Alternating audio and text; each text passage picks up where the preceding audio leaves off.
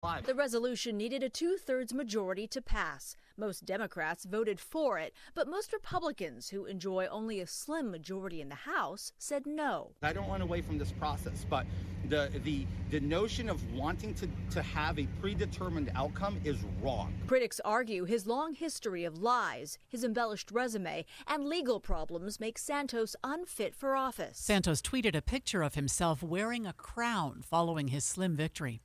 Now is the time to clean up all those autumn leaves before they cause major problems down the road. Lehigh City Stormwater Management Engineer Shelby Brewer says leaves caught in storm drains lead to flooding and even pollution. The leaves contain lots of organic elements, and as they decompose and go into our waterways, it eventually gets carried into Lake Utah Lake and the Jordan River.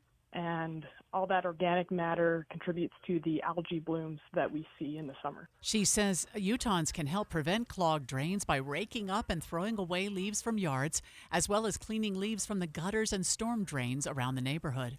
Your money at this moment, the Dow is up 402 points now. That's 1.25%. We're at 33,678. Coming up, semi-sunny 60s ahead. That's a lot of S's. KSL weather is next. KSL News Time, 9:03. Start your days with knowledgeable, friendly voices telling you about the latest news and weather out there. Hi, this is Tim Hughes and Amanda Dixon. In the business of waking you up each morning from 5 to 9. On KSL News Radio. I'm getting vaccinated with Prevnar 20. So am I, because I'm at risk for pneumococcal pneumonia. If you're 19 or older with chronic conditions like asthma, diabetes, COPD, or heart disease, or are 65 or older, you are at increased risk for pneumococcal pneumonia. Ask your doctor or pharmacist about Prevnar 20, pneumococcal 20-valent conjugate vaccine. It can help protect you against pneumococcal pneumonia in just one dose.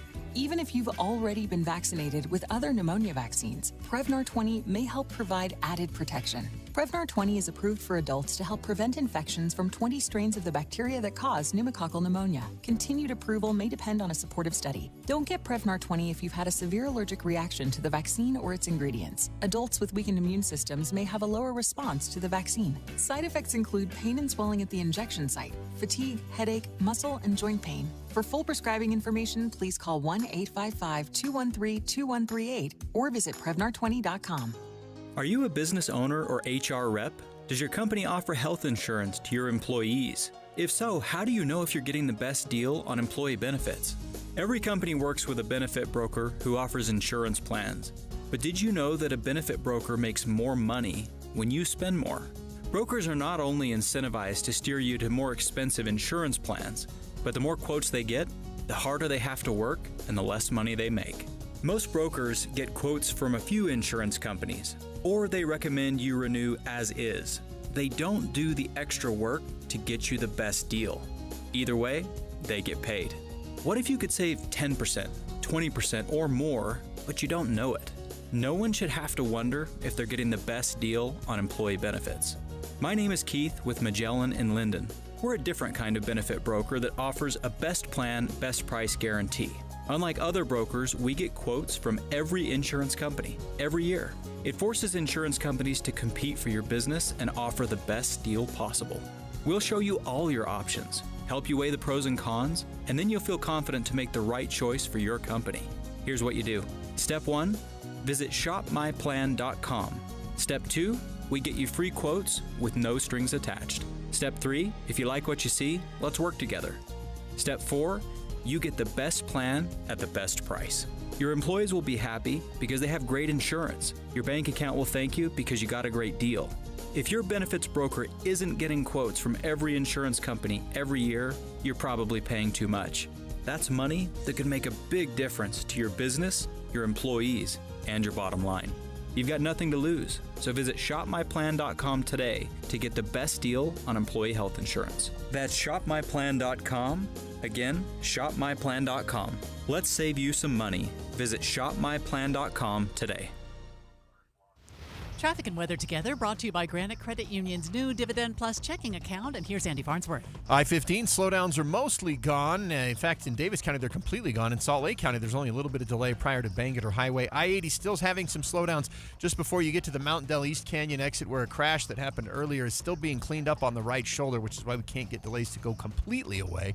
And we've also got some traffic backed up on Legacy northbound. It's going to take you a few extra minutes to get from Centerville to Farmington.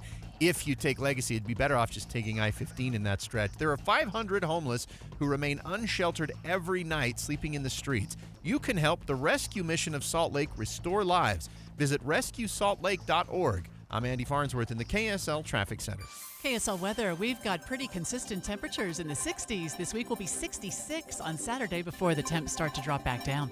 Right now, it's 39 degrees at KSL News Radio, 102.7 FM, 1160 AM, and KSLNewsRadio.com, Utah's news, traffic, and weather station.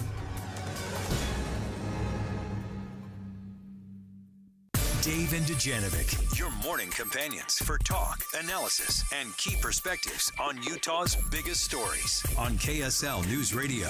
Dave, what that woman must have been going through in the backyard of her home in Taylorsville. And police say the family of pit bulls attacked her. Thank goodness she had her cell phone with her to make that phone call. As police say, who knows what would have happened to her. She did have to have her leg amputated.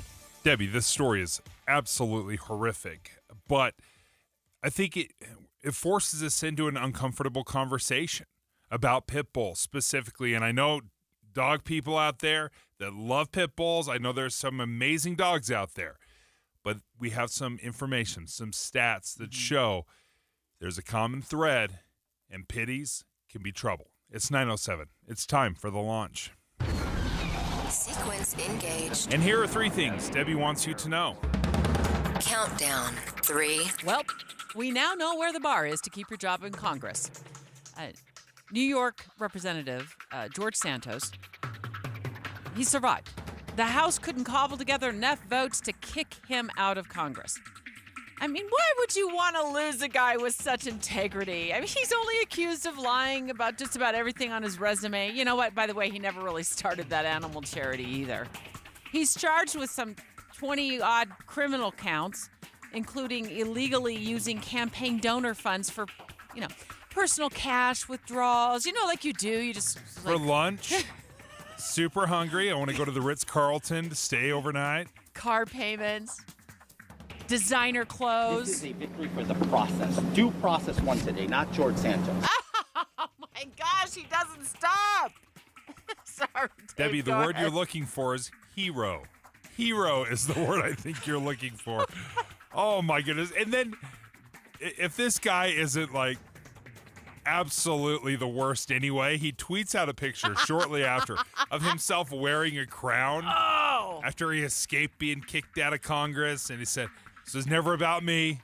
I'll never let it become about me unless I'm posting pictures of myself wearing a crown." Classy, George.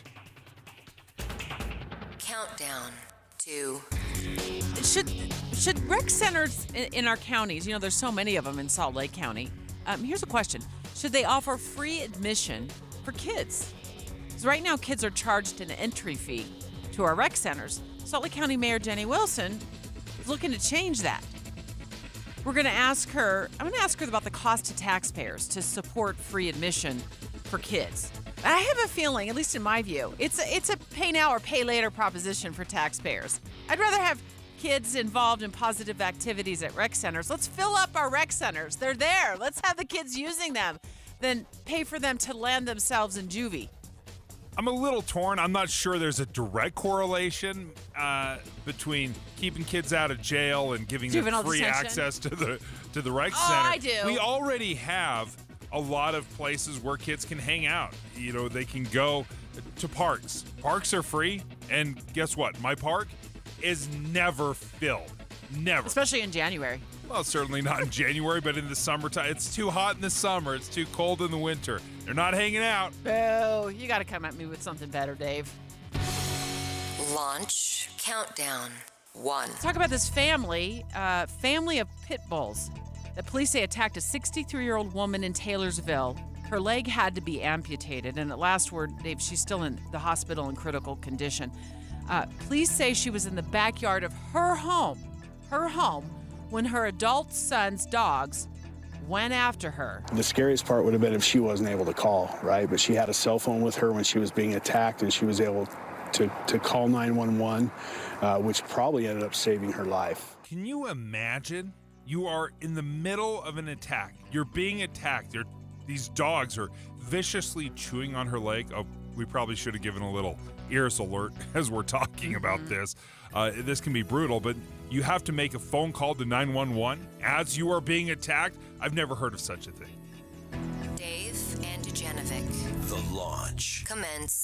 Dave and Dujanovic. Special coverage of the top local story. We're going to bring our very own Adam Small on the line with us. He's been out covering this story today. We've learned from police, Dave, that a family of pit bulls, a male, a female, they're 5 puppies, still in the backyard when police and paramedics get called to the scene. They rush to the scene. The woman still surrounded by this pack, and that's the word police use, the pack of dogs. And they had to get to work right away to get the dogs away from her. Debbie, I don't know exactly how all of this works out. I wonder if the puppies played a role in this, in this sense. It is instinctual, and you see this with other animals where the parents of the puppies, they teach the children how to hunt, how to attack. That is instinctual to these animals, and not just dogs, but all animals that are hunters, quote unquote hunters. So I wonder if that played into it at all. Adam Small standing by live for us. Adam, I want to start with the woman's condition. Do you have an update on how she's doing this morning?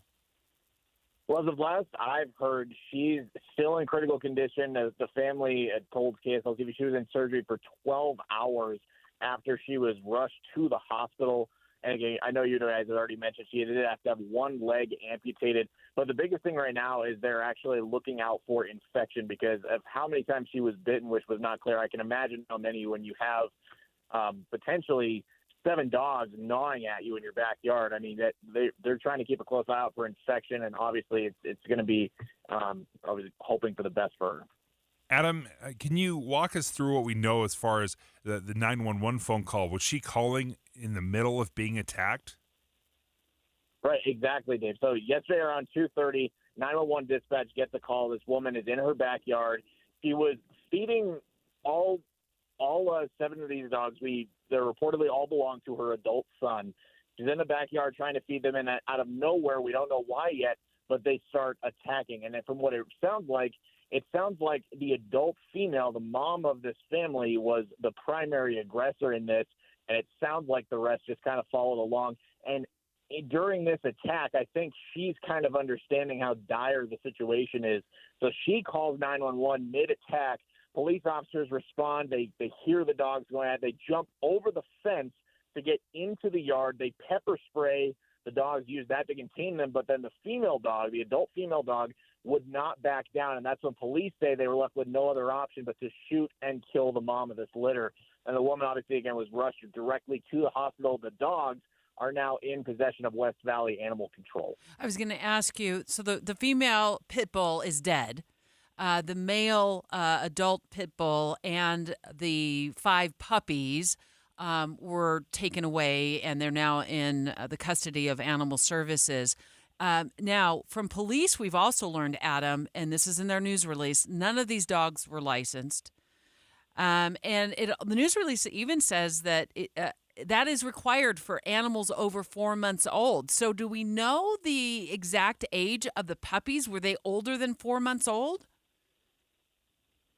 Yeah, we're still working to figure that one out, Debbie, because, I mean, as an animal owner myself, I mean, I have a couple of dogs, and I can attest everywhere in Utah, they're very big on you need to have your dog's licensing up to date, their vaccines up to date. And the fact that you have 7 dogs who are allegedly unlicensed in a home, that's definitely going to be a concern. And the fact that they attacked a human being, and I'm also trying to throw my heart out there for the animals. I don't know if it looks good for them. Obviously, we want this woman to pull through, but also the dogs. It'll be interesting to see what animal control decides to do with them as well. And we don't have much time left, Adam, but and we're going to continue, of course, tracking this. Dave and I have some specific statistics about pit bulls and how frequently they do attack. But do we know anything about this 38-year-old son and where he's at in all of this? That's a big question mark we're looking to get a lot more information on, because police didn't really mention much else involving him. All he said is that he lived at the home and that these were reportedly his dogs. Right. So, and then there comes the question of potentially, does he have any consequence to play in this? It'll be something that we're looking forward to bring that information to you when we get it. Adam Small, thank you for joining us from KSL News Radio. Dave, you alluded to this right off the top during the launch of the show. The problem with pit bulls. Next. Dave and Dujanovic. Did you know Utah has just one all-news station in the morning? It's this one. Weekday mornings between 5 and 9. Start your days with us. We're Tim Hughes and Amanda Dixon. Your morning companions for news. Saturday, the BYU Cougars will be prowling the hills and hollers of Mountaineer Country. Touchdown! BYU, West Virginia. Join us for special extended pregame coverage as the Cougs shoot for win number 6 and a bowl bid. Saturday at noon on Utah's legacy home of the Cougars. KSL News Radio. Hi, this is Doug Wright here with another experiment you can try at home regarding water. You can take 4 bags of water softener salt. Lift 3 of the bags with one hand and 1 bag with your other hand. Yeah, I know. Now, if you're like most people, you'll probably find that 3 bags of salt weigh about 3 times as much as the 1 bag of salt. And that's an important thing to bear in mind when you're shopping for a water softener. You see, in our home, we have Kinetico, and the Kinetico water softeners are so well designed, they use only 1 bag of salt for every 3 bags that other water softeners use. Now, I can speak to this because we have had a Kinetico soft water system now in 2 different homes, and I'm not a fan of lifting those bags of salt.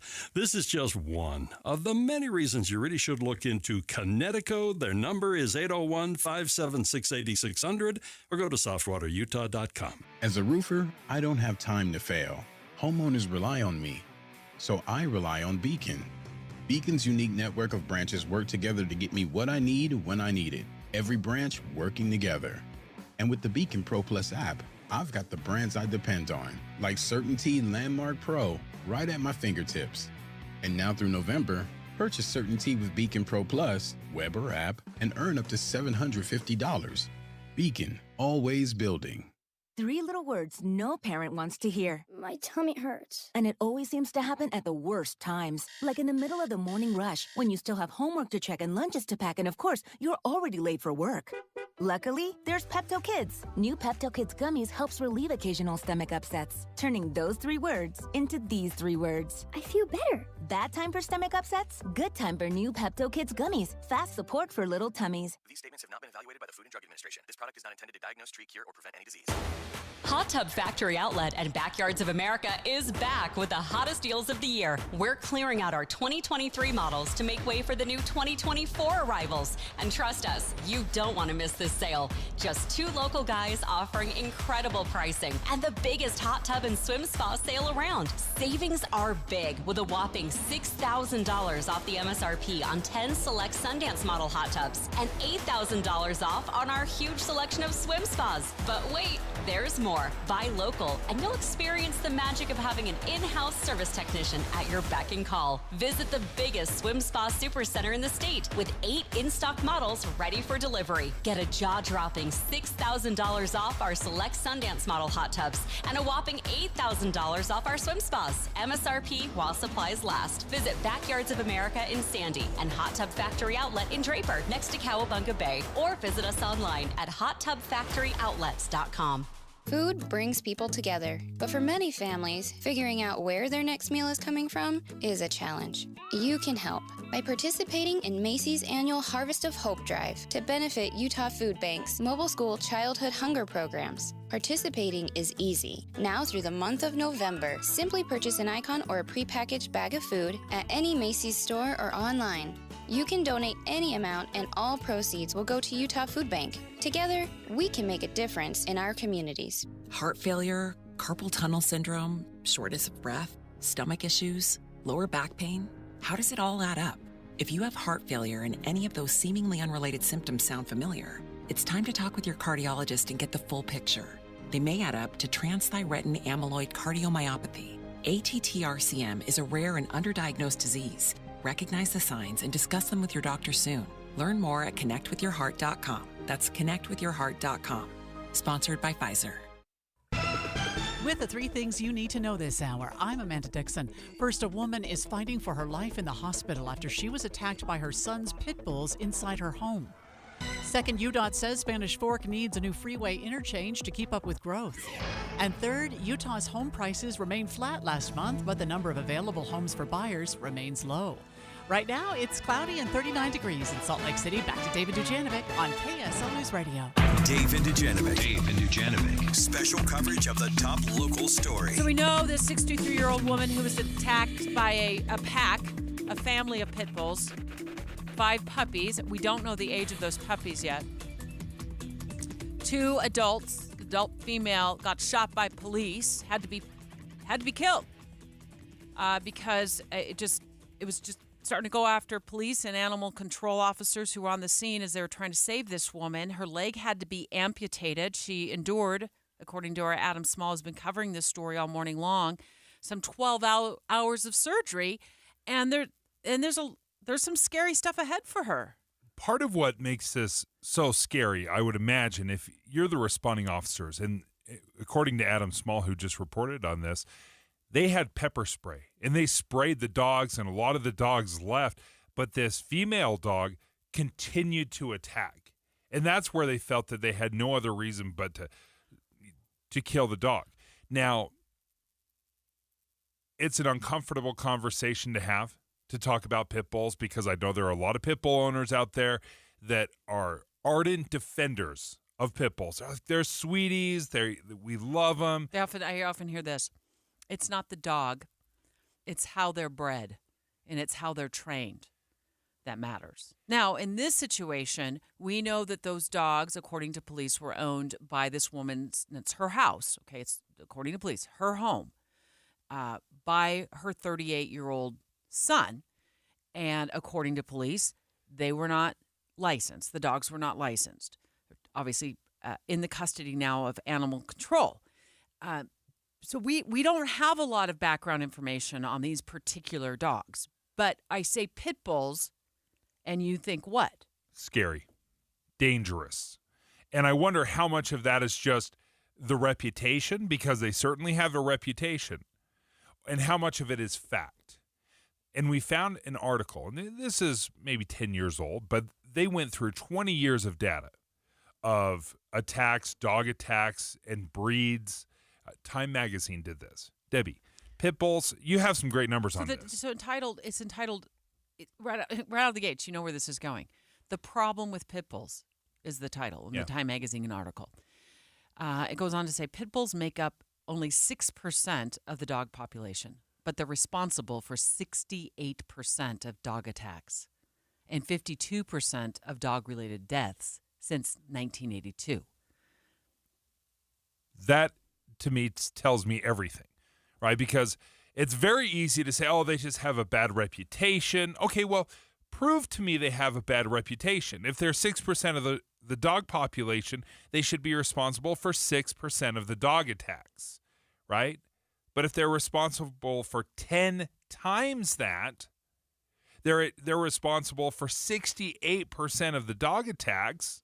That means that it's far more likely, whenever there's a dog attack, far more likely that it was committed by a pit bull.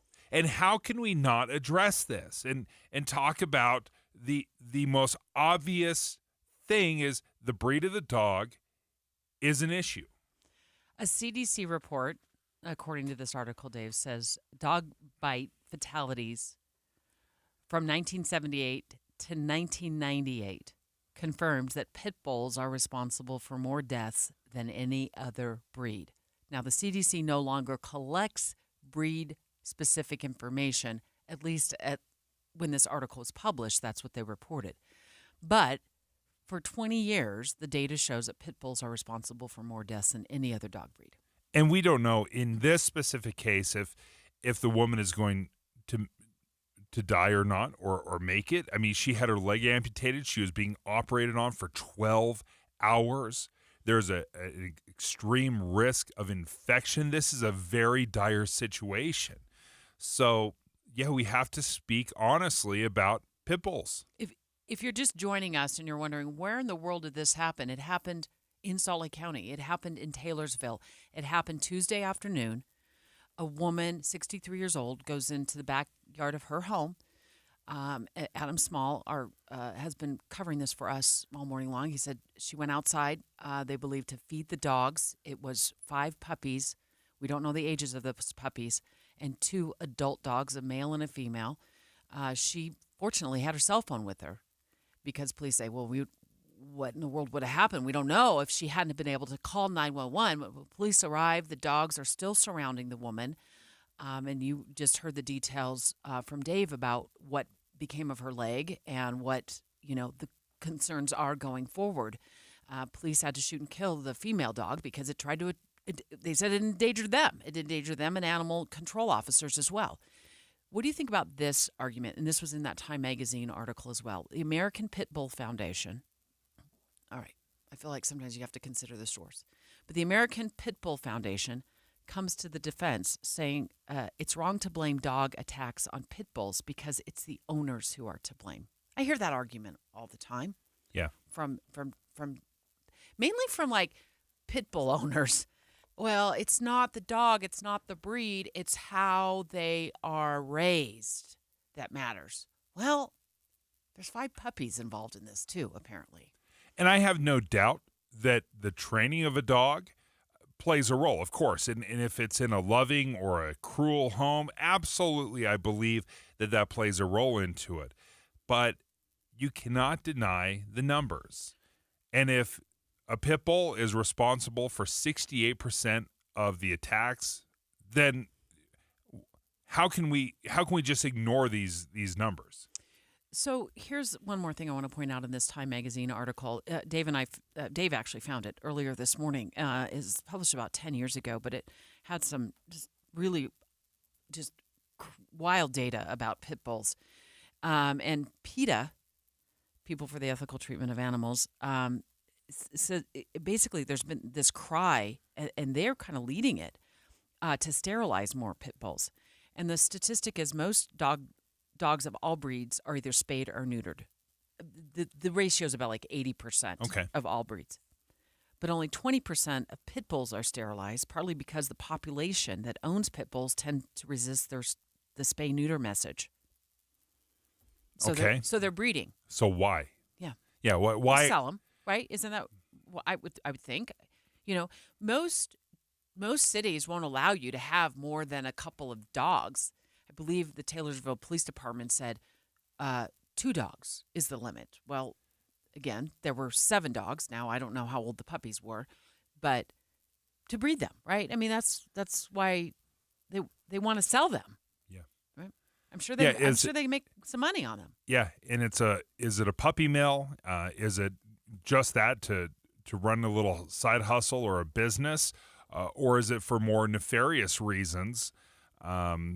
Obviously, my mind goes to Michael Vick, the former NFL player that was fighting dogs. A lot of pit bulls were involved in that as well. So I look at it, and there's something unique about this dog, this breed, this owner. And the fact that only 20% of pit bulls are sterilized compared to 80% of all the other dogs, that's peculiar as well. Here's what's on tap for the rest of our coverage continuing throughout the morning right here on KSL News Radio. We know that police are set to give media an update in the 11 o'clock hour on this situation in Taylorsville where these pit bulls attacked, according to police, a 63-year-old woman. We are reaching out to her family to get an update as well on her condition. We know that she had to endure a 12-hour surgery and had to have her leg amputated. And we're also going to be joined in the 10 o'clock hour by KSL News Radio's legal analyst Greg Skordas to talk about the legal liability attached to owning a dog. In fact, some homeowner insurance companies say if you own these types of dogs, including a pit bull, they won't even insure you. 9:30 at KSL News Radio. I'm Amanda Dixon. Our top story this hour. Utah is bucking a national housing prices trend. Details from KSL News Radio's Don Brinkerhoff. The price of houses across the U.S. is up 2.6%, while here in Utah, prices are staying steady. Deanna Devi with the Utah Association of Realtors blames a lack of inventory. We're not going to see improvement for buyers until we get more houses and better interest rates. She says one problem is that interest rates are keeping existing owners in their homes because they don't want to trade rates in the 3s and 4s for rates near 8%. Don Brinkerhoff, KSL News Radio. Utah's compensated work therapy program offers veterans mental health support and a road back to employment. One of their success stories is the program's Chief of Occupation Safety, Brian Treasure, who is living proof the program works. The thing with the program that I love is it gave me a sense of belonging. It gave me, some freedom in that I wasn't just this helpless person. So it gave me something of value to look forward to each day. The program team is available to speak to veterans at the Salt Lake City VA Hospital. Some big names helped lift the community's spirits in Lewiston, Maine last night, a week after the mass shooting. Will Ferrell and Rob Gronkowski recorded messages that played before a high school football game. You guys are amazing, sticking together to stay strong through these tough times. Let's bring it on. Let's bring it on like it's Donkey Kong. President Biden and the First Lady will travel to Maine on Friday to meet with survivors of the shooting. Your money at this moment, the Dow is up 364 now. That's 1.1%. We're at 33,639. And coming up, partly cloudy and warm in the 60s. KSL weather is next. KSL News Time, 9:33. What do you need to hear in the morning to feel ready for the day? Important news that happened overnight, the traffic you'll hit on the roads. You'll be ready for your day with us. Join Utah's Morning News 5 to 9 on KSL News Radio.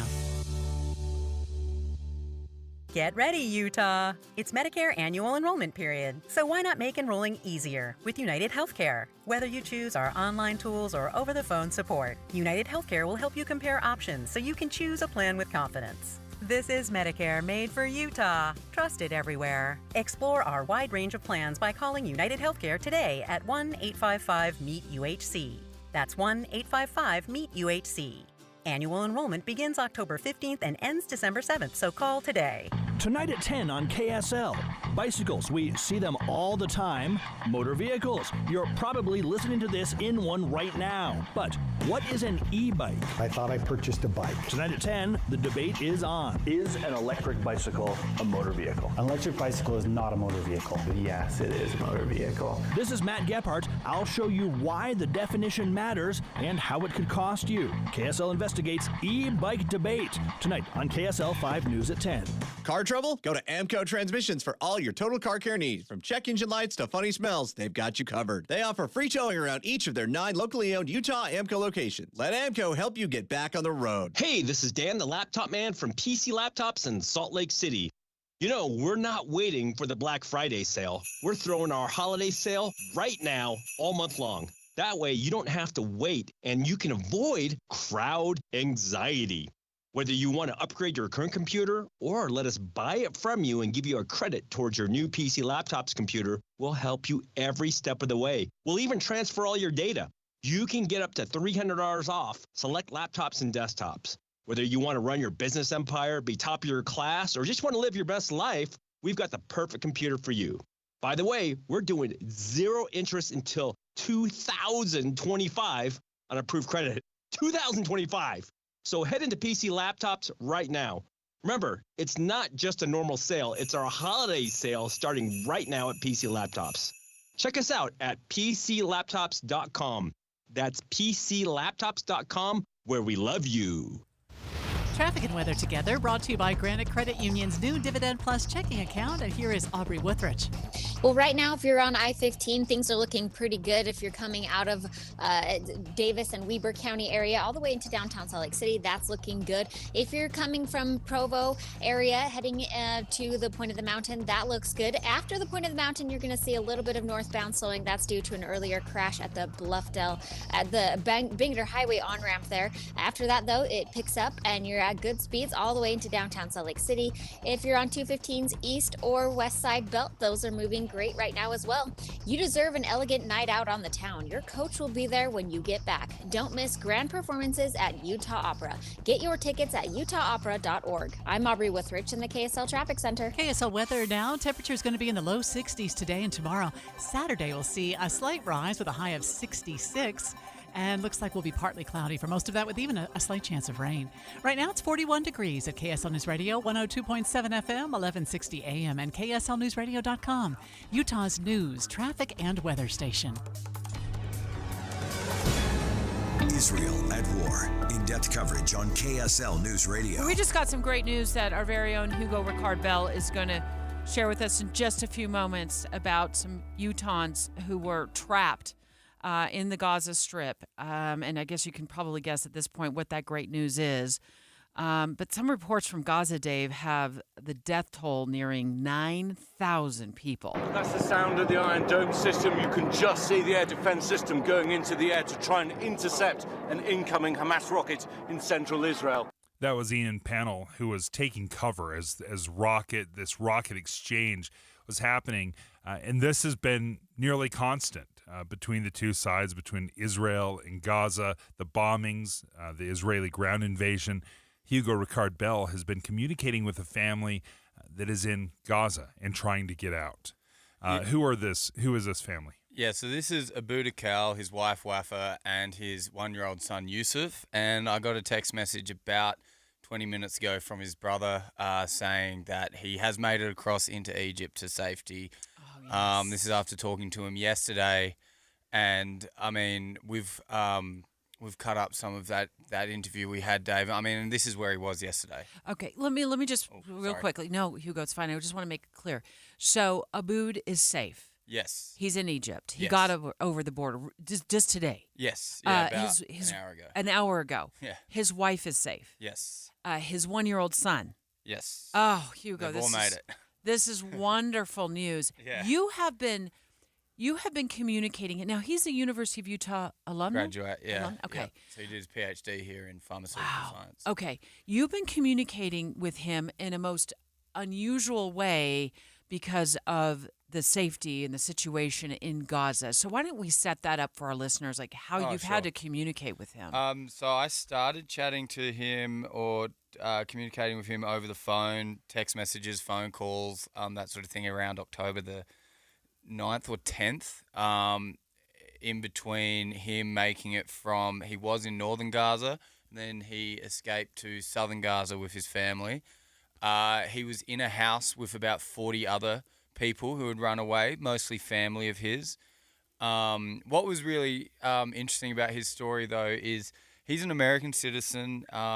He has family in Palestine, but he was also doing like a big round trip. He was visiting his parents who live in Gaza, but then he was also going to go spend a week or two in Jerusalem and that sort of thing in Israel. And you could only send him like text messages, and then he'd have to record responses when it was safe to do so? Yeah, towards the end. So, like, it started off, I was able to talk to him on the phone back and forth. But then as the airstrikes apparently got heavier and heavier, connection got cut, that sort of thing, I would text him questions. He would then record a voicemail answer. And then when he got a moment, when he could walk, I think it was about 200 meters from his house, 400 foot from his house into a field, he could get connection, and he would send it to me and a lot of other journalists from, I think the other ones were CNN and Reuters. Oh, so he's communicating with you and other journalists. Yeah, so here's part of your latest conversation with him before he and his family were able to get out of Gaza and Egypt this morning. This is basically where he was at. Okay. And while we're happy for all that have departed and also for the wounded to be able to get medical treatment, we can't help but feel a little frustrated that it's taking longer than we expected. Again, no clear timeline yet for when we would depart. No Americans have been allowed to cross. Our understanding is that this will be a staged approach with a group of foreign nationals along with some of the wounded Palestinians, seriously wounded Palestinians, would be exiting every day from Gaza through Rafah crossing. That's what we heard. So we hope this continues. We hope our turn will come in soon among those that are leaving, and we trust that our State Department is doing its best to get us out of Gaza before it's too late. To get out before it's too late. And he has gotten out, and that's an incredible development that just barely happened, Hugo. But as he was describing the conditions of this family, again, you've got 40 members, extended family, maybe there's some friends in there, but there were 40 people that were living basically in a single person home. And this was their biggest problem. We continue to struggle with drinking water, just like many people in Gaza. It's become the biggest issue here. We secured a gallon of drinking water yesterday, completely by just roaming the streets in the area where we are and just asking around who might have a truck that's loaded with filtered or desalinated water that we could purchase from, since most of the desalination stations are out of commission given the lack of fuel in Gaza. Today we were able to secure another gallon. It's been, I think, the second or third day that we are able to secure 1 gallon for all 40 members in the family that are sheltering together. So we try to be cognitive about portions, but also make sure that everyone is hydrated, especially the young ones and the elders. A single gallon for 40 people.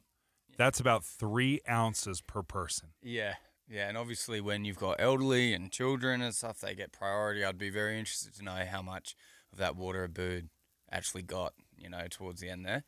Do you know yet, Hugo, in communicating with Abood, and by the way, if you're just joining us, a Utah resident and his family has managed to get to Egypt, get out of Gaza, and he and his wife, his 1-year-old son, we are now learning, are safe in Egypt.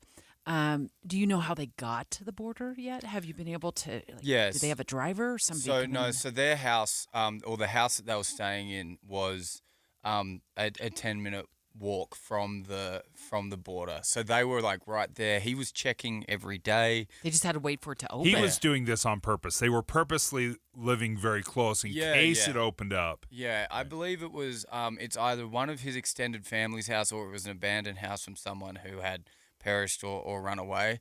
Is the idea I've been given. But, he really gave an insight into little things you don't think about. For example, airstrikes that he said they allegedly were hitting quite close to where he was, a house 3 blocks down, got done, and the glass in his house, all of it blew out on all sides of the house. Yeah, that becomes dangerous. And he had, protect his son from getting cut up by the glass that, again, could have seriously harmed him and stuff like that. So it's little things you don't think about that he was able to give us an insight to. Will we be hearing more about this story throughout the day? Yeah. Yeah, You're we've continue been to track chronicling. He's able to keep in touch with you. Does he have a cell phone charged battery? Do you know? I mean, at this stage, all of the messages I've sent him this morning, congratulating him and stuff, and seeing how he's doing, have been delivered. But yeah, at the moment, I think he's probably talking to his family. He lives in Massachusetts now, so he's probably calling a lot of 902 numbers right now. That's awesome. Well, good. We're Hugo. so happy. Yeah, you can read about it on the website. KSLNewsRadio.com. Hugo Ricard Bell, thank you for taking us inside Gaza. Yeah, and sharing that story with us. That's incredible. Straight ahead, we're going to go live to Tel Aviv. News Nation national correspondent Robert Sherman standing by live with the latest. He's going to be checking in with us in 3 minutes. Dave and Dujanovic. Hi, it's Tim Hughes and Amanda Dixon. Why should you start your day with us? We have decades of news experience between us. And we take your trust seriously. Come here for news tomorrow, 5 to 9. On KSL. It is October. It's the beginning of the holiday season. Hi, this is Doug Wright. I want to talk about my friends at the Western Nut Company. They have been part of our family traditions now for years and years. They've been around almost 60 years, and you're going to find so many wonderful things for this time of year, any time of year. Let's talk about Halloween. It's just around the corner. All kinds of wonderful goodies for Halloween. Maybe you just want a big bowl of nuts to have there while you're watching the football game. Western Nut can take care of it all with an amazing selection. Now, don't forget that Thanksgiving is just around the corner. Whenever you're invited to a special event like a Thanksgiving dinner, it's always a nice thing to take along a hostess gift. They have a selection of items sure to please your hostess. Corporate giving. This is so important, and Western Nut, they are the experts. Make sure that your clients and your great customers and friends and neighbors have the very best from the Western Nut Company, 434 South on 3rd West, or go to westernnut.com. Holiday stories from Shane Company customers. My girlfriend thinks we're going to my parents' house to decorate the tree. She has no idea that I'm actually planning to propose. The whole family's in on it, and Shane Company helped me create the perfect ring and stay within my budget. I went with a classic ring with an oval diamond. I tell you, that diamond, I can't wait to see the look on her face. Shop the largest selection of unique engagement rings in hand-picked diamonds. 'Tis the season to shine. Shane Company. Fine jewelry since 1929. Hi, this is Clark Ivory with Ivory Homes. 2023 is turning out to be a great year for Ivory home buyers. Let me tell you why. The number of existing homes for sale is way down, so with fewer used homes to choose from, new home sales have soared. At Ivory Homes, we are creating all kinds of possibilities for you. A great selection of new homes ready for move-in, and fixed interest rates as low as 6.625%, saving you hundreds on your monthly payment. Check out Ivory Homes today.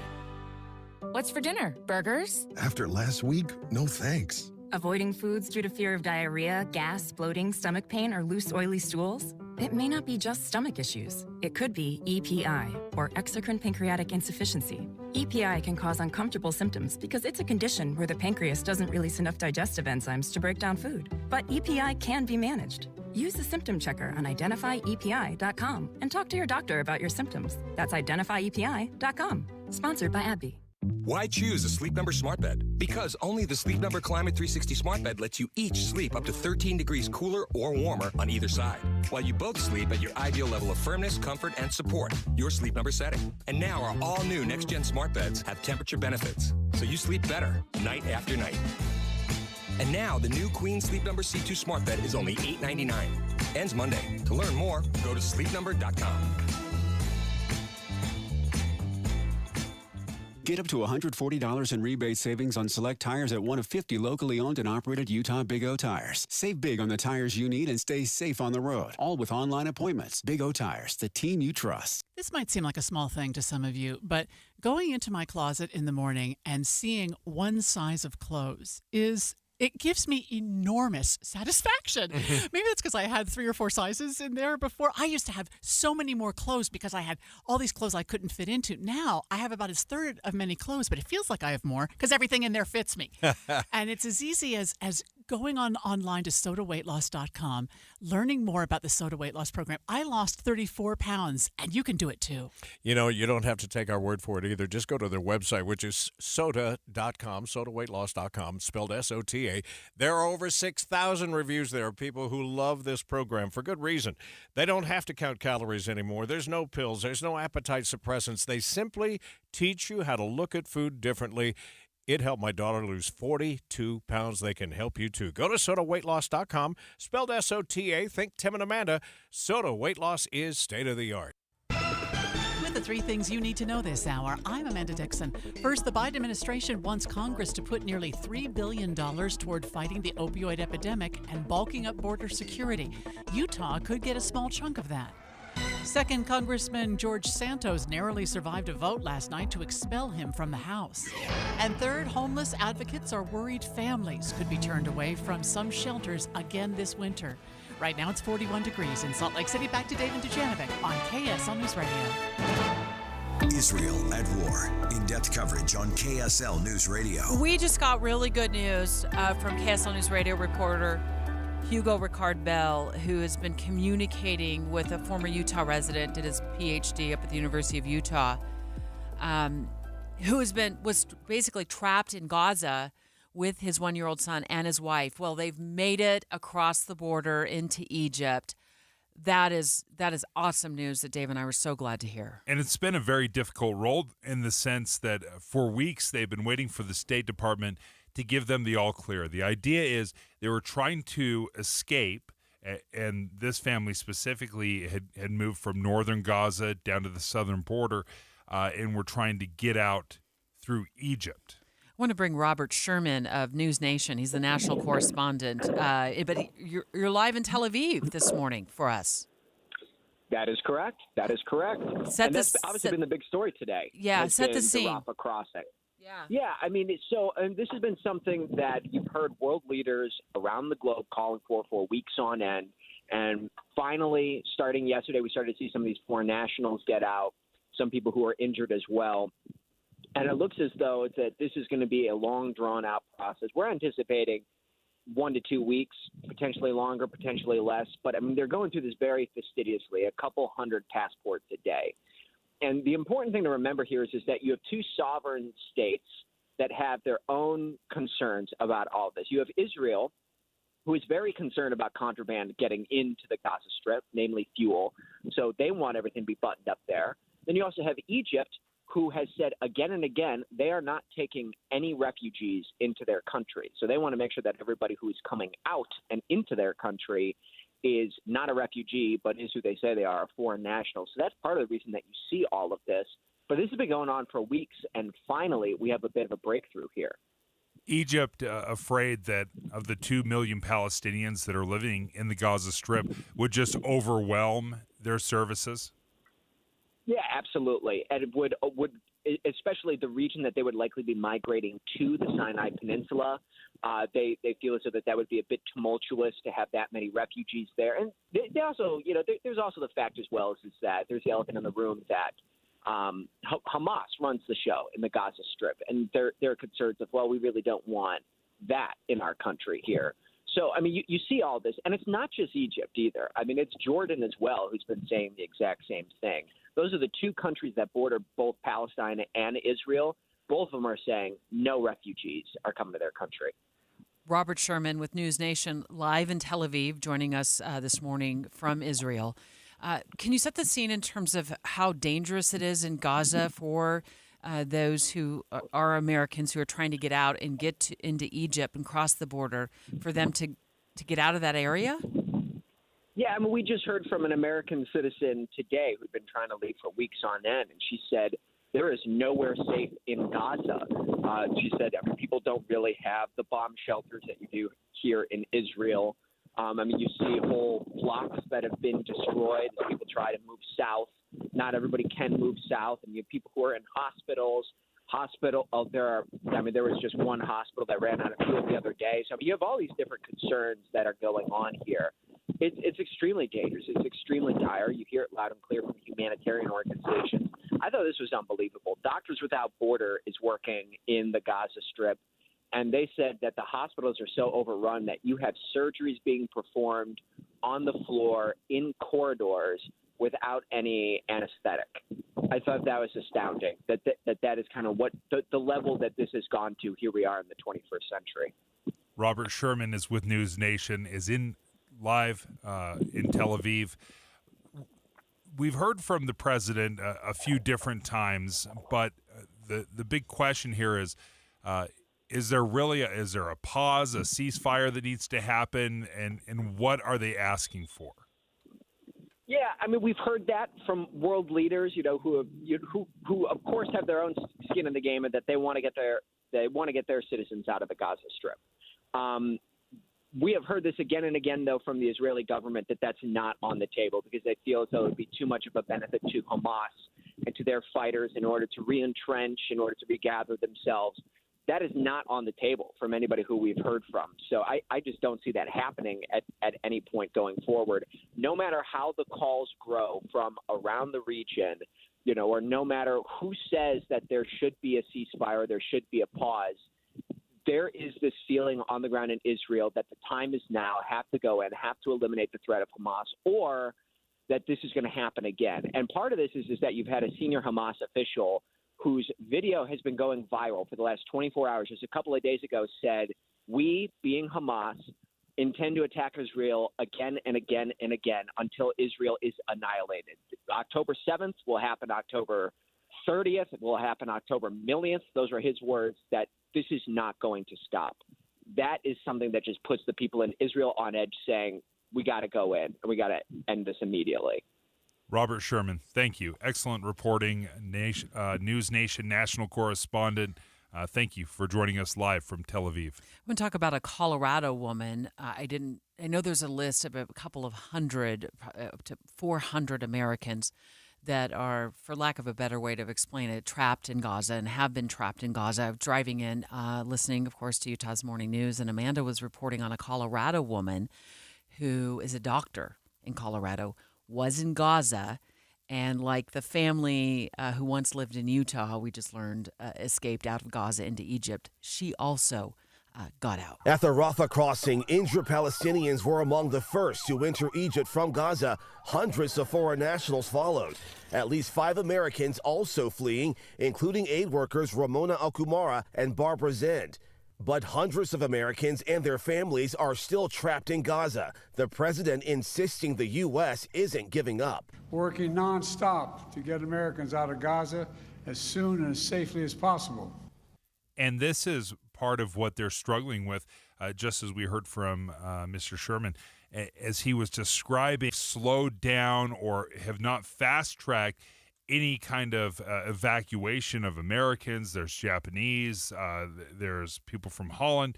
The reason they've done that is they want to make sure that the people that are entering Egypt have a way out of Egypt, because they cannot take and they will not take any refugees. So before they are allowing anyone to leave Gaza, they have to make sure that there is essentially a departure flight shortly thereafter. So I'm just trying to read up a little more information on Dr. Barbara Zend. She's a 68-year-old pediatrician from Colorado. She arrived in Gaza on a medical mission. She was there. She's a pediatrician there to help children. And then, of course, war broke out. And now I'm just learning from some online news coverage of her exit finally over into Egypt, that she is on her way home to Colorado. I believe she was there with a colleague of hers. But yeah, it appears that she's safe as well. So I'm sure there's going to be extensive news coverage on her homecoming. Well, as Robert Sherman was describing the situation in Gaza right now, where they're having to perform operations on the floor in the corridors of the hospitals without anesthesia, you can see just how desperate the times are. And in part why it's so overwhelming and the times are so desperate is hospitals are having a hard time even getting some sort of power into the hospital, because there has been this siege that has cut off power, telecommunications, water to Gaza. And they are just desperate. And as we heard that family earlier, as we were talking to our reporter Hugo Ricard Bell, he described this family of 40 that were living off of 1 gallon of water a day. That's about 3 ounces per person. And they'd been able to, that had happened over several days. And they were excited that they'd been able to find just 1 gallon of water for 40 people. Next, we've just figured out where the bar is to keep your job in Congress, because Congressman George Santos, who's been under fire, under indictment, caught in a web of lies on his resume, he gets to stay in Congress. I feel like due process is still alive. I feel like there's enough colleagues on both sides of the aisle here who understand that. And I think that this isn't a victory for me. And as I just told Watch him, listen to him get under my skin next.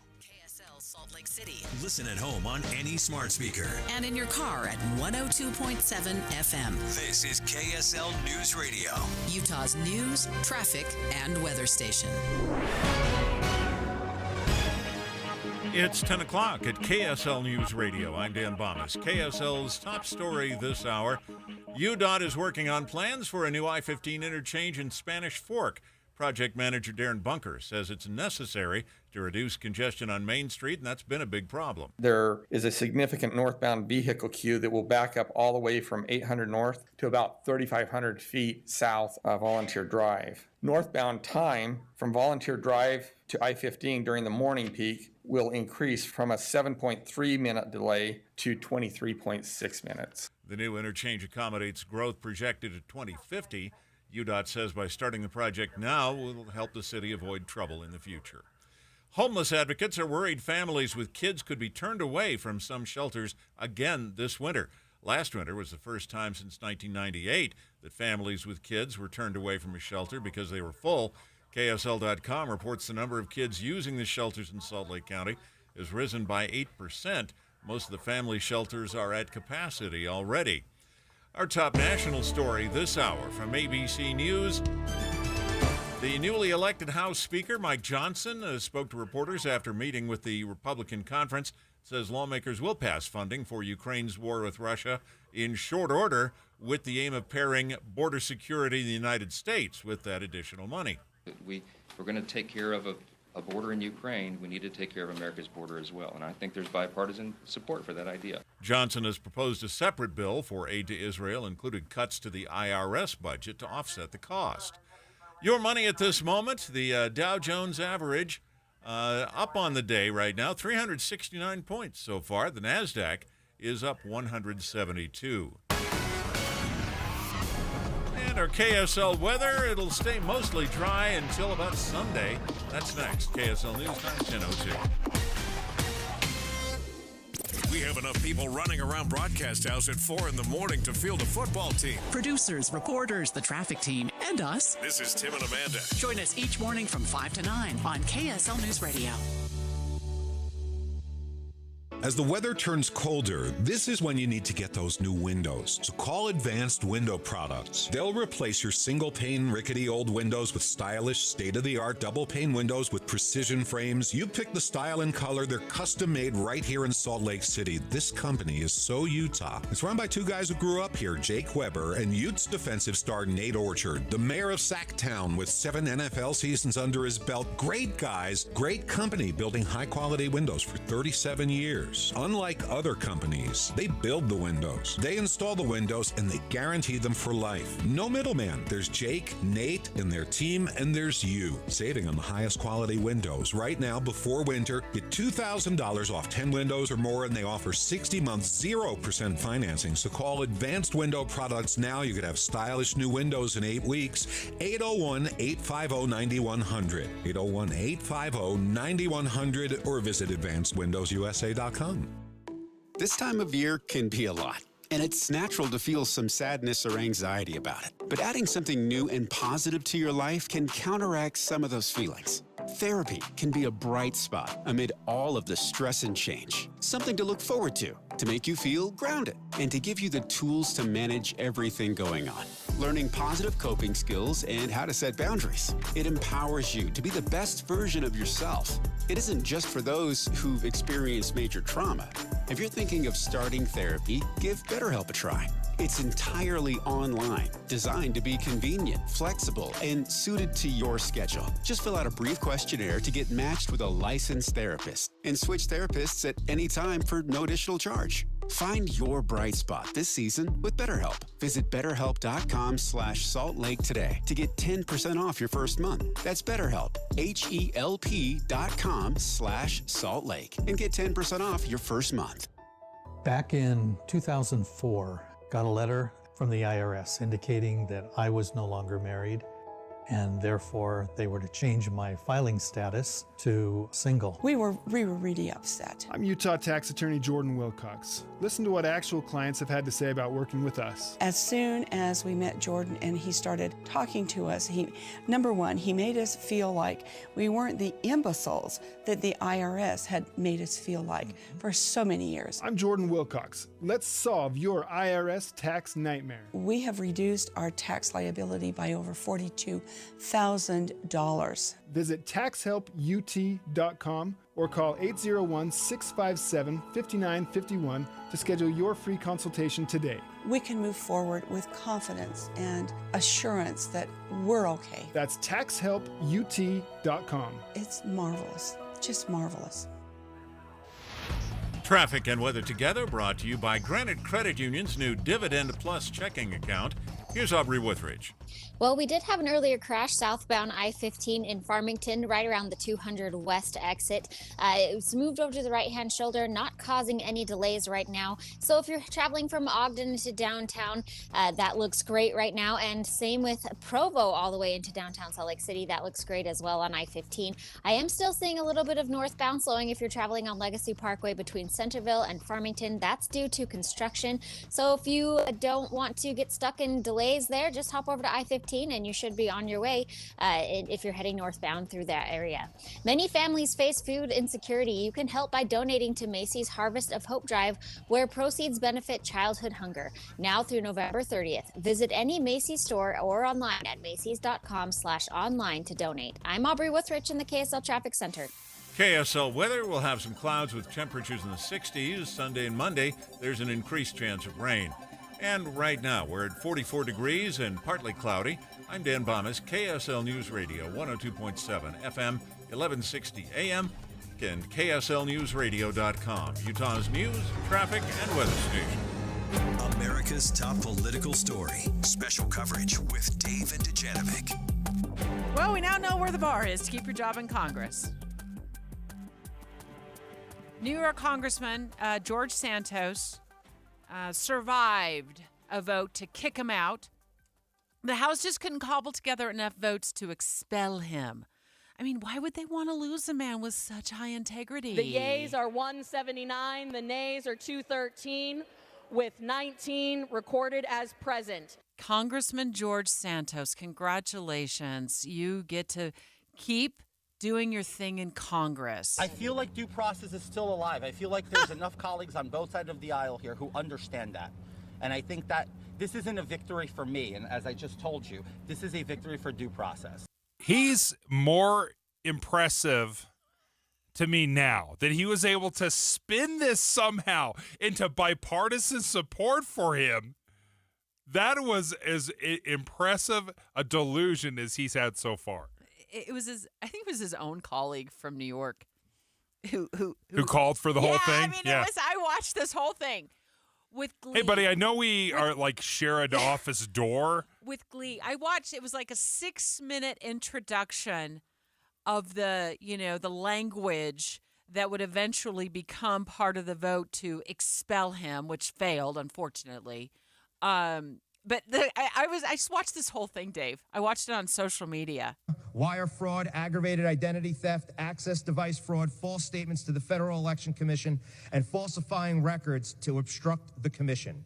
Whereas the indictment outlined a vast amount of evidence against Santos, including conversations he held with his former campaign treasurer outlining plans to commit the fraud he is charged with. I just could listen to this all day long. Whereas these charges indicate that George Santos engaged in a serious financial fraud throughout his 2022 campaign for the House of Representatives. Whereas George Santos stole over $44,000 from donors by charging their credit cards without authorization. Whereas George Santos directly profited from his fraudulent actions, including transferring money to his own bank account to buy luxury items and pay off debt.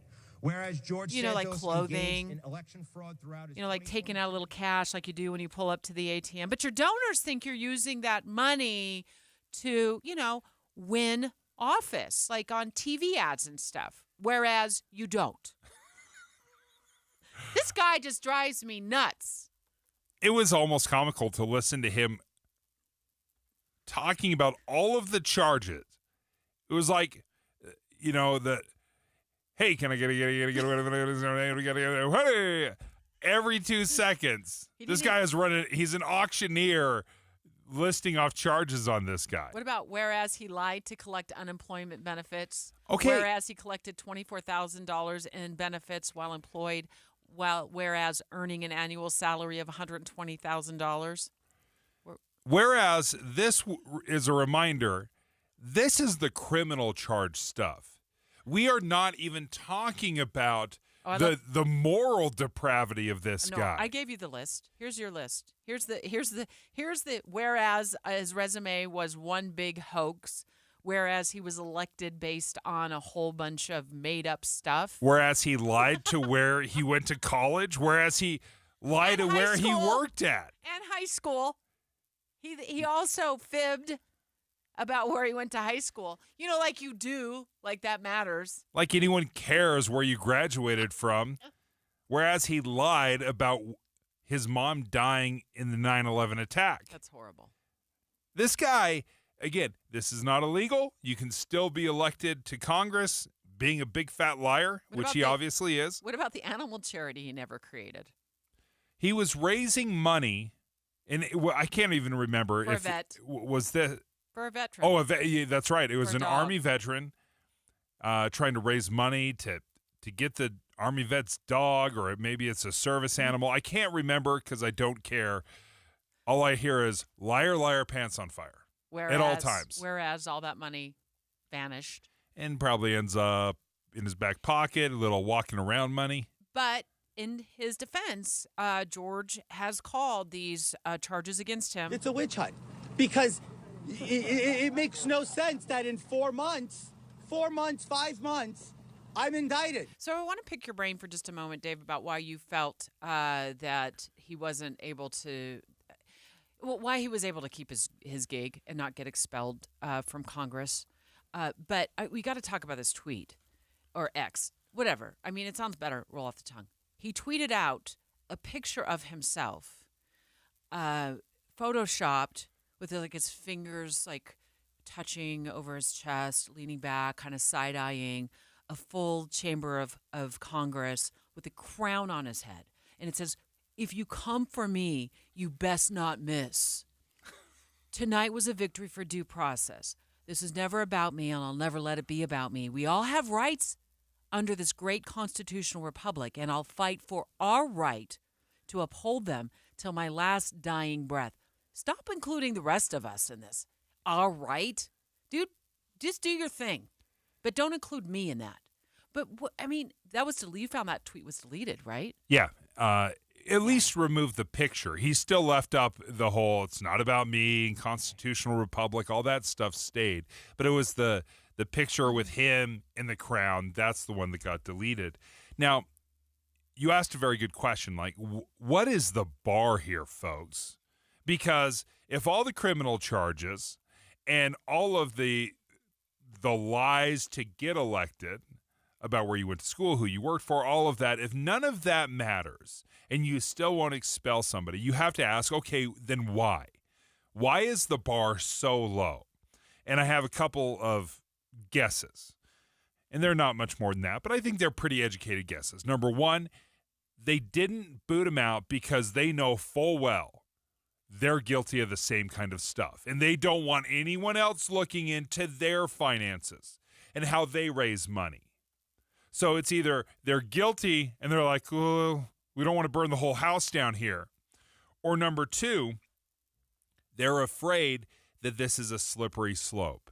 That sure, you might be able to remove this person for, quote unquote, valid reasons. But once you kick somebody out, it will absolutely get used and abused. Just look at the impeachment process. The impeachment process was supposed to remove the president of the United States for the most egregious, the most dangerous, the most terrible. That's what the founding fathers were thinking. They're not thinking about, a bad phone call to Ukraine.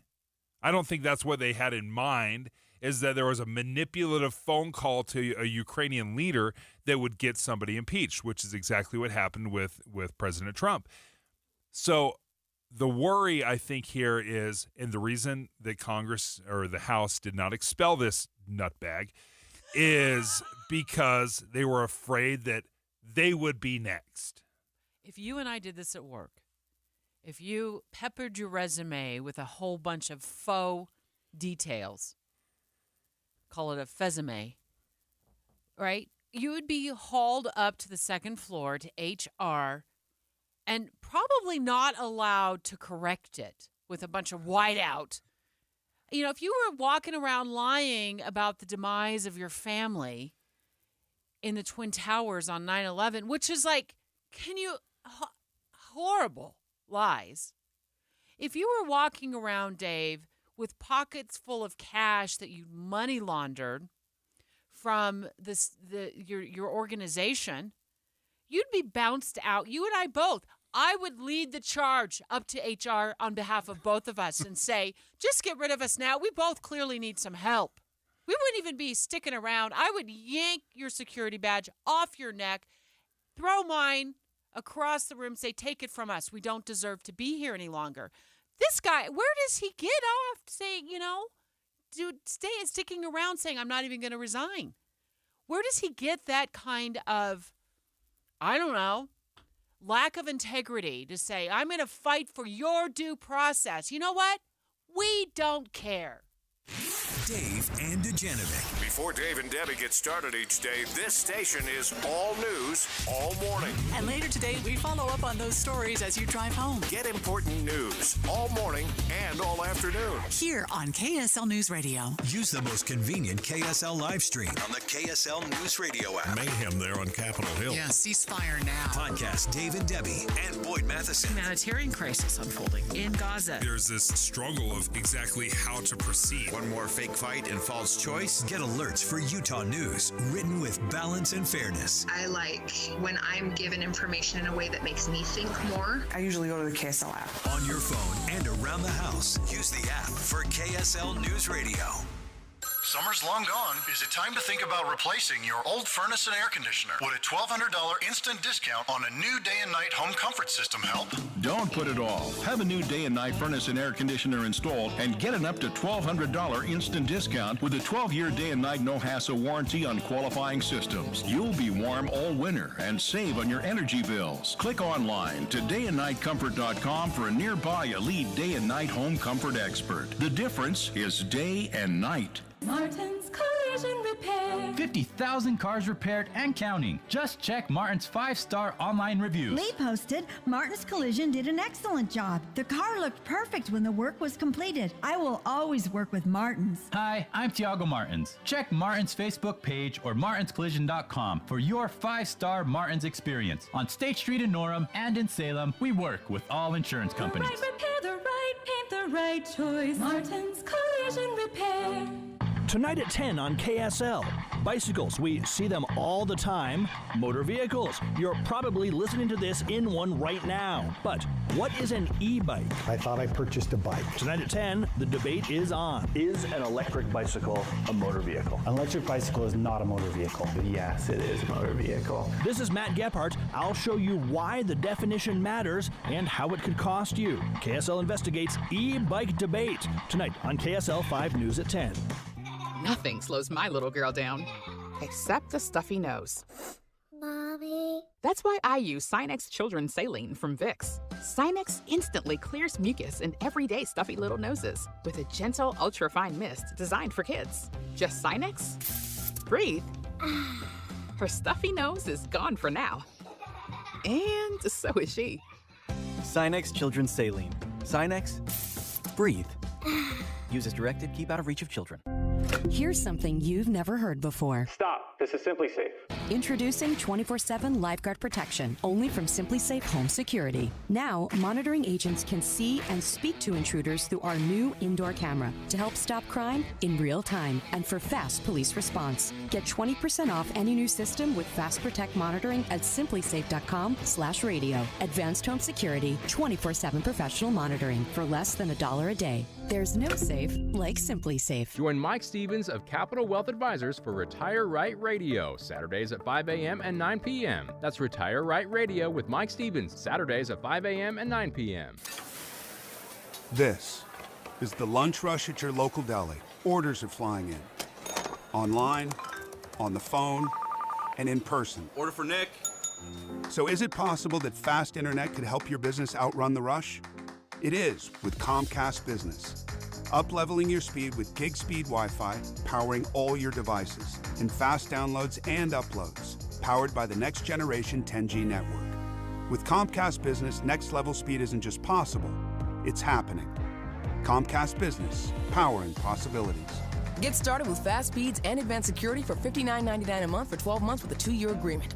Plus, ask how to get an $800 prepaid card with a qualifying internet bundle. Call or go online to learn more. Ends 11/12/2023. Restrictions apply. Requires paperless billing and automatic payments. New 50 megabits per second internet and Security Edge customers only. Equipment, taxes, and fees extra. After 12 months, regular rates apply. Gig Wi-Fi requires gig internet and compatible router. With the three things you need to know this hour, I'm Dan Bomas. First, UDOT planning a new interchange to connect Highway 6 to I-15 in Spanish Fork. Second, advocates for the homeless worry families could be turned away from shelters again this winter. And third, the new Speaker of the House says he's ready to bring separate bills to the floor for aid to Israel and for Ukraine. Right now, it's 44 degrees, partly cloudy in Salt Lake City. And back to Dave and Dujanovic on KSL News Radio. Dave and Dujanovic. Special coverage of the top local story. And the big story this morning is what happened to the woman in Taylorsville, the 63-year-old woman who went out in her backyard and then was attacked, according to police, by her son's pit bull. There were actually 7 pit bulls, 2 adults, male and female, and 5 puppies. And as a result of that attack, police had to shoot and kill the female pit bull when it came after them. And also the woman wound up in something like a 12-hour surgery, Dave, having to have her leg amputated. Just a horrible story. But there's something that gets awkward when we're talking about dogs, because there are so many people that own dogs. They love dogs. But we have to be able to talk about this specific breed, pit bulls. And I know there are pit bull owners out there that have had amazing experiences with them. So I'm not just saying this because it's stereotyping pit bulls. We pulled some information, some numbers. And this is from a Time magazine article. It's called The Problem with Pit Bulls. And it says that pit bulls, even though they make up only 6% of the dog population, less than 1 in 10, they're responsible for 68% of dog attacks. 68%. That is incredible. So you have a much, much better than average chance, more than 50-50, that if there is a dog attack, it is a pit bull that is involved. I've always felt when you're a dog owner, and I've owned a few dogs, not a lot, a few dogs, there's a tremendous amount of liability that goes along with that I think a lot of people fail to recognize, that if your dog is the one that attacks somebody else, whether it's their dog they attack or a child that's attacked. I think Greg Skordas, KSL legal analyst, I think this is largely overlooked by a lot of dog owners. We don't know what's going to happen in this case of these now 6 remaining pit bulls. We do know they're in the custody of animal control, and in a kind of a maybe even an uncomfortable family twist. I mean, it's her. Police say it's her son's pit bulls. So, but let's just talk about that liability of owning dogs, and maybe particularly dogs of this breed.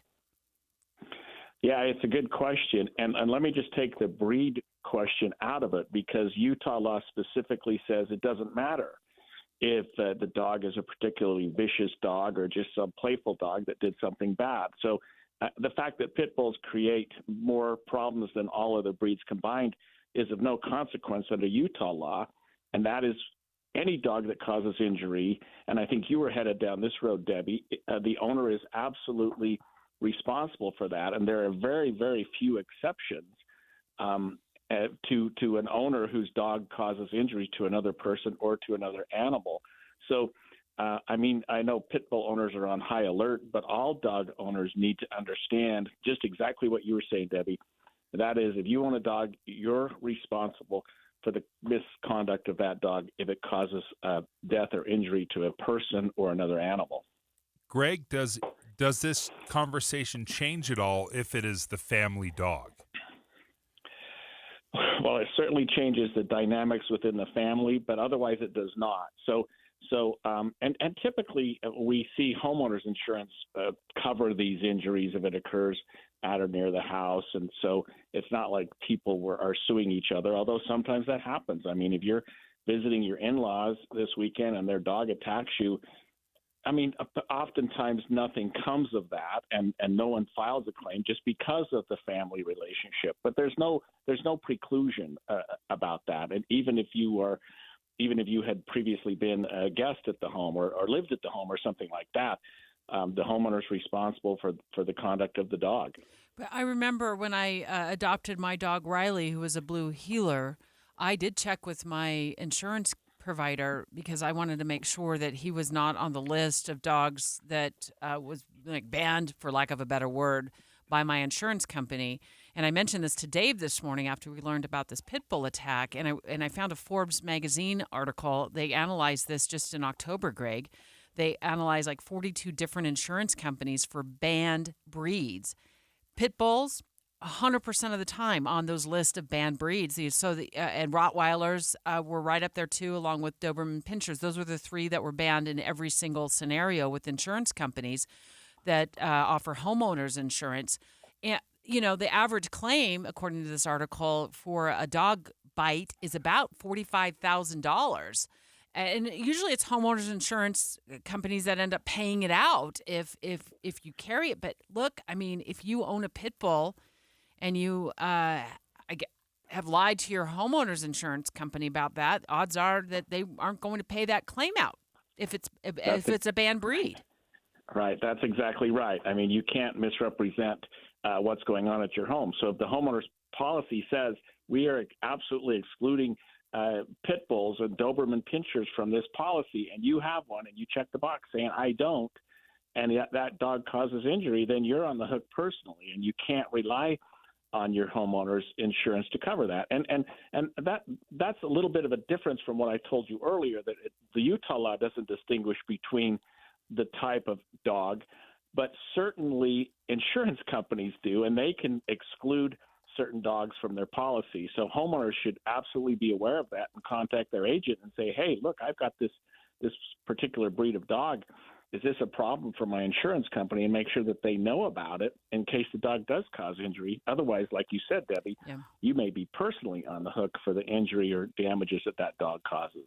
Greg Skordas, KSL legal analyst, focusing on the financial ramifications of this. What happens if a dog, heaven forbid, kills somebody with their attack? Yeah, well, there's certainly laws in Utah for vicious dog or dog at large, we call it. It's typically a misdemeanor. The homeowner would be responsible under criminal penalties for the dog's attack, whether it causes death or serious injury or really any injury. But in terms of it being much more serious than that, it would really require that the homeowner knew that the dog was vicious and was a killer, or perhaps even told the dog, go get this person, harm this person. But typically the homeowner wouldn't be criminally responsible except for the it's not a minor crime, but it's not a particularly serious crime. We call it dog at large or a vicious animal attack. Well, the police in this case, the press release from Taylorsville City suggests that these dogs weren't licensed. And also suggested, without saying as much, that there could only be 2 dogs in a home according to city ordinances. So they're going to have to be looking into that part of it as well. But as you suggested, Greg, it may not amount to much in terms of criminal penalties. Right. I mean, they'll certainly be responsible for getting rid of the dogs. I mean, you can't have more than 2 animals unless you're a kennel or you get a license. And you have to license your animals. So this city, the jurisdiction where this occurred, could take the dogs and could probably even put them down or put them in a different home, a different setting or something like that. But the homeowner is certainly not going to be allowed to keep that number of dogs, or really any dogs that are not properly licensed within that jurisdiction. That could even be another criminal penalty, although, again, that's fairly minor administrative penalty, more like something you pay a fine or a service charge for. Greg Skordas, thank you. KSL legal analyst. Still much more to come ahead on this story. We are reaching out to the Humane Society, planning a phone call with them in the next 30 minutes or so to talk about the situation involving pit bulls and the level of potential danger that these particular breeds may pose. Maybe they'll have a different perspective on that, and we'll certainly welcome that when they call in.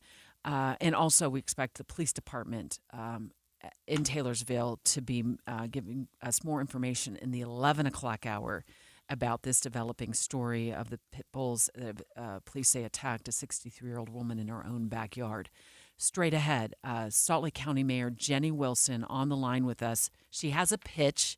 Not sure how much you love it, Dave, but the mayor is pitching free rec center passes for kids. I love it. It's 10:30 at KSL News Radio. I'm Dan Bomas. KSL's top local story this hour. Abandoned mines pose a real risk to groundwater and soil, not to mention safety here in Utah. Senator Mitt Romney believes Good Samaritans could help fix that. KSL News Radio's Peter Johnston has more. Just like Good Samaritan laws that give legal protections for people to act when they see something wrong, Senator Romney wants the federal government to waive the liability for certain state agencies and nonprofits to clean up abandoned mines. The Bureau of Land Management says 11,000 mines that once extracted copper, uranium, and other metals are on federal land in Utah. Romney says federal regulations are getting in the way of more groups cleaning these up, and his bill would make a pilot program for low-risk projects. And the bill has bipartisan support in Congress. Utah Jazz picked up its second win of the season last night, beating the Memphis Grizzlies 133-109. The Jazz get another home game tonight before embarking on a week-long road trip. Tip-off against the Orlando Magic at the Delta Center is 7 o'clock. Our top national story this hour from ABC News. Hundreds more U.S. citizens expected to get out of Gaza today, along with other foreign nationals on a new list posted by the Egyptian government. ABC News chief foreign correspondent Ian Pannell on conditions at the Rafah crossing into Egypt. We are now seeing many more Americans now on the list. Egypt's saying there's something like 7,000 foreign nationals are also hoping to get out. Obviously, people with passports from other countries around the world also desperate to get out of Gaza. But this is really just a drop in the ocean. You still have more than 2 million people trapped inside Gaza with no escape plan. And of course, don't forget the 240 plus hostages. And fighting continues from Israel and Gaza right now. Your money at this moment, the Dow Jones average up on the day now, 379 points, while the NASDAQ is up 172. And our KSL weather looks like we've got a few cloudy days before the rain comes in. That's next. KSL News Time, 10:32. Early mornings can be hard enough, just getting yourself going. We try to make it a little easier with news and weather from comfortable, trusted anchors and reporters. Join us on Utah's Morning News between 5 and 9 on KSL News Radio. If I'm being totally honest, I eat a lot of terrible, unhealthy food, and it's so dumb because I love healthy food, Debbie. I just can't find it anywhere. Fed Up Kitchen. You and I went to Fed Up Kitchen. We went to the Sugar House location earlier this week and sat down with the owners. It's fedupkitchen.com. You have to check it out. If you're tired of those fast food drive-thrus, which I know you are, and Absolutely. I am too, I'm tired of grocery store runs trying to get together all of the ingredients for making dinner and hours spent cooking in my home kitchen every single day. Let Fed Up Kitchen do the work for you. It's a heat and eat meal prep service. Dave and I, we've tasted the food. It's delicious. Yeah, it is. It's healthy. It's delicious. I had the chicken bacon corn chowder, by the way, a revelation. And it does. It tastes just like at home, except they're better cooks than I am. So it's delicious. I thought you said you also tried the turkey chili cheese fries because you and I were comparing notes on that. And I was like, I just gobbled that up. It was so good. And then this morning. And the muffins. Yeah, and the cookies. I was going to say this morning for breakfast, I tried one of the muffins. It was so good. You know, I ate a muffin and a banana for breakfast, and I'm still full. Yeah, make sure you save time, save some money, say goodbye to the trips to the grocery store, just like you described, Deb, and the hours and hours that we spend in the kitchen. All you have to do is go to fedupkitchen.com. When it comes to making plans, you are the best. What about those round trips that you plan in advance, which are perfect on your way there and perfect on your way back? Or those meetings with friends for which you make a group chat 3 months before so that nobody or anything is missing.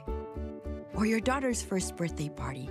You planned it with such dedication that instead of the first, it felt like our 15s. The same way you plan each detail for those moments. Start planning to protect you and your loved ones from a natural disaster. Sign up for local weather and emergency alerts. Prepare an emergency kit. and make a family communications plan. Protecting your family is the best plan you can make. Get started at ready.gov/plan. Brought to you by FEMA and the Ad Council. You know what? I think the holidays are the worst time of year for your furnace to go out. What's up, everybody? I'm Mike Wilson with Any Hour Services, and every November it feels like people get extra stressed when faced with the need to replace their furnace. The money they've been saving is supposed to go to Christmas, and now they're faced with a choice: Christmas or comfort. This holiday season, Any Hour Services wants to help alleviate some of that stress with our special holiday financing. No money down and no payments until next year. Plus, if you schedule a free estimate before the end of November, Any Hour Services will give you $1,500 off any full system you buy. And that doesn't even factor in the rebates and incentives you might qualify for. Again, during the month of November, Any Hour Services will give you $1,500 off any furnace and air conditioner you buy. And you can take advantage of our special holiday financing with no money down and no payments until next year. For more details, call Any Hour Services and schedule a free estimate. Google Any Hour Services or schedule online at anyhourservices.com. No one helps more homeowners than Any Hour Services. Traffic and weather together, brought to you by Granite Credit Union's new Dividend Plus checking account.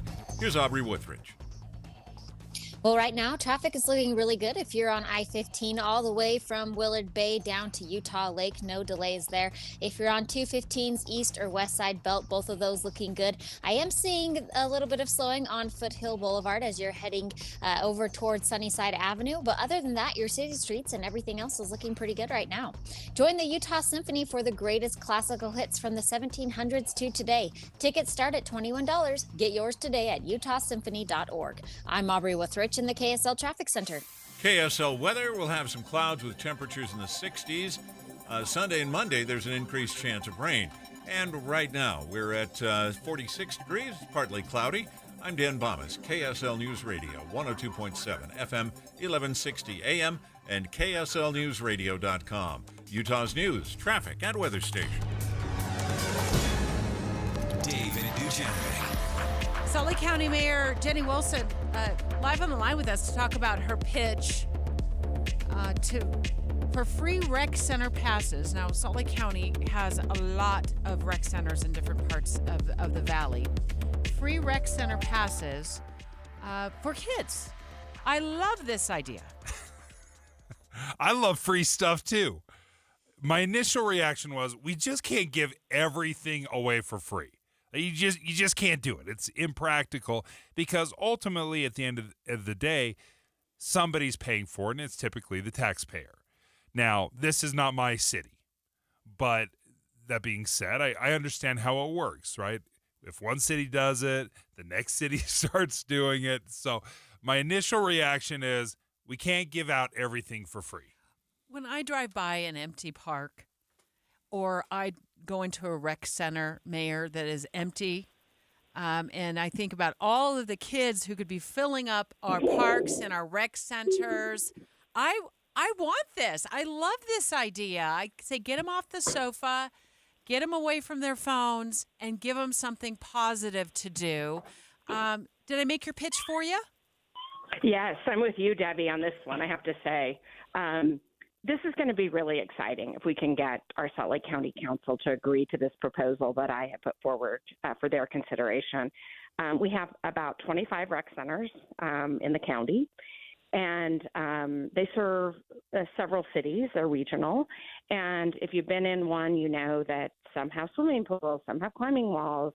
I think all have gyms, exercise equipment. And they serve all ages within our county. But we know that in this era of kids being sometimes glued to their electronic devices, we know social media is not a positive impact on these kids, to say the least. Let's get them in after school and have them meet friends and do their homework there and really not have the barrier of the $5 to $7 that we're charging. And I do think that we have to be fiscally responsible at Salt Lake County to kind of cover the other side of the coin here. The good news is that we're proposing that this comes out of our Tourism, Recreation, and Cultural Fund. And what that means is we're actually passing on the cost to our visitors. We have a bed tax in our county for when visitors come. We all know that when we travel, we go to other communities, they add it as well. county is able to capture that revenue and put it towards maintenance on our parks and recreation amenities, our parks, these rec centers, that's the source of the revenue. It's not the property taxpayer in Salt Lake County. So that's the proposal. I'm hoping that people agree. And the idea of a kid having to go ask mom or dad for $5 at a time when that family is having a hard time making ends meet, it may be $5 that mom and dad or a caregiver does not have. With 25 rec centers in the county, how much do you anticipate you'll need to raise or fund these rec centers? Because obviously with the increase, you're going to need more staff, more cleaning, all of that. How much do you think it'll cost? So our analysis is that we'll be losing the revenue that kids have been paying in $5 to $7 increments, and that will amount to about $500,000 a year, maybe $600,000, and then we will need to staff up, especially in those after-school hours. So we'll need more from staff salaries. But I'll tell you, these are, if you look at, we have a 1.1 million population in this county, and these rec centers are so vital to health and other factors in our communities, in our cities, that we're making up. I mean, that sounds like quite a bit of money, but you look at the amount it takes to even build one of these new centers now, and unfortunately, somewhere between $30 to $50 million. Right. And so you look at the utilization of the center, and I think we're deciding, look, we have a great network of facilities. We may need with growth to build a few more in future years, but what we really want to do is leverage the funding we've already put in place. And so not only, we do have capacity. They're large. They're built for use, and we want them used. And the biggest point to me is just that idea. I mean, the Wilson family growing up, 5 kids, public servant salary. My dad and my mom's a small business owner. The jar was where we got our lunch money and, whatever we needed for school. And when the jar was empty, we had to go talk to mom and dad. And I know that kids are being left behind. And this is a way to capture those kids. And perhaps it's the kids that need this the most. Well, Dave disagreed with me earlier when I said this, but I look at it like I look at it as a pay now or pay later kind of thing. I'd much rather pay for a child to have a positive after-school experience and have consistency in his or her life every single day after school. And let's face it, those rec centers, they're cool. They've got the swimming pools. They've got, like you said, the climbing walls. They've got, different racquetball. They do different craft events for kids. They're fun places to hang out, and I'd much rather have that than have a kid bored, going down the wrong path because they've got nothing, positive to do after school. They're getting their homework done at the rec center. Then have them maybe go down the path of where we're paying later for them to be in a juvenile detention center because they're just getting into the wrong activities. And I can tell you our Parks and Rec staff are so excited about this challenge. This came to me from our Parks and Rec director, our own Leslie Knope, for people who watch Parks and Rec. It's Martin Jensen. Martin and I were out on a hike on our new trail system. He said, Mayor, I want to talk to you about an idea. And I said, Martin, how are you going to handle extra kids, especially, maybe from 3 to 5, 6 p.m.? Latchkey kids, can you handle this? He's like, we're going to need a little more revenue. We're going to have to sell this to our community-based track advisory committee. If they say yes, 100% we can do this, and we are excited to serve those kids. And that's who we are at Salt Lake County. We are excited to do this, and we're prepared to do it. It's going to take some planning because it won't be a free-for-all. There'll be some limits, and, we are good at supervising kids and saying, hey, you have to be this age. You have to be certified.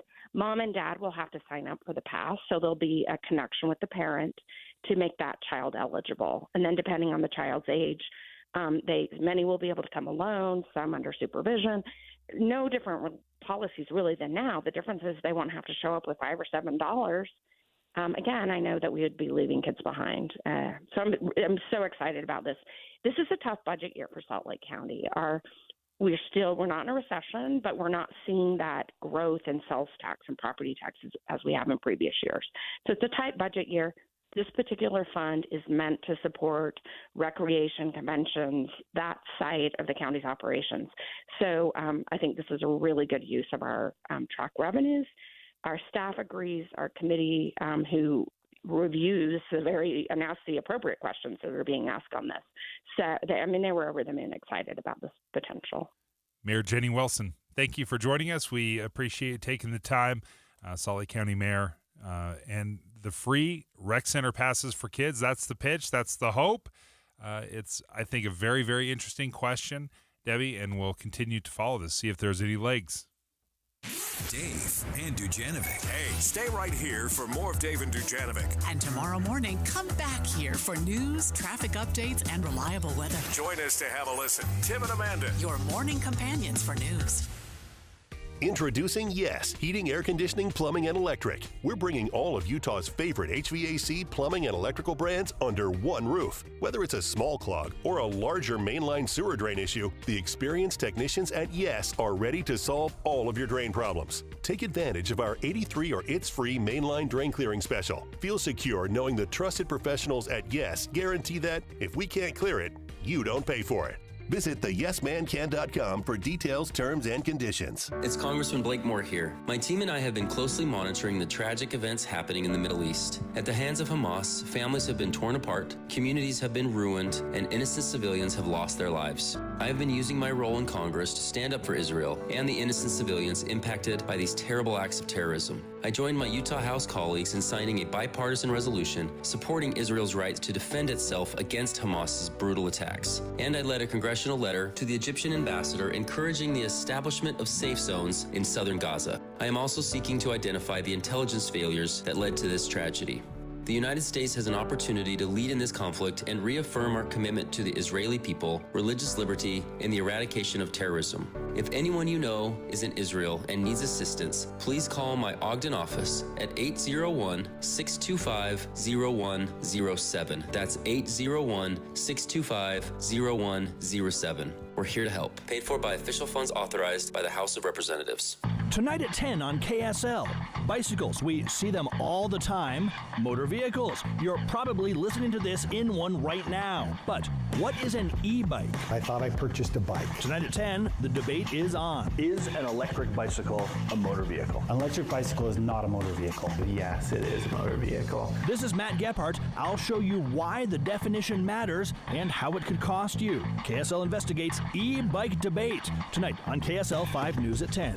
As the weather turns colder, this is when you need to get those new windows. So call Advanced Window Products. They'll replace your single-pane, rickety old windows with stylish, state-of-the-art double-pane windows with precision frames. You pick the style and color. They're custom-made right here in Salt Lake City. This company is so Utah. It's run by two guys who grew up here, Jake Weber and Utes defensive star Nate Orchard, the mayor of Sacktown with 7 NFL seasons under his belt. Great guys, great company building high-quality windows for 37 years. Unlike other companies, they build the windows, they install the windows, and they guarantee them for life. No middleman. There's Jake, Nate, and their team, and there's you. Saving on the highest quality windows. Right now, before winter, get $2,000 off 10 windows or more, and they offer 60 months, 0% financing. So call Advanced Window Products now. You could have stylish new windows in 8 weeks.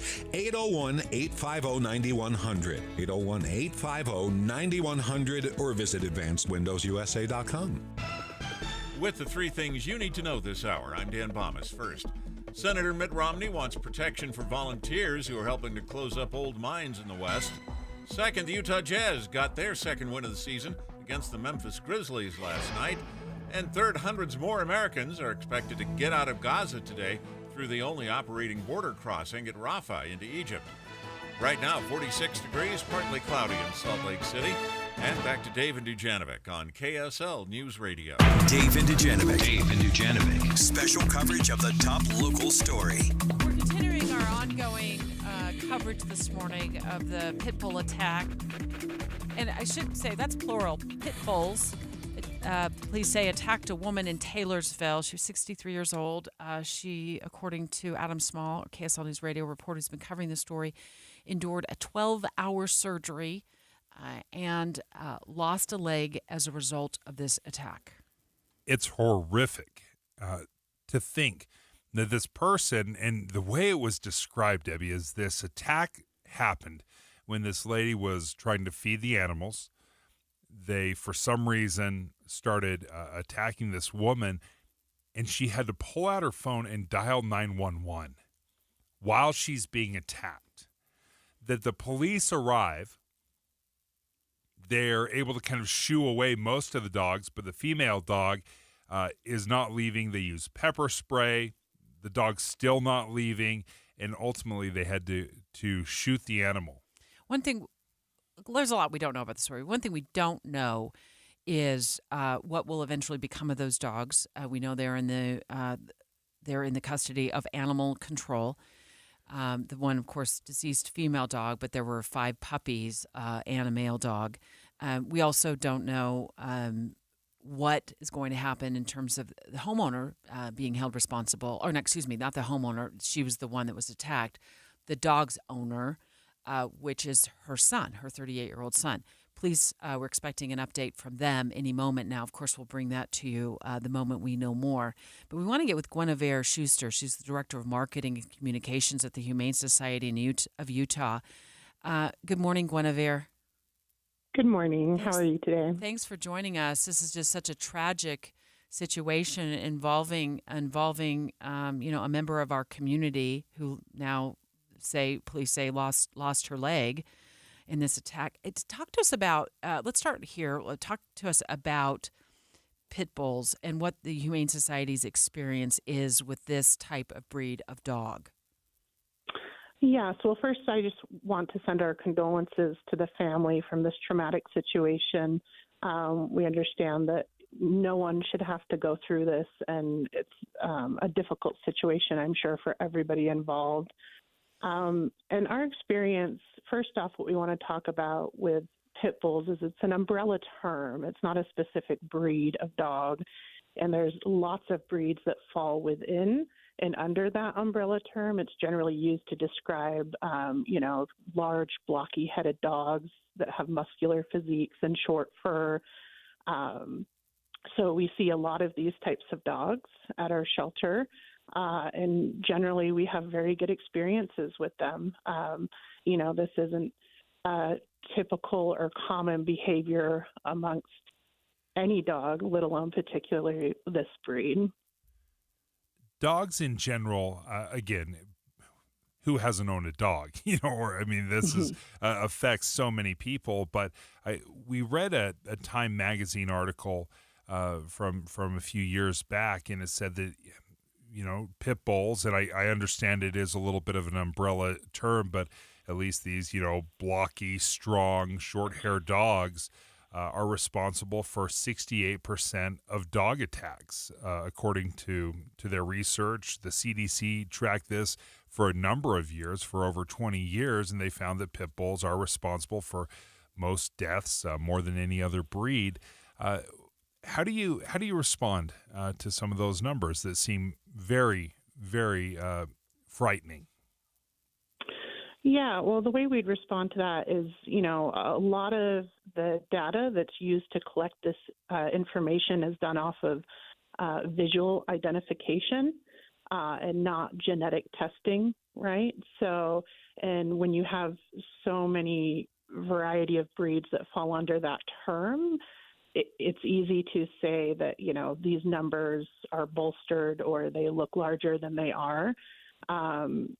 Each year in the United States, there's 4.5 million people who are bitten by dogs, and many of them require medical attention, but we're not tracking all of those other breeds, and that's according to the American Veterinary Medical Association.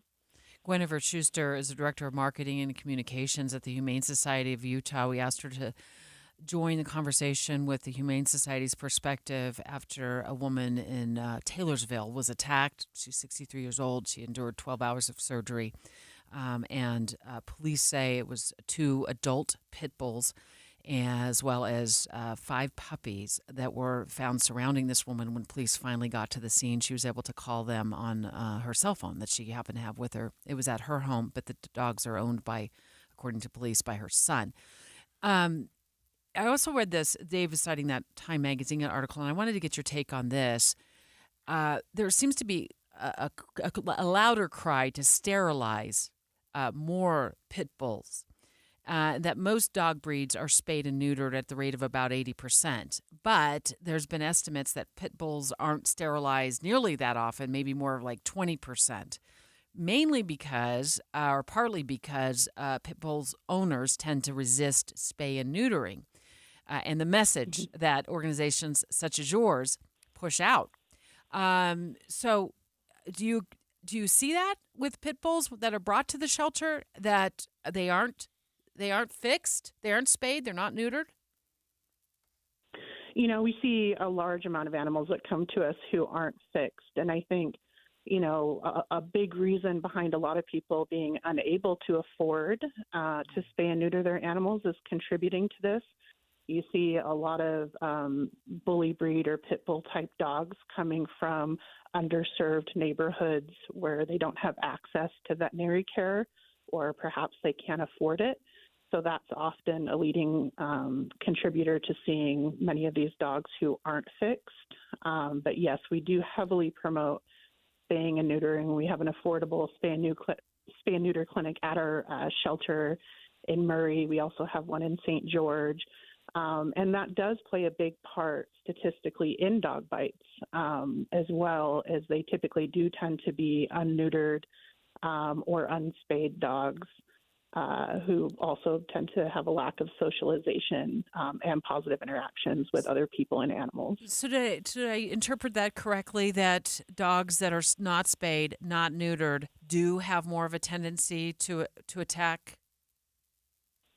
Yes, that's correct. So there was a peer-reviewed study that was published in the Journal of American Veterinary Medical Association that found that 85% of dog bite fatalities are presented as one of the co-occurring factors, including intact female and male dogs. How much does it cost to spay or neuter an animal? It depends on the veterinary clinic and where you live. We offer these services, depending on the animal, the type of animal, a few $100s. There's some veterinary services that may charge up to $700 or $800, just depending on the size of the animal. Whenever, before we let you go, I'm just curious, when people do turn in their dogs, and specifically you said that you do see a number of pit bulls that are turned over to the Humane Society, I would imagine that's because their owners just no longer feel they have a way to care for the animal, for the dog. Is there a particular reason that stands out as being the most common reason for why these dogs are turned in? Yeah, the most common reason for owner surrender dogs at our shelter is for lack of affordable housing. So that's the biggest reason that we're seeing that dogs are surrendered at our shelter. Is there any particular reason associated with pit bulls? Is it because of the same reason? It's the same reason for across the board for us. That is like the number one reason why people are surrendering their dogs to us. Guinevere Schuster, thank you for joining us from the Humane Society of Utah, the Director of Marketing and Communications. A story we're going to continue to follow throughout the day, and if you've missed our coverage of it, we know that there's maybe more developing information on this in the next hour, so we're going to go ahead and update you then, as police are expected to release more information any moment. I thought you asked a great question of whether or not being spayed or neutered contributes to the aggressiveness of an animal. She said, oh, absolutely. 85% of fatalities come from unspayed or unneutered dogs. And then the follow-up question is, well, how much does it cost? And she said it could be a few hundred, up to $700 to spay or neuter an animal. And you can see why so many people may choose not to do it. Straight ahead, we're on standby to hear any sort of police update on the situation out of Taylorsville, where a 63-year-old woman lost her leg, was amputated after pit bulls attacked her in her own backyard. KSL FM Midvale. KSL Salt Lake City. Listen at home on any smart speaker. And in your car at 102.7 FM. This is KSL News Radio. Utah's news, traffic, and weather station. It's 11 o'clock at KSL News Radio. I'm Dan Bomas. KSL's top story this hour. A woman in Taylorsville was fighting for her life after police say her adult son's pit bulls attacked her in their backyard. Lieutenant Aaron Cheshire with Taylorsville Police told KSL TV her quick thinking is likely the reason she survived the attack. The scariest part would have been if she wasn't able to call, right? But she had a cell phone with her when she was being attacked, and she was able to call 911, which probably ended up saving her life. Responding officers were able to scare away most of the dogs. However, they say one adult female pit bull wouldn't stand down. They had to shoot and kill it. The woman is still in critical condition. She's undergone surgery and had one of her legs amputated. Now's the time to clean up all those autumn leaves before they cause major problems down the road. Lehigh City's stormwater management engineer, Shelby Brewer, says those leaves cause flooding and pollution in storm drains. The leaves contain lots of organic elements, and as they decompose and go into our waterways, it eventually gets carried into like Utah Lake and the Jordan River, and all that organic matter contributes to the algae blooms that we see in the summer. The way to prevent those storm drains is by raking up and throwing the leaves away, as well as cleaning leaves out of gutters and storm drains around the neighborhood. Our top national story this hour from ABC News. Aid for Israel and Ukraine getting politically complicated, due in part to proposals from the new Speaker of the House. Mike Johnson is scheduled to vote today on a bill to aid Israel in its war with Hamas, but ABC's Jay O'Brien says it's likely to run into trouble in the Senate. Johnson seemed to say he would not consider Israel aid if it was attached to Ukraine aid, which is what the Senate seems poised to do. So even if the House passes that Israel package today, it would go on to the Senate, where it likely wouldn't even get a vote. And even if it were to get out of the Senate by some magic of the Congress, which is, again, very unlikely to happen, almost certain not to happen, the president has said he would veto it. And your money at this moment, the Dow Jones average now up 400 points on the day. The NASDAQ is, I should say, up 400 points on the day. The NASDAQ is up 182 points. And our KSL weather looks like nice going into the weekend, but then things get a little damp. That's coming up. KSL News Time, 11:02. Start your days with knowledgeable, friendly voices telling you about the latest news and weather out there. Hi, this is Tim Hughes and Amanda Dixon. In the business of waking you up each morning from 5 to 9. On KSL News Radio.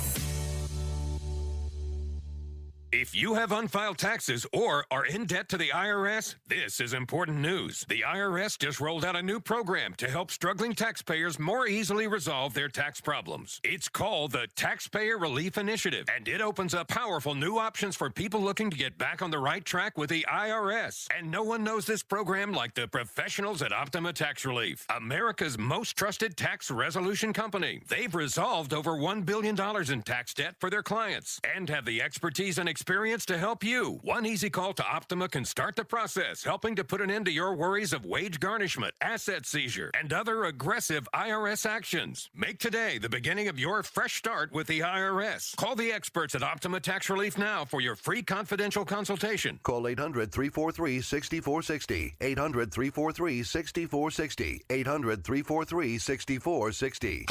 Optima Tax Relief. Some restrictions apply. For complete details, please visit OptimaTaxRelief.com. Everything's changing so fast these days, and that's a great thing. Back in my day, we were lucky if we could get a video to load on a desktop computer, but now there's the Xfinity 10G network. That means the fastest internet with faster speeds rolling out all the time, and internet that can power a house full of devices at once with ultra-low lag. So while one person streams a movie from their room, another can play video games in the basement, while another TikToks in the kitchen. It's the next generation 10G network, only from Xfinity. The future starts now through December 21st. New customers can get 1.2 gigabit internet with Wi-Fi equipment included. It's all just $25 a month for 2 years with no annual contract when you add Xfinity Mobile with unlimited data at regular rates. Go to xfinity.com/10G, call 1-800-XFINITY, or visit a store today. Requires paperless billing and auto pay with stored bank account. Restrictions apply. Taxes and fees extra. Xfinity Mobile requires Xfinity Internet. After promo, regular rates apply to internet internet service and Wi-Fi equipment. Actual speeds vary. The next generation 10G network only from Xfinity. Tim and Amanda. We get text messages almost every day. Yeah. And sometimes they're letting us know about an accident they see on the freeway or the weather, and we appreciate those. But sometimes they just say, hey, TGIF, how you doing? Well, and there are those times we get a text where we've made a mistake and they'll correct us. And I love that too. Well, I do too. It means a lot to us to know somebody else is out there at 5 o'clock in the morning when we open up those microphones. Wake up with Utah's morning news with Tim and Amanda, 5 to 9 on KSL News Radio. Traffic and weather together brought to you by Granite Credit Union's new Dividend Plus checking account.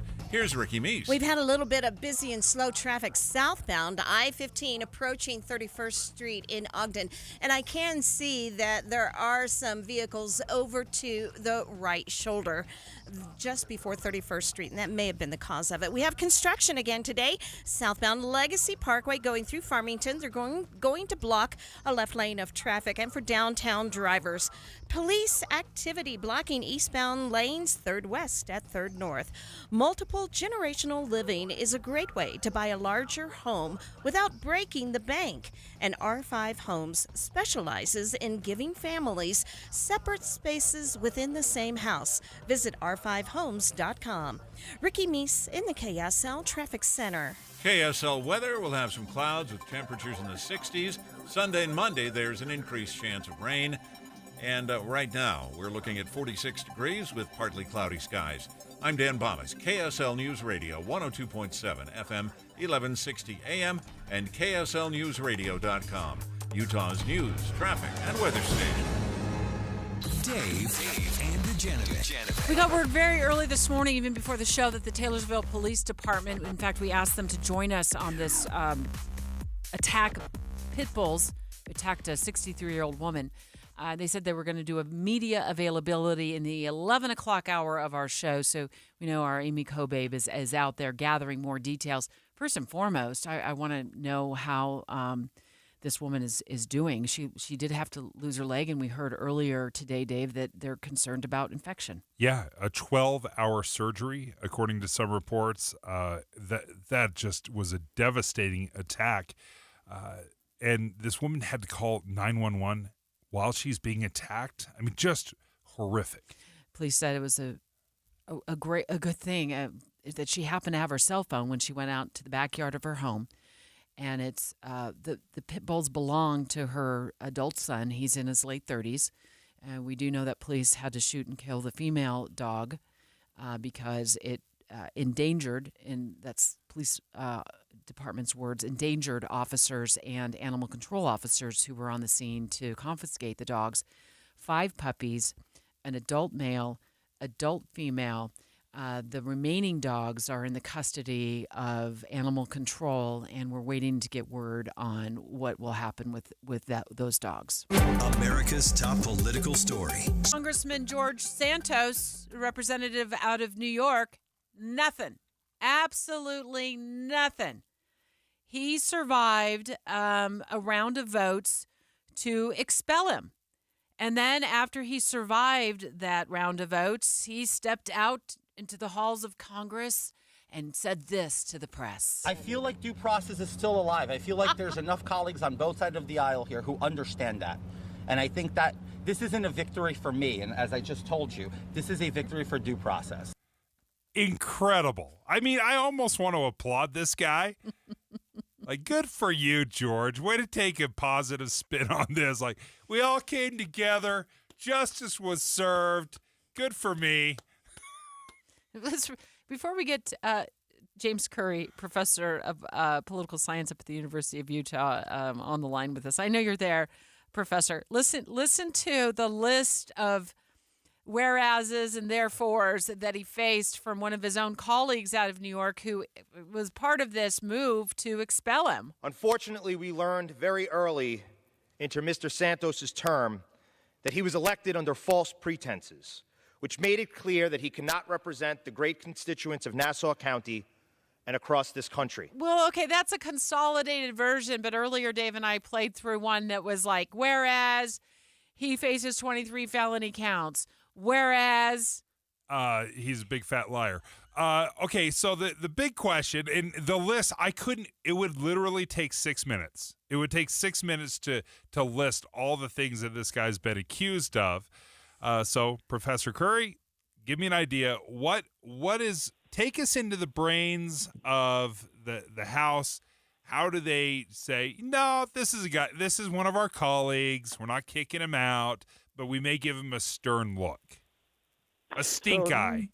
Yeah, and the reason it wasn't expelled is because, generally speaking, the House does not expel people until they've actually been convicted of a crime. Okay. Or they've been rung up through the ethics process in the House. So in some ways, this motion today was really sort of like a jumping the gun on the House process, because he's under an official ethics investigation in the House of Representatives, which they do their own internal fact-finding, and they then eventually produce a report. And that report can recommend expulsion. And I think in his case, that is likely to be the case. And why this vote failed is because there's enough members who would prefer that the process fully play out. They have all their internal data and evidence, and they have their official report that recommends expulsion before they did it and actually expel him. Because, it was brought forward because you have a lot of sort of vulnerable House Republican members who want to distance themselves from him. And so they forced this to the floor so they could vote to expel him, so they could be like, look, this guy has nothing to do with us, especially the other House Republicans who represent the state of New York.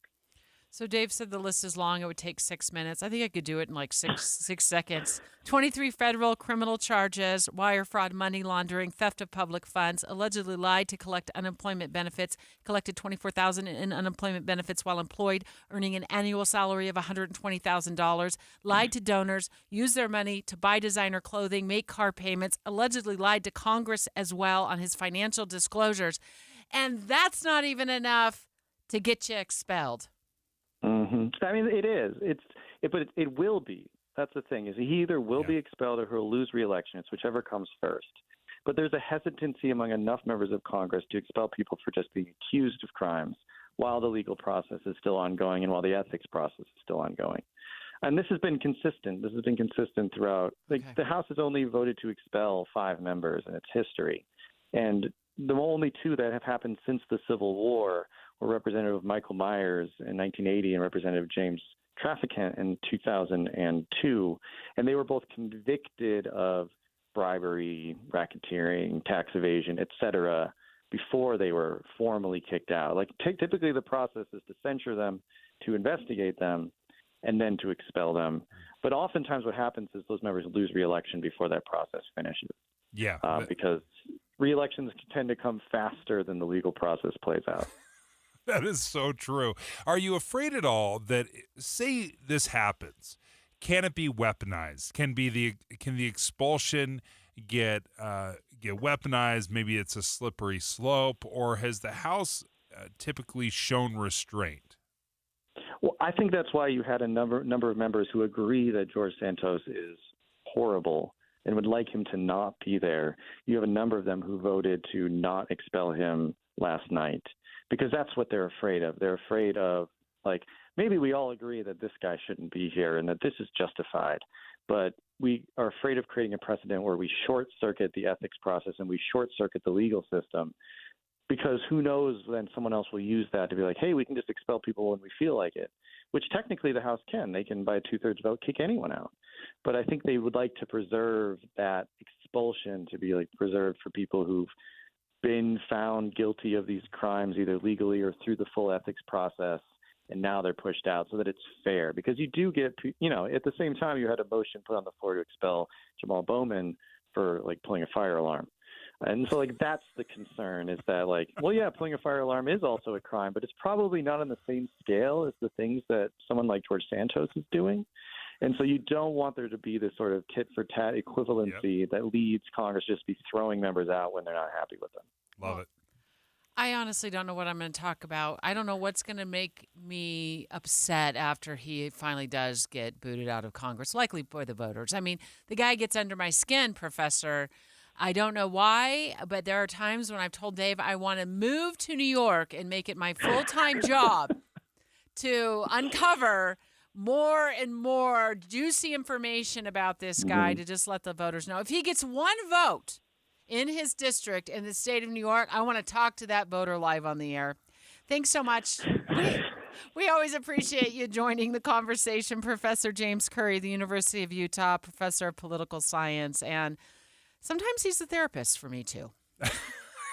Because he did say, I do likely think he'll be expelled. Which is great news. Yeah. It's music to my ears. It's just that this was a little bit more of a political move, and I think he described it perfectly, that there were some members in the House, and this was Republicans, that are trying to distance themselves from him specifically. So they put this vote out, understanding that it's probably not going to go anywhere. They just want to be on the record that we hate this guy too. Maybe not as much as Debbie hates him, maybe more, but we just want to be on the record to say, hate that guy.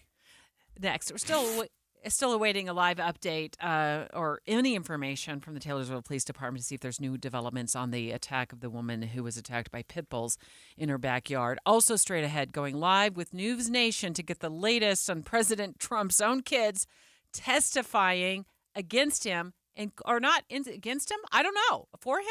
We're going to figure out why they're testifying in court next. Dave and Dujanovic. Did you know Utah has just one all-news station in the morning? It's this one. Weekday mornings between 5 and 9. Start your days with us. We're Tim Hughes and Amanda Dixon. Your morning companions for news. KSL is more than a news station. It's a meeting place. What an extraordinary, forgiving nature. I love stories like that. It's where neighbors and coworkers engage with the community. Where anyone can get the very latest news from Midvale to the Middle East. Police have located the vehicle. Israel is expected to ramp up its strikes. The good news is they've opened up that right lane of travel. This week, join the anchors and hosts Utah has relied on for generations. We have you covered at KSL News Radio. I've had my Connecticut water softener for years and years. I was trying to do the math on my fingers. I think 6 years. I've been doing it for 6 years. And one of the things that I get a kick out of, I've got 4 years left on a warranty on that thing. Like, who in the world offers a 10-year warranty? Well, Connecticut does, because they trust their products so much.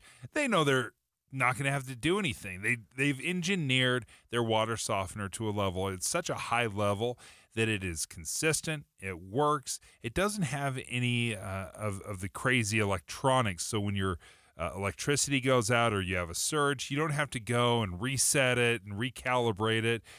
The way it's designed, you get 24/7 soft water. It never runs out. You just have to remember, every couple of months I grab a couple bags of salt pellets, and I dump them into the bin. That's it. That's the extent of my responsibility to soft water, and my family has loved it. My family loves it for the soft skin after showers and baths. That's a great thing that soft water gives you, but it's also great for cleaning, whether it's your laundry, your dishes. Soft water's been fantastic for our family. So if you're interested, all you have to do is give Connecticut of Utah a call. 801-576-8600. That's 801-576-8600. That's Connecticut of Utah, or you can check them out online at softwaterutah.com. Hey guys, do you know what makes Revive Men's Health Salt Lake City different? You.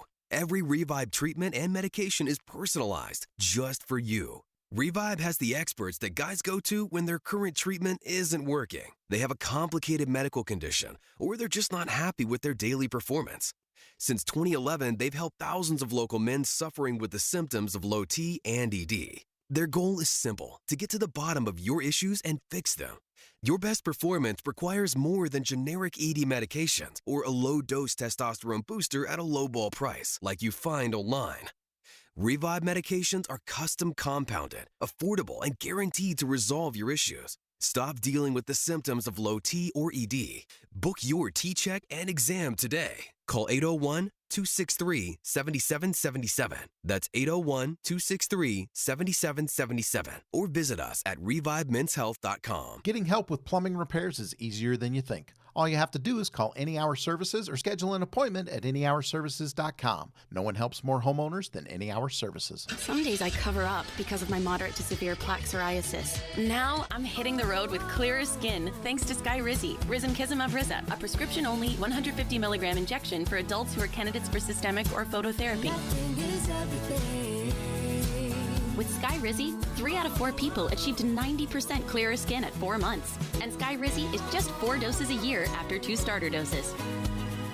Don't use if allergic to Skyrizi. Serious allergic reactions and an increased risk of infections or a lower ability to fight them may occur. Before treatment, your doctor should check for infection and tuberculosis. Tell your doctor if you have an infection or symptoms such as fever, sweats, chills, muscle aches, or cough, or if you plan to or recently received a vaccine. Thanks to Skyrizi, there's nothing on my skin, and that means everything. Your doctor today about Skyrizi, the #1 dermatologist prescribed biologic in psoriasis, and visit skyrizi.com or call 1-866-SKY-RIZZI to learn more. With the 3 things you need to know this hour, I'm Dan Bomas. First, a woman in Taylorsville was attacked and seriously injured by her son's dogs. Second, falling leaves can mean clogged storm drains unless homeowners work to prevent it. Third, a bill to provide aid for Israel in the war with Hamas might not make it through the Senate unless it includes aid for Ukraine as well. Right now, 46 degrees, partly cloudy in Salt Lake City. And back to Dave and Dujanovic on KSL News Radio. Dave and Dujanovic. Look, I don't know what's going to happen in this civil trial of former President Donald Trump. Fox is actually watching video right now on Fox News. Looks like, was that Eric Trump walking up the steps? Yeah. Of all things, though, to have to testify against your own parent, which is what's happening in this case in New York. Now, this is a civil trial, and Donald Trump Jr. and Eric Trump both testifying at their father's trial regarding the inflation of property values, and ultimately what the attorney general who's prosecuting this case wants is that, it seems from what I read, we're going to find out more in a moment from News Nation, she wants to ban them from doing business at all in the state of New York. Yeah, that sounds I don't know how likely it is. Generally, you can work wherever you want, in whatever state you want. But I think about kids testifying against their father. But this is not one of those deals where the prosecutors cut a deal with people, right? Oftentimes they'll cut a deal to get you to testify. But that is not what is happening here. Ivanka is in the lineup as well. She's expected to testify next week, November 8th. Dre Clark, national news correspondent for News Nation. Thanks for joining us to sort through it. I mean, there's so many different things going on with former President Trump in terms of federal indictments. There's the case in Georgia. But this is a civil trial. Walk us through what's happening right now and why his kids play an important role, according to prosecutors. Well, hello, and thank you for having me on the show. Donald Trump Jr. and Eric Trump are playing a role because they are considered defendants in this case. Remember, the Attorney General, Letitia James, here in New York, is asking the Trumps to pay a $250 million fine for what they call as fraudulent activity and putting misleading and false information on financial disclosure forms in order to get multi-million-dollar bank loans and insurance premiums. They're also asking that both Mr. Trump and his 2 sons, Don Jr. and Eric, also be banned from conducting business here in the state of New York. So their testimony was necessary because they are considered defendants. Now, a little while ago, Don Jr. did leave the wrap up his testimony. He testified again for almost 2 hours today. And he essentially said, hey, listen, I am an executive vice president with the company, but I really had no direct hand or involvement in major financial decisions. He said any decision that I made was provided to me by the accountant and the company's former CFO, Alan Weisselberg, who was later convicted for tax evasion. He says that he believes this entire trial, like his father, is a sham and a witch hunt, and that he believes they did nothing wrong because the banks are not claiming to be victims. The banks are not claiming they were duped. It is the Attorney General who is making this claim that the Trump family has duped them. And the judge obviously already making that ruling that he agrees that Mr. Trump and his two sons committed this fraud. And so this entire trial right now is to determine what kind of penalty they might face. Was there a sense that things went well when the boys, they're obviously men, but when his sons testified? Well, Eric Trump, Don Jr. was first to go, and many people thought that Don Jr. would be bombastic, perhaps combative, but he was not. He was very relaxed on the stand, even joking with the judge a few times, but also very, very confident and very assertive, and making it very clear that he played no role in anything close to that what can be considered illegal activity. Now, Eric Trump is a little bit more soft-spoken, and so this morning the judge had to tell him to speak up louder so that the courtroom could hear him. So two different brothers, two different styles. But I would imagine by their father's standard, they're doing a good job because they're essentially echoing what he's been saying since this trial began some almost 3 weeks ago. Dre Clark, national correspondent with News Nation, live on the line with us, walking us through the latest developments in the ongoing trial, the civil trial in New York. Former President Donald Trump, his two sons, testifying as recently as yesterday and today in that case. What can you paraphrase for us, Dre, what the end game is for the Attorney General in this? I know you talked about the amount of money in fines or a restitution or whatever it's ultimately referred to in court that may have to be paid. But the Trumps make a point that no banks were injured or have come forward as a victim in the making of this empire. So what is she alleging? What is the AG's office alleging that they did to allegedly defraud the banks? Well, she's alleging that for at least a decade they provided inflated evaluations on property assessments, that they lied about Mr. Trump's net worth, all of this in order to get better loans and better insurance premiums. It's all about financial disclosures. Who knew what and who approved and signed off on this information being provided to the banks. But we have yet to hear a bank say that we feel as if Mr. Trump and the Trump organization duped us or misled us. That hasn't happened at this trial yet. You mentioned the end game. I really think that the Attorney General, Mr. Trump has built up his brand, his name on real estate. He is a big name here in New York City because of the properties that he owns here. This, in essence, depending on how this judge rules, would cripple that. It will greatly cripple his ability to continue his legacy and his real estate empire here in New York City. There will obviously be a long appeals process, but nonetheless, it's a lot on the line, and I think that's a reason why we've seen the former president actually come here on several times, because there was so much on the line. He said from the very beginning he's fighting for his name and he's fighting for his reputation, and this is what this is all about. But the Attorney General is trying to hit the Trump organization hard because she says they have made it a business of committing fraud and misleading banks and other institutions for greed and to dupe them to get what they want. And so now she says they have to pay a price. Again, the judge says he agrees with that, but in the end, we have to see what kind of penalty the judge may impose on Mr. Trump, his two sons, and the Trump organization. Dre Clark, thank you for joining us, national correspondent with News Nation. Debbie, as we're trying to weed through a lot of these problems with the former president, some are business related, Some are January 6th related. Some of them are as he's leaving office and the classified documents related. It's very difficult to keep track of which ones we're talking about. And you have to remember with Donald Trump, the businessman, this has been very, very common. He has spent a lifetime in and out of courts, being sued, getting out of it, paying people off. I mean, this is just, he's a huge billionaire businessman who has spent a lot of times going back and forth with legal issues regarding business. So it almost feels like a normal Thursday in some ways.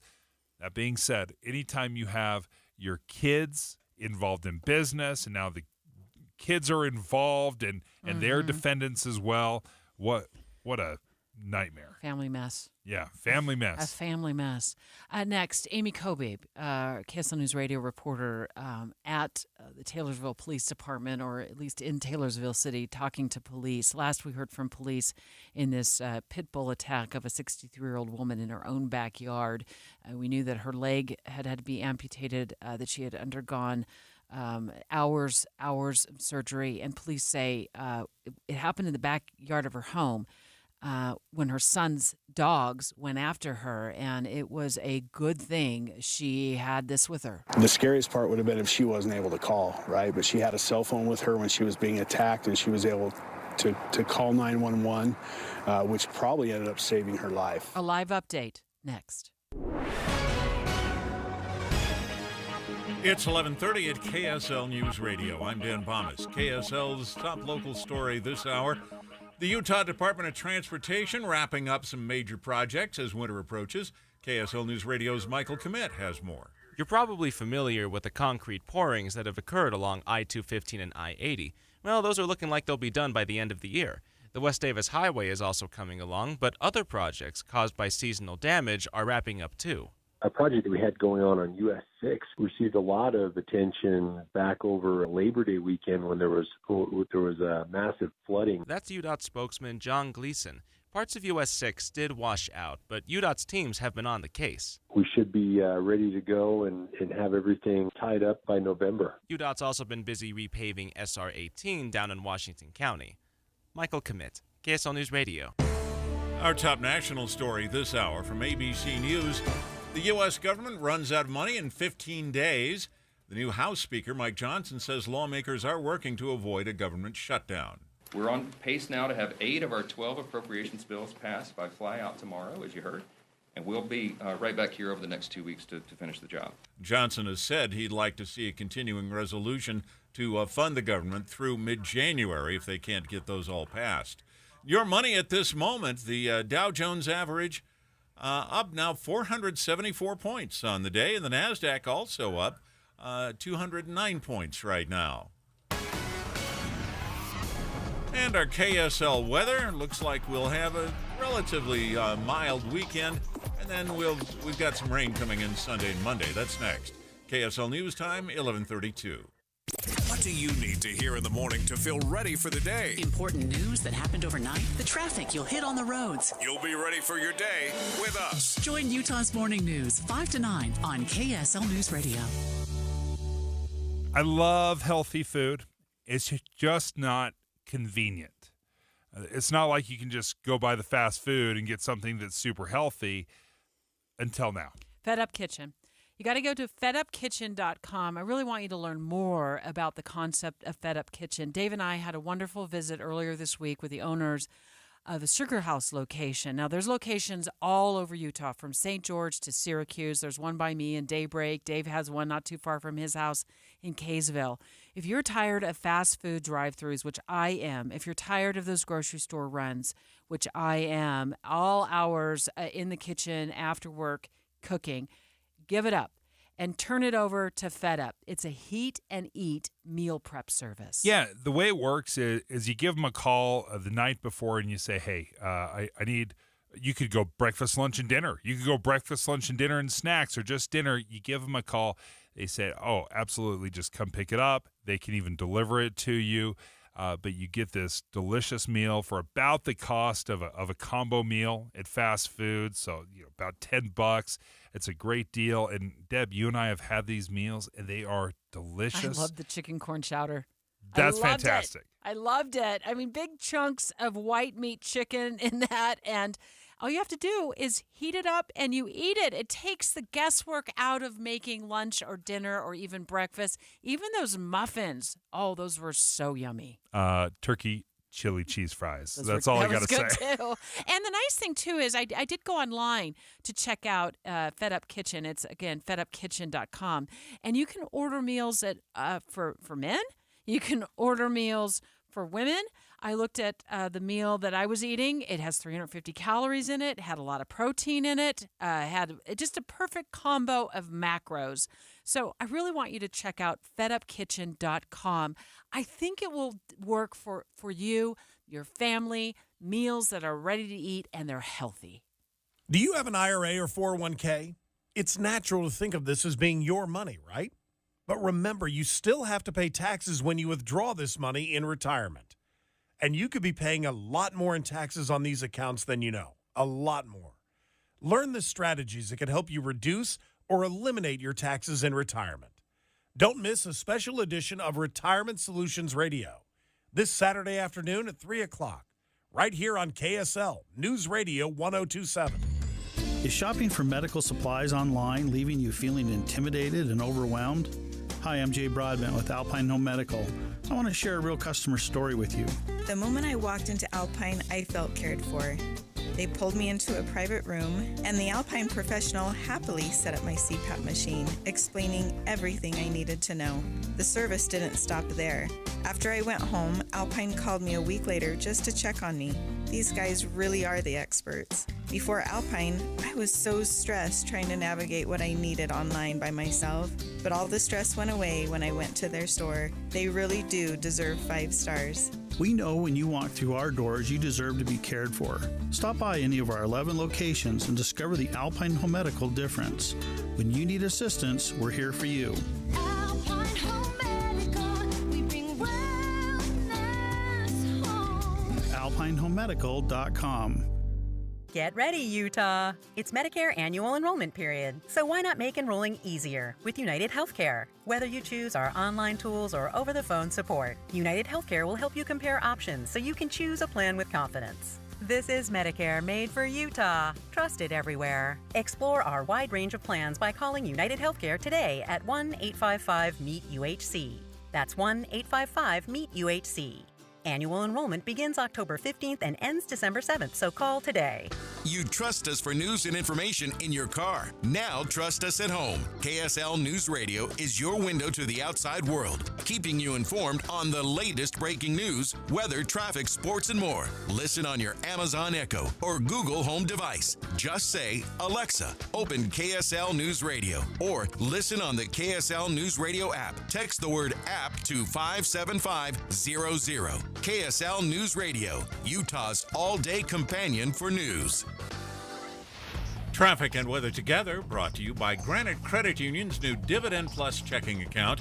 Here's Ricky Meese. It's a delay-free drive on all of your Valley freeways, but not crash-free. We do have an accident eastbound on the 21st South Freeway near Redwood Road. All vehicles have been moved out of traffic over to the right shoulder.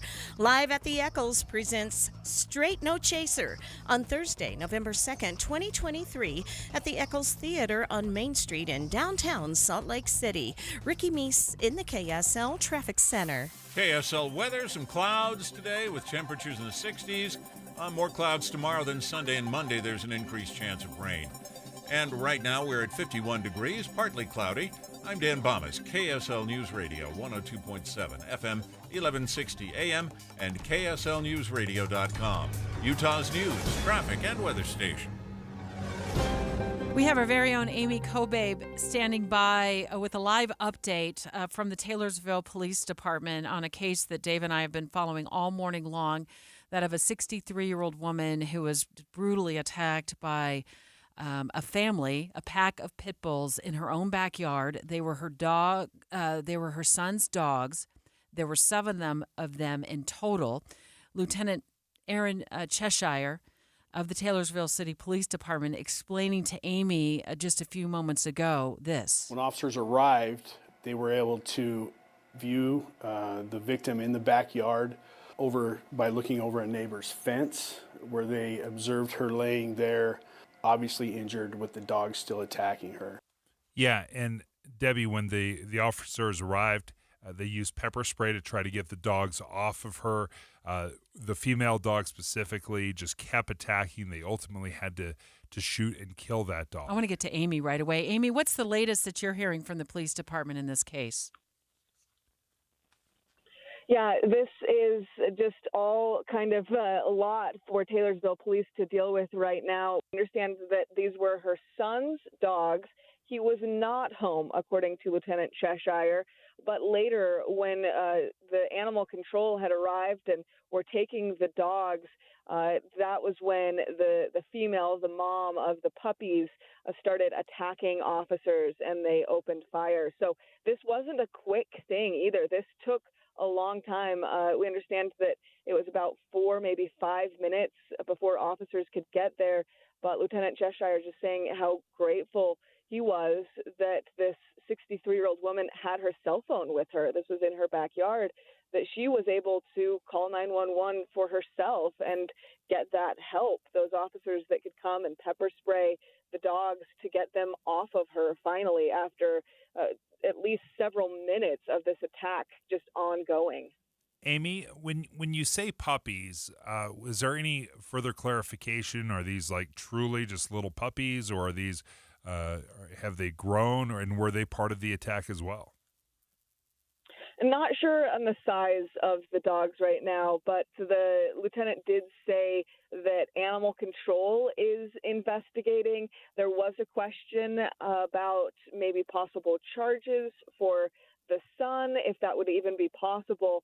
And Cheshire said that's something that animal control would look at, that's he didn't rule it out, but said that they're still looking at that. The tough thing about this really is that this woman who was attacked, they can't ask her many questions right now, as she's basically fighting for her life with one leg amputated. Sounded like the injuries to her, the rest of her body too, and including her face, were quite extensive. And so she's really in a lot of intense medical care right now. And so that's still a big question that's in the air of how did this start? These dogs, we understand, were her sons that lived there, and so she would have been familiar with them, and something just changed yesterday to have them attack in this really awful way. Amy Kobe, thank you for reporting on this and giving us the latest. Amy will have much more information coming up at noon. Eye on the Hill 2023. Special coverage with Dave and Dujanovic. House Speaker Brad Wilson live on the line with us right now as well to talk about the state of Utah wanting to know more about, at least from us, about what we think about a proposed rule that would crack down on teens using social media. And House Speaker Wilson, good morning.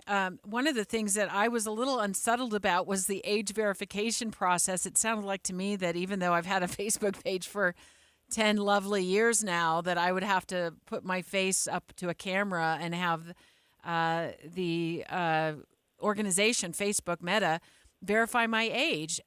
Will this impact everybody who has social media?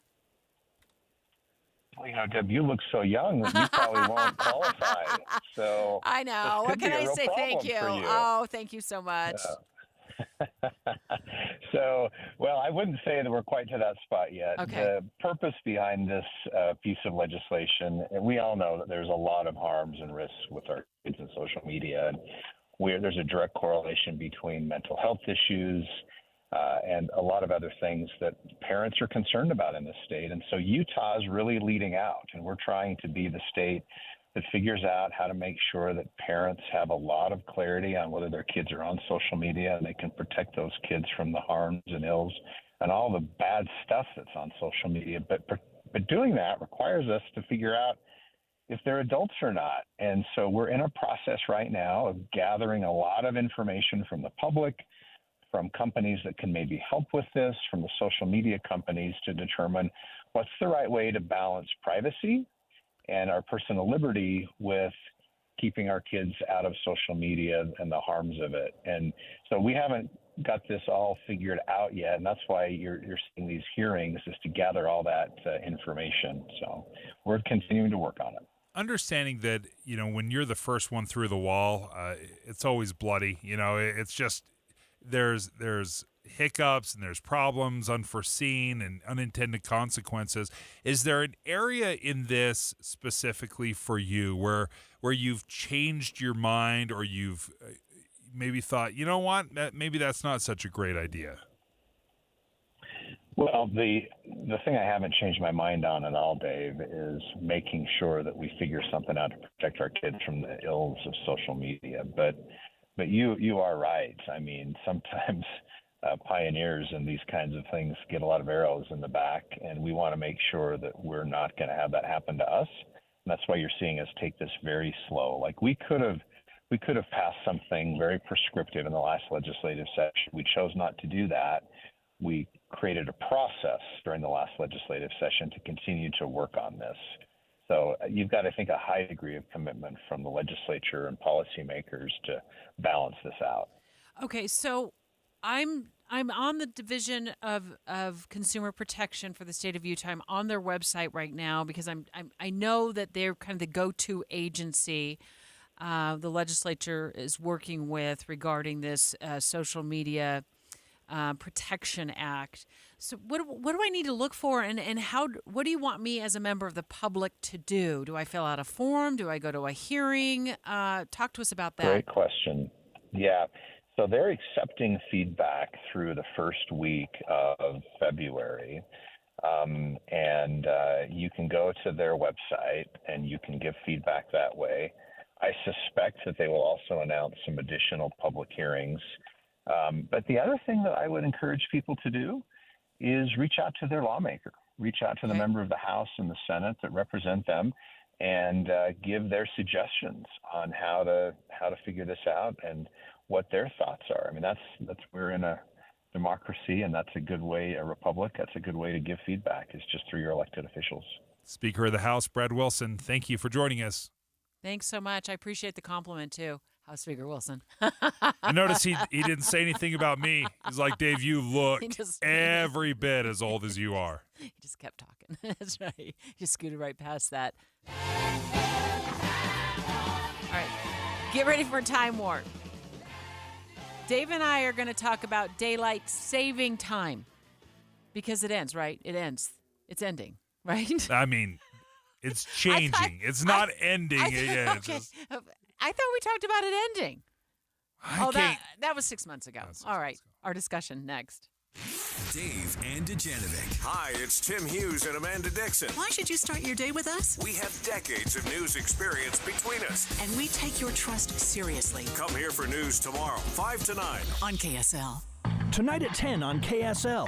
Bicycles, we see them all the time. Motor vehicles, you're probably listening to this in one right now. But what is an e-bike? I thought I purchased a bike. Tonight at 10, the debate is on. Is an electric bicycle a motor vehicle? An electric bicycle is not a motor vehicle. Yes, it is a motor vehicle. This is Matt Gephardt. I'll show you why the definition matters and how it could cost you. KSL investigates e-bike debate. Tonight on KSL 5 News at 10. Finding great candidates to hire can be like, well, trying to find a needle in a haystack, but not with ZipRecruiter. Its powerful technology actively finds and invites qualified candidates to apply to your job. So while other companies might deliver a lot of hay, ZipRecruiter finds you the needle in the haystack. See why 4 out of 5 employers who post a job on ZipRecruiter get a quality candidate within the first day. Try ZipRecruiter for free at ZipRecruiter.com/free. That's ZipRecruiter.com/free.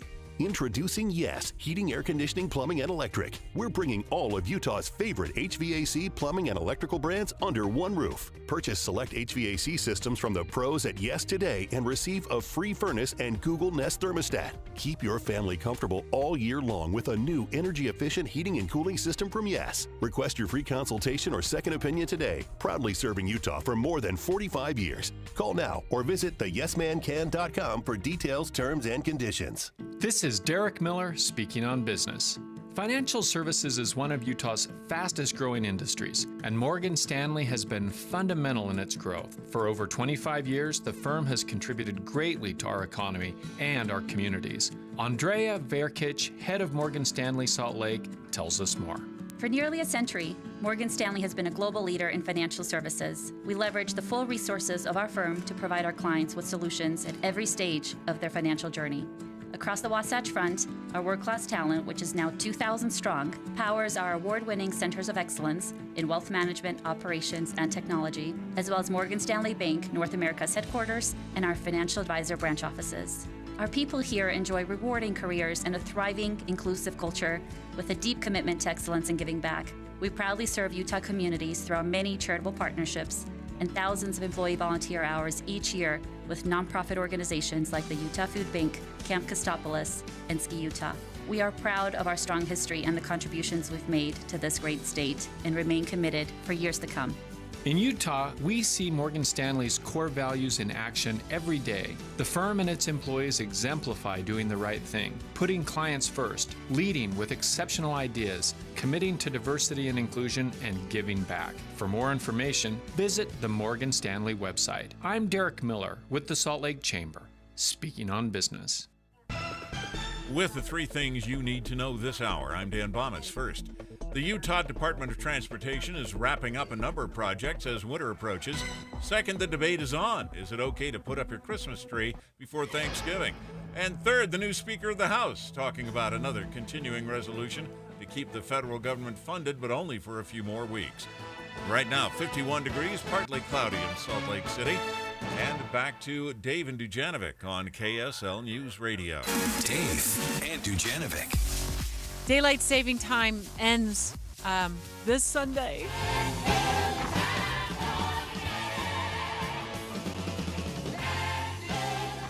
I would never even know what song that was.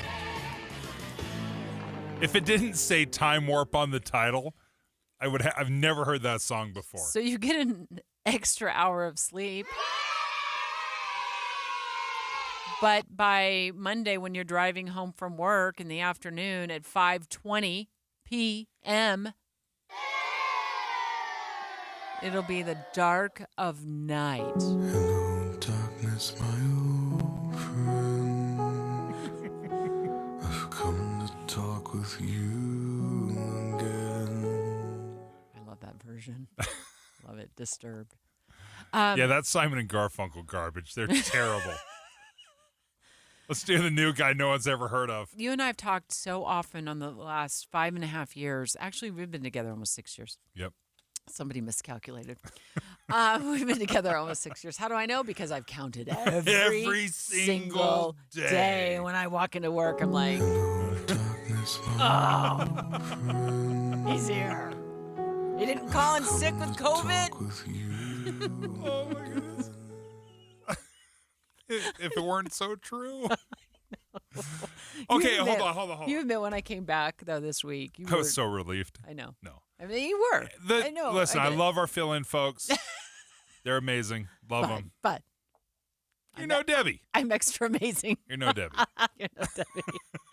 Okay, we talked about this so many times. I bet you we've talked about this at least 12 times every 6 months in the last 6 years. We can't not talk about it. We felt like daylight saving time was just going to go away, or we were going to stay permanently in daylight saving time, right? Have you ever been in a relationship that just drags you along? Not a good one. Year after year after year. And just when you start thinking, maybe he's going to propose, and then it just goes on year after year after year. Like, it never commits fully to this relationship. That is what is happening. There is not a person alive that actually likes the spring forward or fall back hour. And let me tell you why nobody likes it. Because we're going to celebrate for about 5 minutes that we get to sleep in an hour, right? On Sunday. Right. So Monday comes around, we get an extra hour of sleep. All right, great. We will celebrate that. But if you're on any kind of a schedule of when you go to bed at night, which you and I very much are,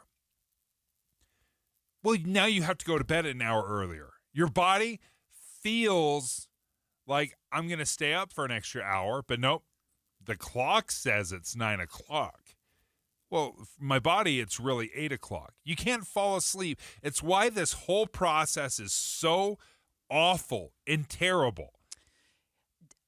Summer feels glorious to me, where we can stay outside and live it up until 9:30 at night.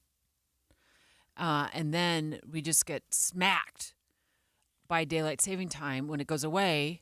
Well, what is it called now? Mountain time? I don't even know what we're going to be on. By Sunday morning, by Sunday night, by actually Monday, it probably won't hit me on Sunday because Sunday will feel like the world's longest day, which I love. I love that. I'll look at the clock at, think it's like, oh, it's 1 o'clock in the afternoon. I'm like, oh, look, it's not even noon yet. This is awesome. But by 5:20 p.m., shortly after I pull into the driveway from a long day at work with you, it's going to be dark. And it's dark. That's weird. Yeah. It's definitely weird. I think it messes with a little bit with my mental health, to be honest with you. Really? Mm-hmm.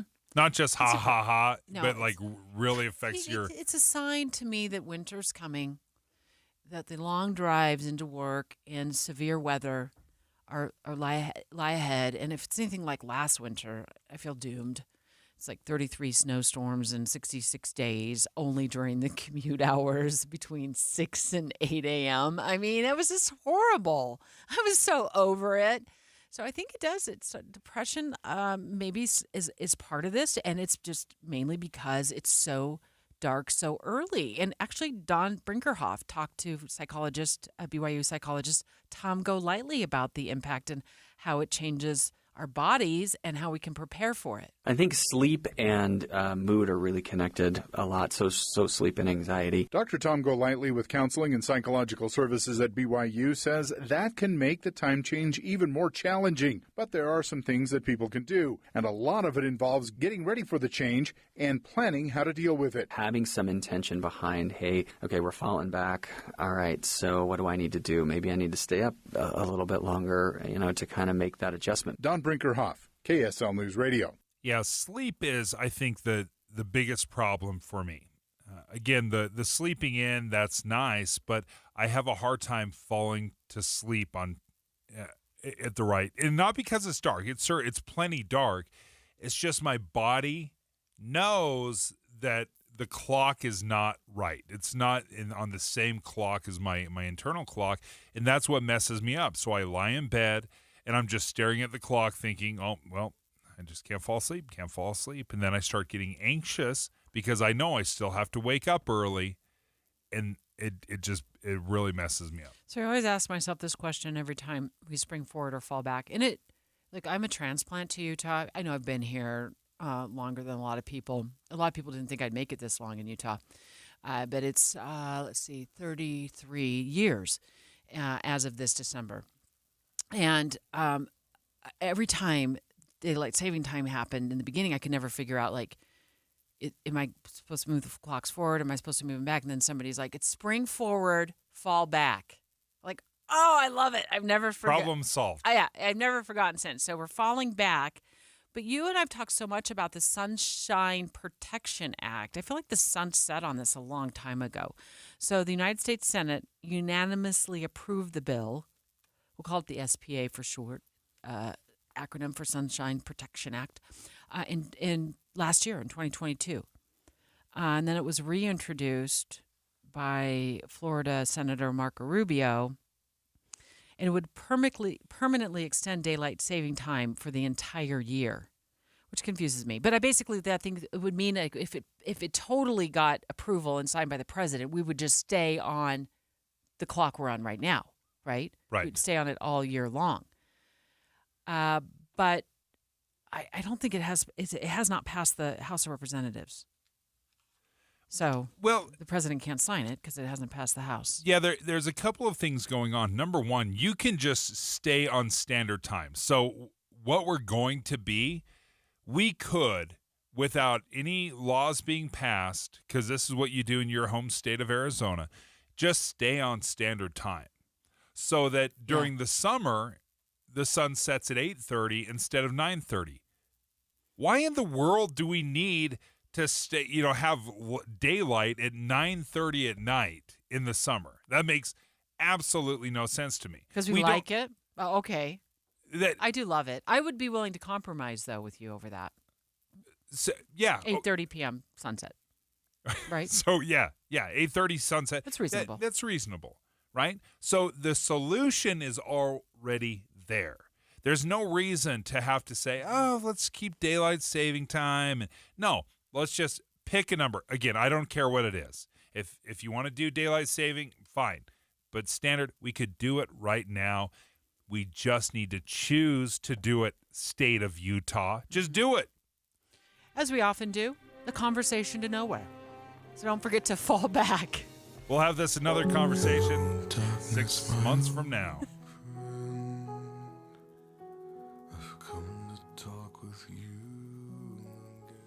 KSL FM Midvale. KSL Salt Lake City. Listen at home on any smart speaker. And in your car at 102.7 FM. This is KSL News Radio. Utah's news, traffic, and weather station. Good afternoon. KSL News Time is 12 o'clock noon, and this is Utah's Noon News. I'm Maria Chaleos. KSL's top story this hour. Taylorsville police are giving an update after a woman was attacked by her son's pit bulls yesterday. KSL News Radio's Amy Kobabe is live in Taylorsville with the latest. Amy? Maria, this 63-year-old woman called 911 yesterday afternoon while the attack was ongoing. Then Lieutenant Aaron Cheshire says it took police at least 4 to 5 minutes to get there. When officers arrived, they were able to view the victim in the backyard by looking over a neighbor's fence, where they observed her laying there, obviously injured, with the dog still attacking her. Cheshire says officers pepper sprayed the dogs to get them away, though they had to shoot one. It just kept attacking. We understand the woman's leg had to be amputated and her hands and face were also injured. Cheshire says if she hadn't have had her cell phone on her, it's likely she would have died. Reporting live in Taylorsville, Amy Kobabe, KSL News Radio. Salt Lake City police are currently looking for a man who fled a traffic stop at around 9 this morning around Kensington Avenue and State Street. He was found shortly after, but fled a second time on foot. He has felony warrants out for his arrest. There are limited details at this stage, but we'll keep you up to date. Now, police say there is no risk to the public. Texas Instruments has taken the next step in constructing its second semiconductor plant in Utah at a groundbreaking in Lehi this morning. The plant is part of an $11 billion investment, the largest economic investment in Utah history. At the groundbreaking, the Texas Instruments CEO revealed plans for a $9 million investment in the Alpine School District. President Biden wants almost $3 billion to fund opioid treatment programs across the U.S. and to target drug trafficking at the southern border. KSL News Radio's Peter Johnston has more. The Biden administration is driving home the urgency of this funding to both the public and to Congress. The Deseret News reports that Director Rahul Gupta of the White House Office of National Drug Control Policy says drug kits provided by the federal government have already helped states reverse 500,000 overdoses. About half this money would go to states to help treat opioid addictions and overdoses, and the other half would go toward helping border security sniff out fentanyl traffickers. Utah is on the low end of funding for state opioid programs, with the federal government saying it's eligible for $10 million.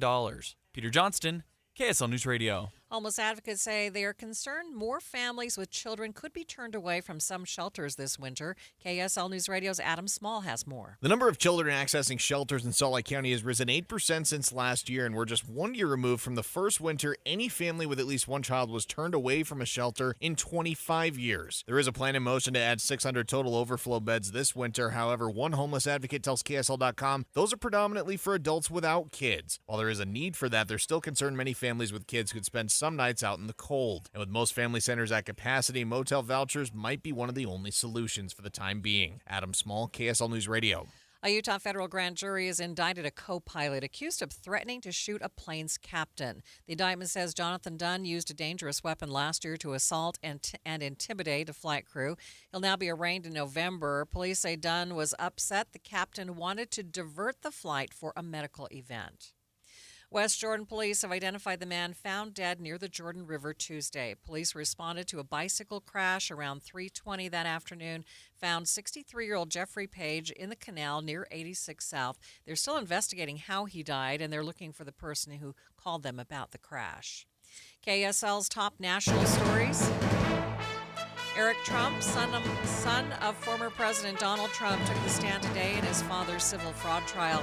ABC's Olivia Rubin says Eric Trump is being grilled on how much he knew about financial statements that prosecutors say were doctored. When his father stepped into the presidency, he took over managing day-to-day operations of the Trump organization, which is going to be key for prosecutors. So what they are likely going to ask him and try to get out of him is what specifically he knew about the financial statements as someone who has just now said he ran the day-to-day operations, what steps he took to check it. Eric Trump is the second son to take the stand after his brother, Donald Trump Jr., finished testifying this morning.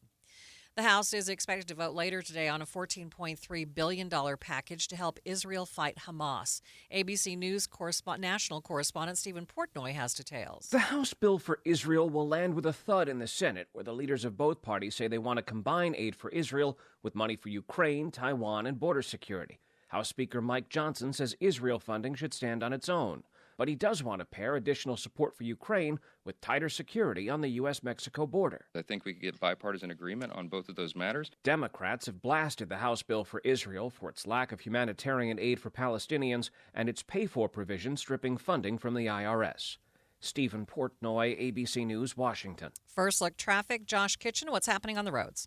We've got good highway speeds, and the accident on SR 201 just got cleared, so you'll no longer have to look out for that. I'm Josh Kitchen in the KSL Traffic Center. KSL News Time, 12:05. Reliability, steadiness, trusted voices. I'll listen to KSL in the morning, and if I happen to be in my car and I'll notice it's close to top of the hour, then I'll go there to hear the news. We have you covered at KSL News Radio. Hi, this is Doug Wright here with another experiment you can try at home regarding water. You can take 4 bags of water softener salt, lift 3 of the bags with one hand and 1 bag with your other hand. Yeah, I know. Now, if you're like most people, you'll probably find that 3 bags of salt weigh about 3 times as much as the 1 bag of salt. And that's an important thing to bear in mind when you're shopping for a water softener. You see, in our home, we have Kinetico, and the Kinetico water softeners are so well designed, they use only 1 bag of salt for every 3 bags that other water softeners use. Now, I can speak to this because we have had a Kinetico soft water system now in 2 different homes, and I'm not a fan of lifting those bags of salt. This is just one of the many reasons you really should look into Kinetico. Their number is 801-576-8600 or go to softwaterutah.com. Remember that first paycheck when you started working all those years ago? You looked at the net amount and thought, whoa, what happened here? Ah, the joy of taxes. It could be this way with your retirement accounts. You know how much you've saved, but if you haven't planned for Uncle Sam, you could come up short in retirement. With tax laws constantly changing, there's a lot you need to know to make sure you're not paying more than your fair share. Mike Stevens and the team at Capital Wealth Advisors can help you create a plan that shows you how taxes could affect you now and in the future. Set up your tax strategy session with Mike Stevens and Capital Wealth Advisors now. Call 801-210-5500. That's 801-210-5500. Make sure you know how these changes could affect you so you can avoid some of those whoa moments in retirement. Call 801-210-5500. Advisory services offered through Capital Wealth Advisors, LLC, a state of Utah registered investment advisor. Firm may not give tax advice. Thank you for joining us for Utah's Noon News, recapping our top story. Taylorsville police say that if a woman who was attacked by a family pit bull didn't have her cell phone with her, it's likely she would have died. KSL News Time 12:07. Is it too early to start decorating for Christmas? KSL News Radio's Britt Johnson takes a look at the great debate. People are very passionate in their beliefs on when to set up their Christmas tree. In a debate on Weber Davis County Mom's Facebook page, it's pretty even between people who are for and against setting up early. But some people are saying it helps them with seasonal depression to bring some cheer into the house a little bit early. Johnson says a poll on the Fox News website found 43% of Americans say it's okay to start decorating for Christmas the day after Halloween. Now's the time to clean up all those autumn leaves before they cause major problems down the road. Lehigh City Stormwater Management Engineer Shelby Brewer says leaves caught in storm drains lead to flooding and even pollution. The leaves contain lots of organic elements, and as they decompose and go into our waterways, it eventually gets carried into like Utah Lake and the Jordan River, and all that organic matter contributes to the algae blooms that we see in the summer. She says Utahns can help prevent clogged drains by raking up and throwing away leaves from their yards, as well as cleaning leaves from the gutters and storm drains around the neighborhood. Some students in the Davis School District got to compete in a hackathon today. KSL News Radio's Adam Small has more. While the title of this event makes me worry my story is being bugged for the sake of national security, it's not exactly what you might be thinking. A lot of people recognize that as trying to hack a system or hack into a computer and do nefarious things. That's not what this is about. Hacking is really just the keystroking. Casey Thompson is a program director in the software division at Hill Air Force Base. He says this event for high schoolers is more to teach and get them interested in jobs that require various computer and software skills. While some of these students may never go on to stop an incoming cyber threat, the idea of cybersecurity has already rubbed off on students like Woods Cross High School senior Michelle Chan. It's kind of essential with like the future. Reporting at Davis Catalyst in Kaysville, Adam Small, KSL News Radio.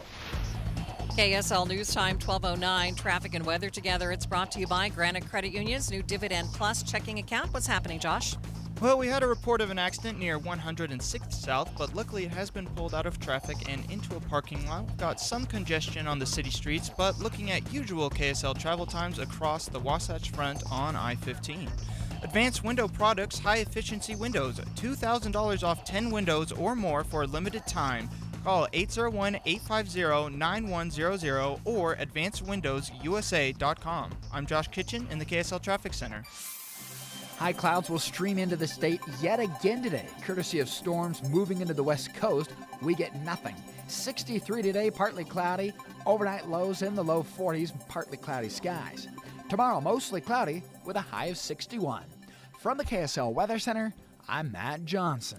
Right now, it's partly cloudy, 54 degrees in downtown Salt Lake City. And coming up on Utah's Noon News, the Whale-a-thon is an endurance challenge like no other. We'll tell you more about it coming up on KSL, streaming at home on any smart speaker and in your car at 102.7 FM. This is KSL News Radio, Utah's news, traffic, and weather station.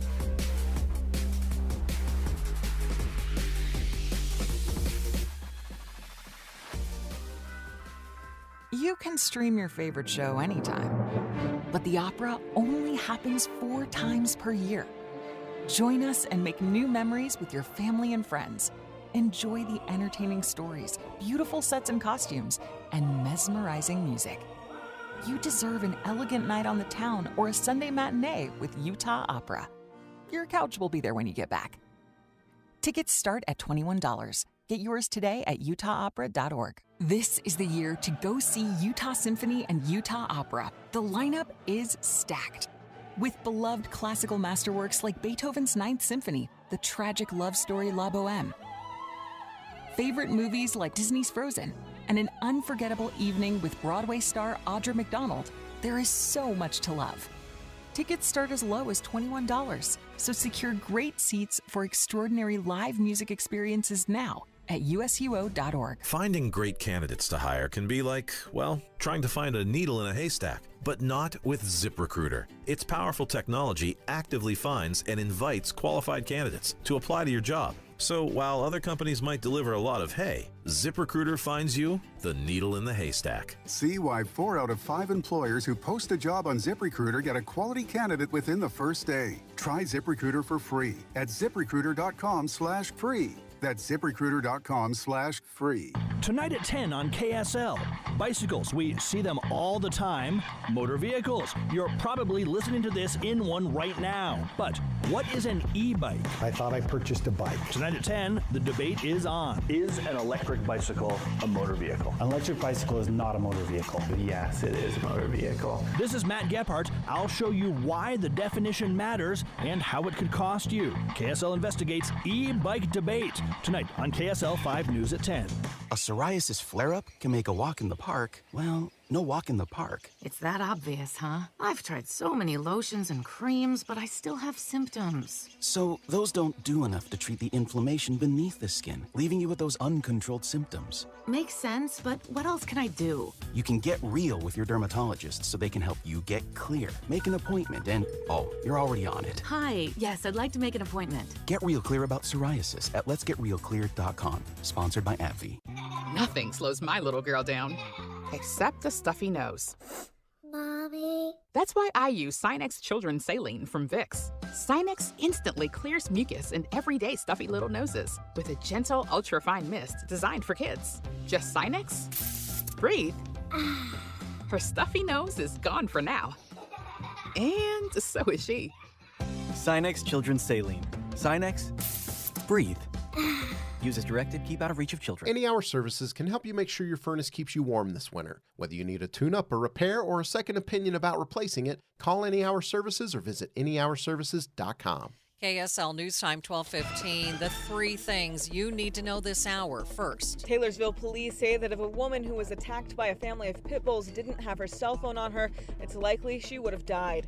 The woman is now recovering after having her leg amputated. I'm KSL News Radio's Amy Kobe. Second, homeless advocates say they are concerned more families with children could be turned away from some shelters this winter.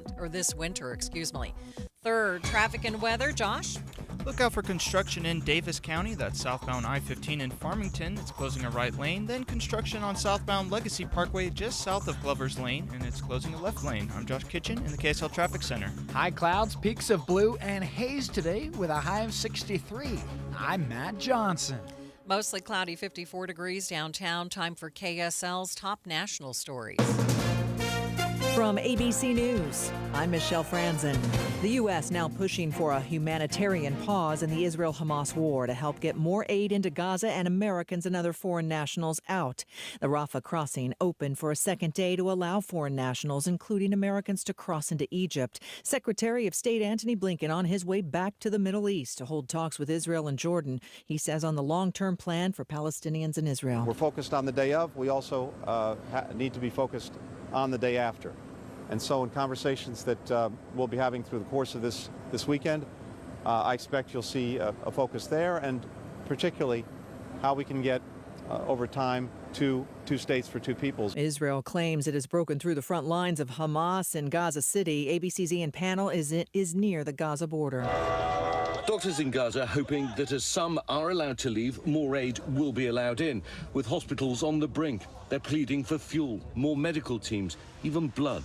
The death toll in Gaza rising again. More than 8,700 killed, according to the Gaza Health Ministry run by Hamas. A vote on emergency aid for Israel expected later today in the House. The $14 billion measure would not include aid for Ukraine or the southern border. In the U.S., GOP House Speaker Mike Johnson says that will come later. We're going to take care of a border in Ukraine. We need to take care of America's border as well. And I think there's bipartisan support for that idea. A bipartisan group in the Senate and the White House want a comprehensive package, though, and that House bill, if approved, will likely fail in the Senate.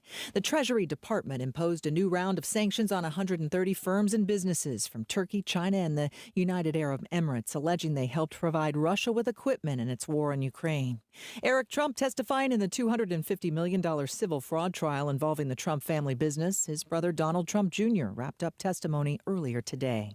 You're listening to ABC News. Time for the KSL In-Depth. If you really think about it, a marathon is just 630 laps around the 9th and 9th whale. At least that's what the creators of the Whale-a-thon say.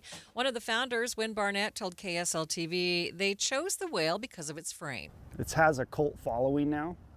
People love the whale. People hate the whale. I would say the majority of people love the whale. And so the reason we picked it was because we were training for the Salt Lake Marathon earlier this year, and Evan, during a training run, ran past the whale, and they jumped in and did a number of laps and jokingly suggested, what if we just did the full run here? And it was a complete joke at first, and then we got a little more serious as time went on, and then we just set a date and put it on the calendar. Barnett says it's really not the best place to run around for several hours. Your legs don't really have a chance to take a break because you're either on the angle, you're running downhill, or you're running uphill. There's no reprieve. You're constantly moving, either running up or down the hill, and it kind of angles outward. So your ankles and hips and knees start to take a beating, which is why we switch directions every 30 minutes. Oh. Yep. Okay. So just Yep. clockwise? Number of laps this way, 30 minutes, flip it, go the other way. And Barnett says he's run the marathon 4 times. KSL News Time, 12:19. Traffic and weather together. It's brought to you by Granite Credit Union's new Dividend Plus checking account. And here's Josh Kitchen. We have a crash on the south belt westbound of I-215. It's off to the right shoulder, and luckily we're not seeing any delays building from that. I-15 itself is at full speeds up and down the Wasatch Front. Attention, Wasatch Front business and property managers. Don't wait for bad weather to schedule professional snow service with GoPave Utah. Your complete parking lot safety starts with GoPaveUtah.com. I'm Josh Kitchen in the KSL Traffic Center. KSL 7-day forecast continues with the mild November. 63 degrees, partly cloudy skies for today. 61 tomorrow, mostly cloudy skies. Back to partly cloudy on Saturday, 66. Mostly cloudy with a slight chance for a sprinkle on Sunday, 63. 59 repeat performance in the cloud cover, and a 30% chance to maybe see a sprinkle on Monday. 56 partly cloudy, cooler on Tuesday. 51 by Wednesday. From the KSL Weather Center, I'm Matt Johnson. And right now it's partly cloudy and 54 degrees in downtown Salt Lake City. And quick check of the markets. The Dow route right now is up by 511 points. Looks like investors like what the Fed did yesterday by keeping its hands off interest rates. We'll have a complete update of your money news coming up next. The 7-day forecast brought to you by Performance Automotive Bountiful.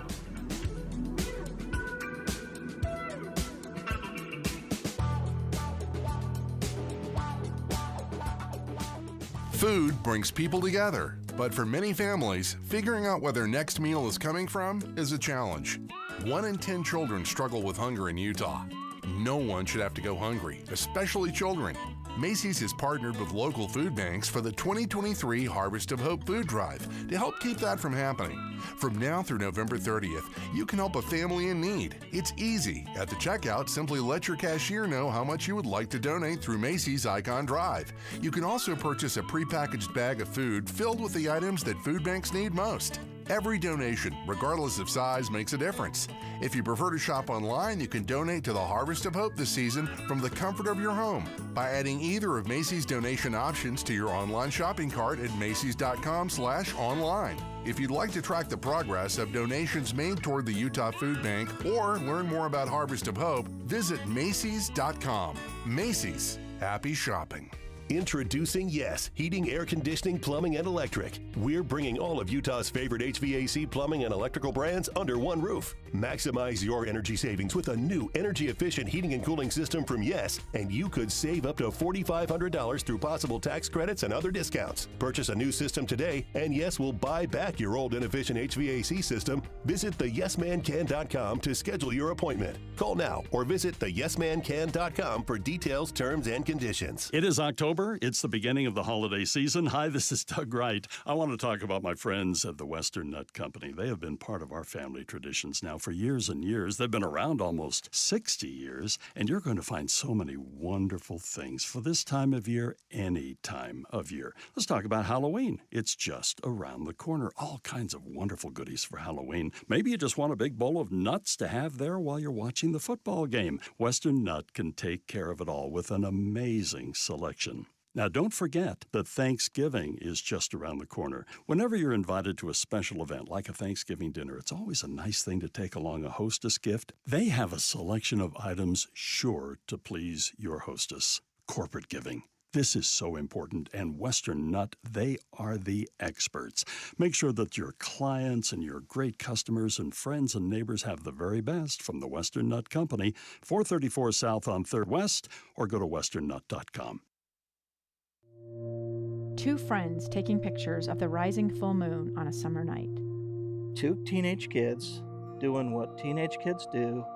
When a stranger with a gun and a death wish changed everything. It was violent, it was senseless, and I will never understand it, I will never accept it. I'm Amy Donaldson, and unfortunately, we're all too familiar with stories about how violence shatters lives. But what we rarely see is how they are rebuilt. In a new podcast, The Letter, we relive tragedy, but only so we can hear the rest of the story. The struggle to reclaim lives, the realities of grief, and the possibilities of forgiveness. I believe in miracles. Sometimes I thought, there are no miracles. Yeah, there are, and this is a big one. Follow The Letter at theletterpodcast.com or wherever you get your podcasts. KSL News Time 1224. What's old is new again. A new Beatles tune released worldwide today. ABC's Tom Rivers has more. The highly anticipated song Now and Then, written by the late John Lennon and later developed by the other band members Paul McCartney, Ringo Starr, and the late George Harrison. The track was sourced from a Lennon vocal and piano demo recorded in the late 70s. State-of-the-art audio recovery technology was used to isolate his voice for the mix. It's being released as a double A-side along with the band's debut single, Love Me Do. Tom Rivers, ABC News, London. Watching Utah's money, a lawsuit has been dropped between online dating app Match Group and the Google App Store. Match Group, who owns dating app sites Hinge and Tinder, says Google's high App Store fees harmed competition. Now Epic Games is Google's remaining opponent in an upcoming trial. The trial will be about control that the App Store owners have over app developers. Disney has made an $8.6 billion deal with Comcast to fully acquire Hulu. Previously, Disney just had a major stake in Hulu. Now it's fully a part of Disney. Hulu is now valued at over $27 billion. e.l.f. Beauty's value and earnings are rising for the second quarter in a row, jumping almost 10%. The cosmetics company is known for its viral TikTok marketing and cheap pricing. Profits have tripled since last year. And taking a look at your money at this moment, the Dow is up by 496 points. That's a full 1.5%. It sits at 33,771. S&P 500, it's up by 74, and the NASDAQ, it's up by 221 points. The Queen of Christmas is headed back to court. The self-appointed Queen of Christmas dropped a video on her YouTube channel on November 1st to announce she's back and all she wants for Christmas is you. And she's already been given an early gift, a new lawsuit. A year and a half ago, Andy Stone sued Carrie, alleging her famous Christmas tune, All I Want for Christmas Is You, ripped off his song of the same name, which Vince Vance and the Valiants recorded in 1989. The song received significant airplay and even charted in 1993. Stone dropped the case in November 2022, but like these holiday tunes on the radio, it keeps coming back around. Now TMZ reports that Stone has been joined by his co-writer Troy Powers in a recently filed new lawsuit that is nearly identical to the first. The annual royalties of Carrie's version are considerable since it's one of the most popular Christmas songs on the radio, and it's been streamed more than 1 billion times. Stone and Powers seek $20 million in lost profits. I'm Kevin Carr. Saturday, the BYU Cougars will be prowling the hills and hollers of Mountaineer Country. BYU, West Virginia. Join us for special extended pregame coverage as the Cougs shoot for win number 6 and a bowl bid. Saturday at noon on Utah's legacy home of the Cougars. KSL News Radio. Advertising used to be simple. Your options were radio, TV, newspaper, and let's not forget the yellow pages. Now it seems like a tidal wave of options. Podcast, cable TV, streaming, OTT, CTV, audio networks, smart speakers. On top of that, you need digital marketing for your website along with SEM, SEO, display, video, YouTube, email, and all the social media platforms. Look, you're the expert in your business. Wouldn't it be nice to have an expert to market you?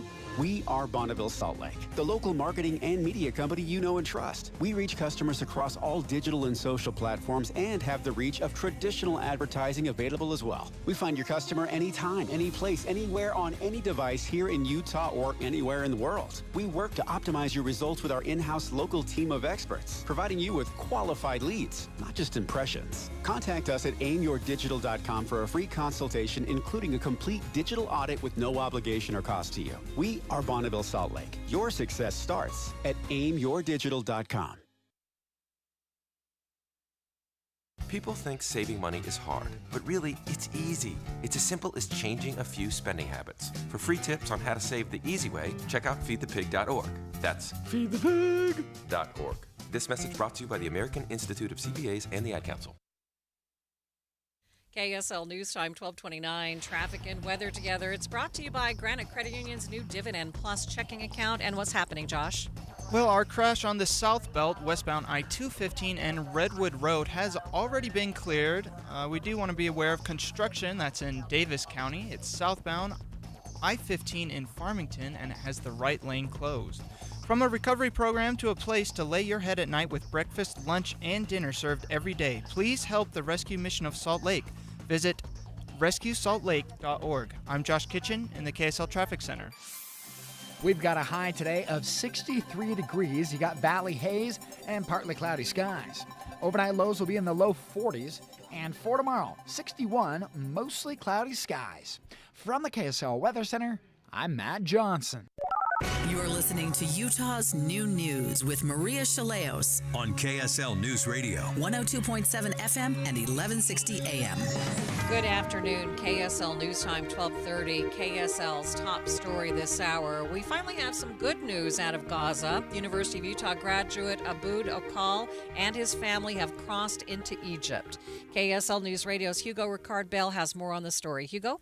Maria, the text message came through at around 7 o'clock this morning saying Aboud and his wife, Wafa, and one-year-old son, Yusuf, have made it across the border safely to Egypt. They crossed at around 11:30 a.m. Gaza time. They're currently on their way to Cairo. In the message, he says he is overwhelmed by the love and support from home and abroad, but also he's exhausted physically and emotionally. They still have a long journey home to the United States and are asking for, and I quote, compassion for the innocent civilians in Gaza who gave them shelter, who helped them find food and water, but also continue to be without their own supply of food, water, fuel, or medicine to live. Reporting live, Hugo Ricard-Bell, KSL News Radio. Thousands of abandoned mines are a threat to Utah's soil and water because of pollution, and Senator Mitt Romney says Good Samaritans should be allowed to help address the problem. KSL News Radio's Peter Johnston has the story. Senator Romney says federal lands in Utah are littered with up to 11,000 of these abandoned mines that once turned out copper, uranium, silver, and coal. Now, these can pose a real pollution threat to fresh water and soil. Romney adds that federal regulations make it hard for state agencies and nonprofits to step in and clean the hard rock mines, but that his new bill would give legal protections for them to go for it. The bill has bipartisan support and looks likely to pass the Senate, and if that happens, Romney's bill would create a pilot program giving permits for low-risk projects. Peter Johnston, KSL News Radio. A family in Kearns has been displaced from their home after their garage caught fire this morning. The family says they heard the fire begin and evacuated. Fire crews extinguished the flames quickly, but damage is estimated at around $100,000. The cause is still under investigation. UDOT is wrapping up some major projects as winter approaches. KSL News Radio's Michael Commit has more. You're probably familiar with the concrete pourings that have occurred along I-215 and I-80. Well, those are looking like they'll be done by the end of the year. The West Davis Highway is also coming along, but other projects caused by seasonal damage are wrapping up too. A project that we had going on US 6 received a lot of attention back over Labor Day weekend when there was a massive flooding. That's UDOT spokesman John Gleason. Parts of US 6 did wash out, but UDOT's teams have been on the case. We should be ready to go and have everything tied up by November. UDOT's also been busy repaving SR 18 down in Washington County. Michael Commit, KSL News Radio. While some projects are wrapping up, UDOT is working on plans for a new I-15 interchange in Spanish Fork. Project manager Darren Bunker says it's necessary to reduce congestion on Main Street, which has been a big problem. There is a significant northbound vehicle queue that will back up all the way from 800 north to about 3,500 feet south of Volunteer Drive. Northbound time from Volunteer Drive to I-15 during the morning peak will increase from a 7.3 minute delay to 23.6 minutes. The new interchange accommodates growth projected all the way to 2050. Utah is bucking a national housing prices trend. Details from KSL News Radio's Don Brinkerhoff. The price of houses across the U.S. is up 2.6%, while here in Utah, prices are staying steady. Deanna Devi with the Utah Association of Realtors blames a lack of inventory. We're not going to see improvement for buyers until we get more houses and better interest rates. She says one problem is that interest rates are keeping existing owners in their homes because they don't want to trade rates in the 3s and 4s for rates near 8%. Don Brinkerhoff, KSL News Radio.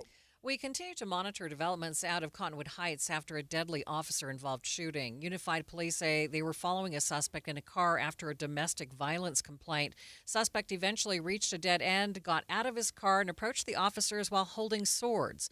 Police say they tried to haze the man before firing shots. KSL's top national stories. Secretary of State Antony Blinken is on the way to the Mideast today, where he will speak with Israeli officials. He says the U.S. is working to get hundreds more Americans and foreign nationals out of Gaza. This has been a very deliberate effort on our part, working with other countries to make sure we could get passage out for our citizens and citizens from other countries. President Biden said today that 74 Americans have left Gaza so far.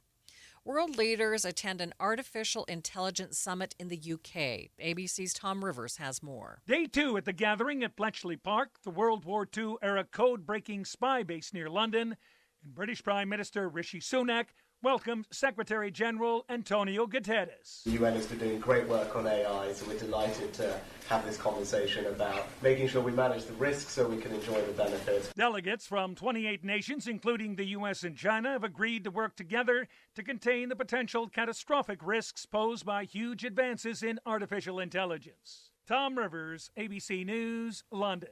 First look traffic, and here's Josh Kitchen. For anyone heading south near Nephi, there are delays waiting for you. Those start on southbound I-15 just north of Nephi and continue till you leave the city. I'm Josh Kitchen in the KSL Traffic Center. KSL News Time, 12:35. Join us on the community's #1 resource for news and fair, enlightening talk. Listening to Dave and Debbie talk about the Israeli conflict was not one-sided. I really appreciate that. Listen between 9 and noon each weekday on KSL News Radio. Hey guys, are you over 30? Let's talk about testosterone and performance. Your testosterone can decline at an average of 1 to 2% a year after you turn 30. And Revive Men's Health have been experts at treating men with low testosterone and ED since 2011. We're the clinic guys come to when their current treatment isn't working. They have a complicated medical condition, or they're just not happy with their performance. We love what we do and the patients we care for. You can ask our patients. We did, and we have a 99% patient satisfaction rate this year. Our patients even tell us we're more affordable than their insurance deductibles and copays. Let's get to the bottom of your issues and fix them. That's what we do, and we do it really well. Book your T-Check and exam today. Call 801-263-7777. That's 801-263-7777. Or send us a private message at revivemenshealth.com. Hey, Derek Overstreet here from the New Millennium Group, financial advisors in Utah. You know, I've been helping people retire in the state of Utah for the last 20 years. The way we do that is we actually find out what is important to you. We create a step-by-step plan that takes into consideration your income, your debt, whether you want money from real estate, stock market, annuities, life insurance, whatever. If you want to deal with professionals, people that are fiduciaries and have a legal responsibility and obligation to do what's in your best interest, give my team a call at 888-999-6370. That's 888-999-6370. Or go to my website, utahsfinancialplanner.com. If you'd like to retire 3 to 5 years before you thought it was possible, give my team a call right now. 888-999-6370. That's 888-999-6370. Thank you for joining us for Utah's New News. Recapping our top local story, the University of Utah graduate student Aboud Okal and his family who were stuck in Gaza have now been able to cross into Egypt. KSL News Time, 1238. Toyota is recalling a popular model of SUV. The recall involves nearly 2 million RAV4s from the 2013 through 2018 model years. The car maker says some of the 12-volt batteries used in the vehicles have smaller top dimensions than others. If the hold-down clamp isn't properly tightened, the batteries could shake loose on a sharp turn, and that could result in a fire. Toyota says it's working on a fix that it will provide to affected vehicles at no cost. Owners will be notified next month. Daria Albinger, ABC News. Utah Jazz picked up their second win of the season last night, beating the Memphis Grizzlies 133-109.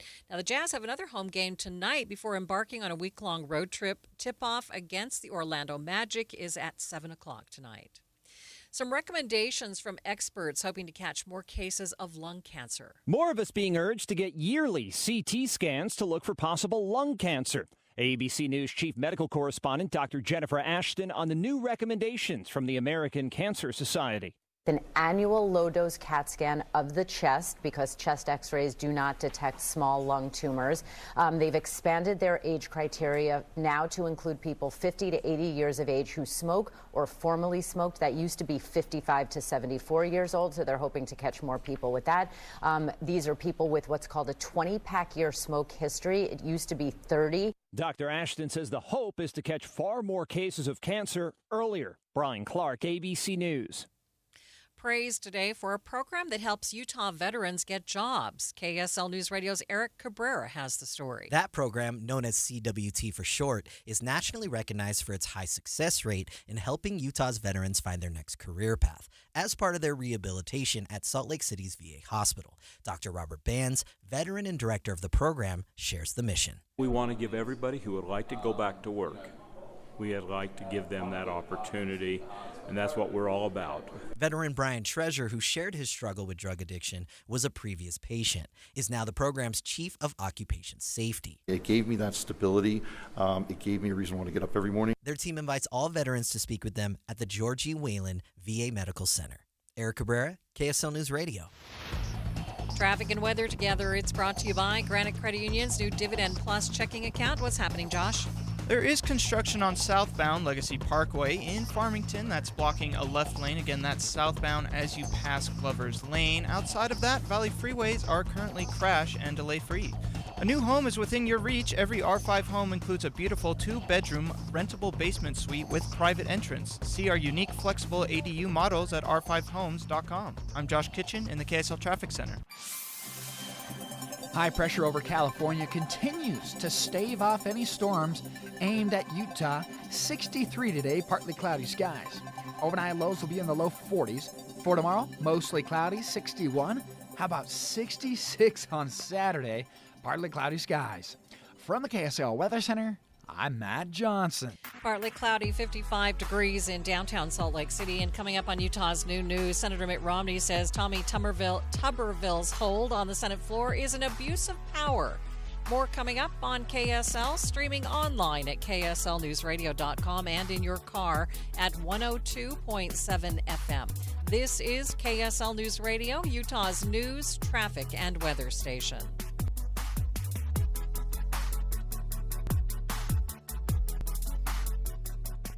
The Salt Lake Chamber is Utah's voice for business. Okay, that sounds great, but what does it really mean? Well, as Utah's largest and longest-standing business association, they support and champion community prosperity throughout the state. And if you're in business, well, that's a very good thing for you. Be sure to listen to the Chamber's Speaking on Business, weekdays at 7:20, 11:55, and 5:20 p.m. on KSL News Radio. Utah's business landscape is evolving, and the key to success is staying ahead of the curve. Get ready for an extraordinary event that promises to take your business to new heights. Join everyone at Utah Business Forward, November 16th, for the premier conference exclusively designed for executives hungry for practical insights and actionable strategies to propel their business forward. Featuring more than 30 of Utah's foremost business influencers. This event covers a diverse range of topics. Notable guest speakers include Gail Miller and Brandon Fugel. Attendees can expect to gain a wealth of valuable insights and knowledge. The conference is designed with you in mind, addressing the very challenges that executives like you face daily. With 5 distinct tracks covering entrepreneurship, international business, marketing, people and culture, and strategy. You'll gain invaluable knowledge across a range of crucial areas. Reserve your seat today at forward.utahbusiness.com. You know, Deb, I'm a huge DIY guy, but one thing I'm not going to touch is electrical. I've got the answer for you. You have to call Master Electrical. They have what's called upfront pricing. You know how bids can be a guessing game, and the longer an expert's in your home, the bigger the bill is? Not with Master Electrical. This upfront pricing is amazing. Yeah, their pricing system won't even allow them to go higher. They do everything that has to do with electrical. You need lights? Call Master Electrical. Ceiling fans, smoke detectors, generators, batteries, even EV chargers. And all that pricing is upfront, and it's a guarantee. Master Electrical proudly serves from Logan to Santaquin. And they're always open, so if you have some emergency, they're there. So give them a call at 801-543-2222. That's 801-543-2222. Or you can check them out online at masterelectrical.com. Do it today. I'm Dave Cawley, investigative journalist and host of the podcast Cold. Don't miss Cold's new Season 3, where I look into the unsolved disappearance of Cherie Warren, a woman last seen leaving her job at a Salt Lake City office in 1985. Police cast suspicion on Cherie's estranged husband and boyfriend, but never made any arrests or recovered Cherie's remains. Find Cold Season 3, The Search for Cherie, anywhere you get your podcasts. KSL News Time 1245, the 3 things you need to know this hour. First, the cost of houses nationally rose for a 7th straight month in August, but here in Utah, the cost has been mostly flat. I'm KSL News Radio's Don Brinkerhoff. Second, Senator Mitt Romney is proposing a bill that would give legal protections to groups that want to clean up abandoned mines around the country. Third, traffic and weather together. Josh? Our only real delays are off to the south near Nephi. They're on southbound I-15 and start north of Nephi and end as you pass SR 28. I'm Josh Kitchen in the KSL Traffic Center. A mild start to November with lots of clouds, then some cooling. I'm Matt Johnson. 58 degrees in downtown Salt Lake City. Time for KSL's top national stories from ABC News. The Israel-Hamas war nearing its 4th week. Israeli forces say they are at the gates of Gaza City with fierce ground battles underway against Hamas. Airstrikes also continue. Secretary of State Antony Blinken on his way to the Middle East to hold talks with Israel and Arab leaders. Blinken says a humanitarian pause is at the top of the agenda to avoid more civilian casualties. We will be talking about concrete steps that can and should be taken to minimize harm to men, women, and children in Gaza. And this is something that the United States is committed to. The State Department says 74 Americans have left Gaza so far at the Rafah crossing into Egypt. Hundreds more U.S. citizens and foreign nationals are on a wait list. It is day 2 of a strike for teachers in Portland, Oregon. That walkout over pay and class size is impacting 45,000 students. And the Texas Rangers are the new World Series champs, winning their first title after beating the Diamondbacks last night. A parade set for tomorrow. Michelle Franzen, ABC News. Time for the KSL In-Depth. The sign of deeper divisions among Republicans in the Senate. Senator Mitt Romney was sharply critical of his Alabama counterpart, Tommy Tuberville, over Tuberville's role in holding up more than 300 military nominations. We each have things we might disagree with the military, and some would come with deep personal convictions about their morality.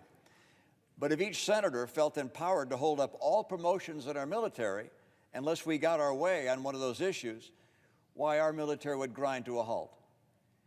This power is extraordinary that we're given as individual senators, but it's incumbent upon us to use it in a reasonable way and not to abuse it in such a way that we end up putting in harm's way the capabilities of our military and the well-being of our men and women in uniform. Senator Tuberville correctly pointed out, I believe he's absolutely right, that what Secretary Austin did was in contravention of the Hyde Amendment, against the law. We have a process for pursuing things that are done by an administration that are against the law. It's the court process. Romney then proposed another solution. So, for instance, if Secretary Austin agrees, all right, we'll eliminate this policy, but we will allow a private charity to provide for the travel for someone who wants to receive an abortion in a state where that procedure is legal. Would that satisfy you and allow this impasse to be resolved? Senator, that was the type of negotiation I was been looking for the last 9 months. Nobody, zero, has come to me with any alternatives to bypass to get this done. Would that be an acceptable alternative? It would be a good starting point. We could sit down and work this out. I mean, we can't do it without negotiation. That's what I was saying earlier. There has been zero negotiation. There's been no give. It's all been take. 3 one-minute calls with the SecDef. Hadn't talked to him since June. There's been no more conversation. So how do you work out a problem without communication? Yeah, well, I have ways of doing that, which is I'll pick up a phone and have that conversation. But we have to make sure that we do not continue to hold up 350-plus people from being able to get promoted. That's essential to our military. Thank you, Mr. President. Tuberville says he will let the blockade go if Secretary of Defense Lloyd Austin repeals a military rule that reimburses the travel costs of women who go to other states for an abortion. And you've been listening to the KSL In-Depth at 15 and 45. KSL News Time, 12:49. Traffic and weather together brought to you by Granite Credit Union's new Dividend Plus checking account. Josh? Well, in the Valley, you have a quiet, delay-free drive, but there is a crash in Tooele on 1000 North and 200 West. That's just west of SR 36 Main Street. It's blocking both directions, and it looks like the eastbound and westbound lanes are closed. Join the Utah Symphony for the greatest classical hits from the 1700s to today. Tickets start at $21. Get yours today at utahsymphony.org. I'm Josh Kitchen in the KSL Traffic Center. KSL 7-day forecast. How about a balmy 63 today with partly cloudy skies and, yes, a light valley haze. 61 tomorrow, mostly cloudy skies, goes back to partly cloudy 66 on Saturday. Wow, weekend looks pretty good. Mostly cloudy on Sunday with a 30% chance for a light sprinkle. And then we go 59 on Monday, mostly cloudy. Again, 30% chance to see a little something fall from the sky. 56 partly cloudy on Tuesday. How about Wednesday? Mostly cloudy skies with a high of 51. From the KSL Weather Center, I'm Matt Johnson. Partly cloudy, 58 degrees in downtown Salt Lake City. The 7-day forecast brought to you by Performance Automotive Bountiful. Quick check of the markets. Dow still up by more than 500 points. The NASDAQ is up 220. A complete update of your money news coming up next.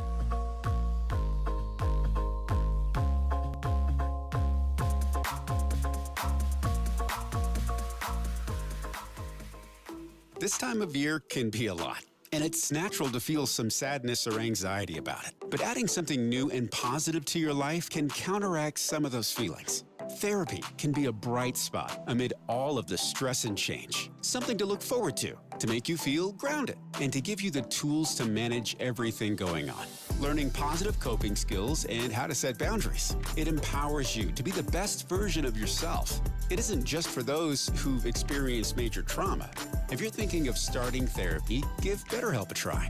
It's entirely online, designed to be convenient, flexible, and suited to your schedule. Just fill out a brief questionnaire to get matched with a licensed therapist, and switch therapists at any time for no additional charge. Find your bright spot this season with BetterHelp. Visit BetterHelp.com/Salt Lake today to get 10% off your first month. That's BetterHelp, HELP.com/Salt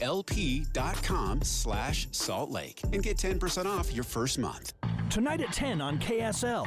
Bicycles, we see them all the time. Motor vehicles, you're probably listening to this in one right now. But what is an e-bike? I thought I purchased a bike. Tonight at 10, the debate is on. Is an electric bicycle a motor vehicle? An electric bicycle is not a motor vehicle. Yes, it is a motor vehicle. This is Matt Gephardt. I'll show you why the definition matters and how it could cost you. KSL investigates e-bike debate. Tonight on KSL 5 News at 10.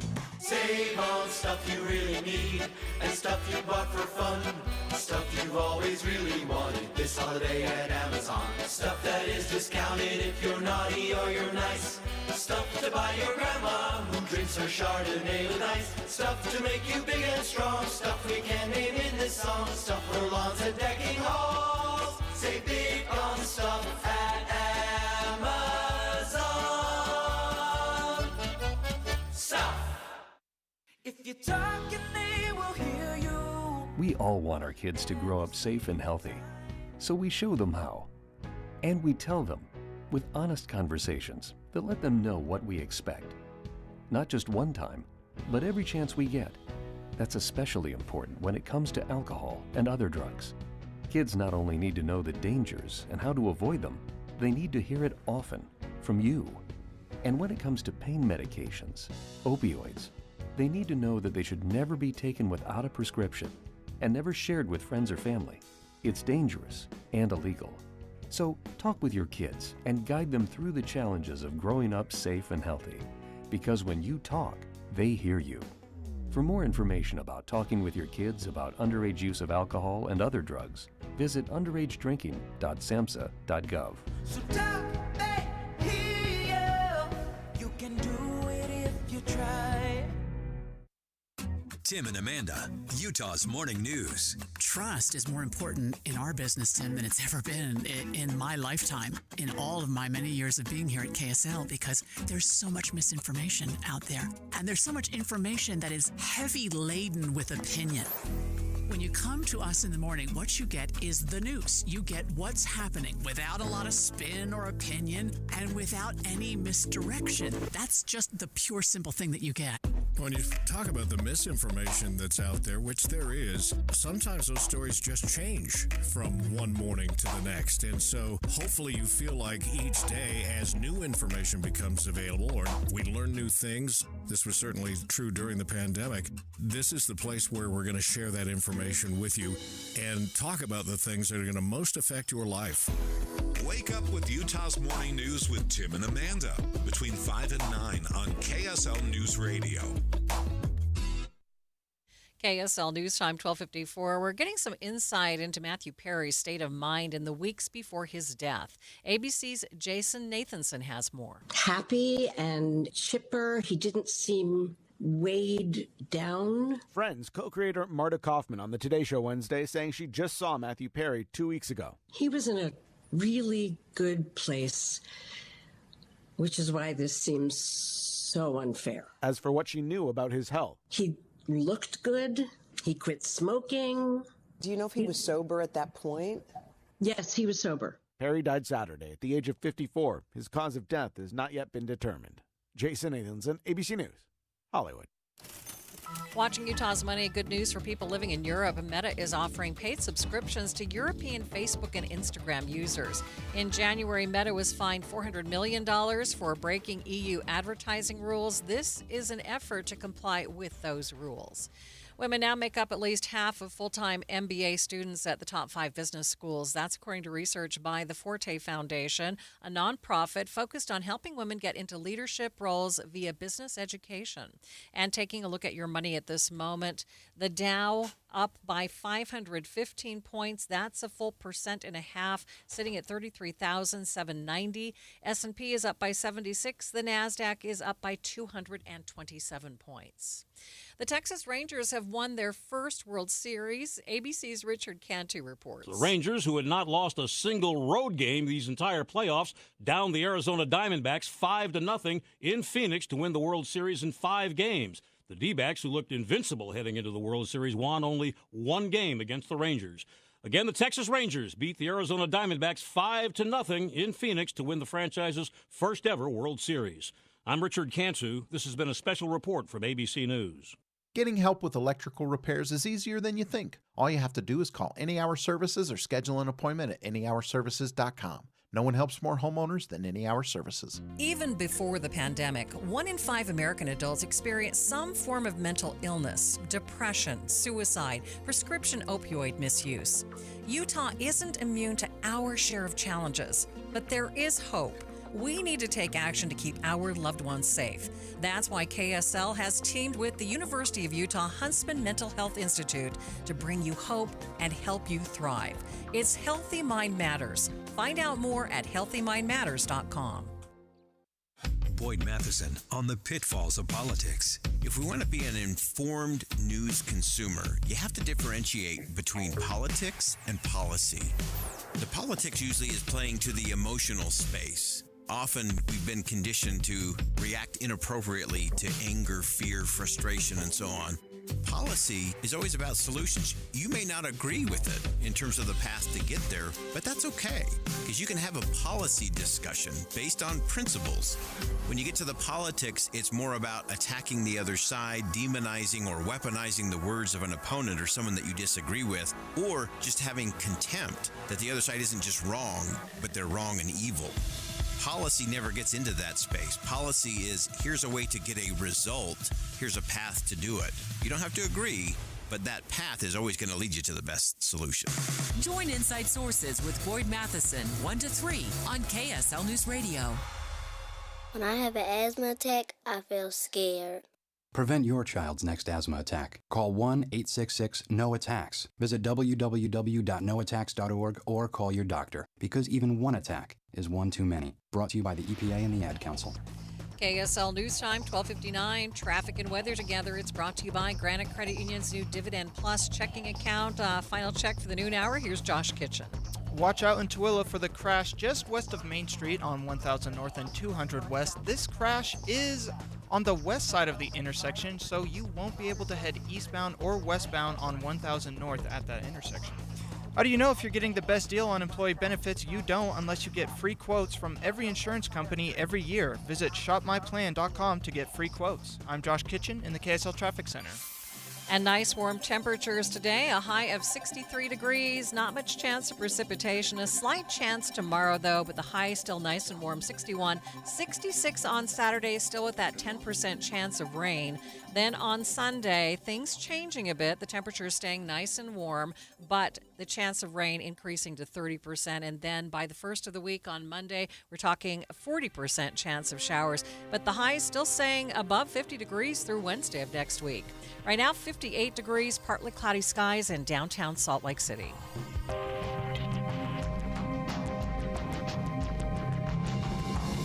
KSL FM Midvale. KSL Salt Lake City. Listen at home on any smart speaker. And in your car at 102.7 FM. This is KSL News Radio. Utah's news, traffic, and weather station. It's 1 o'clock at KSL News Radio. I'm Dale Spaulding. KSL's top story this hour.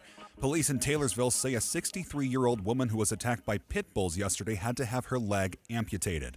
But Lieutenant Aaron Cheshire says it could have been much worse. You know, had she not had a cell phone with her, had she not been able to call 911, I mean, there's a very likely chance that she would have been deceased.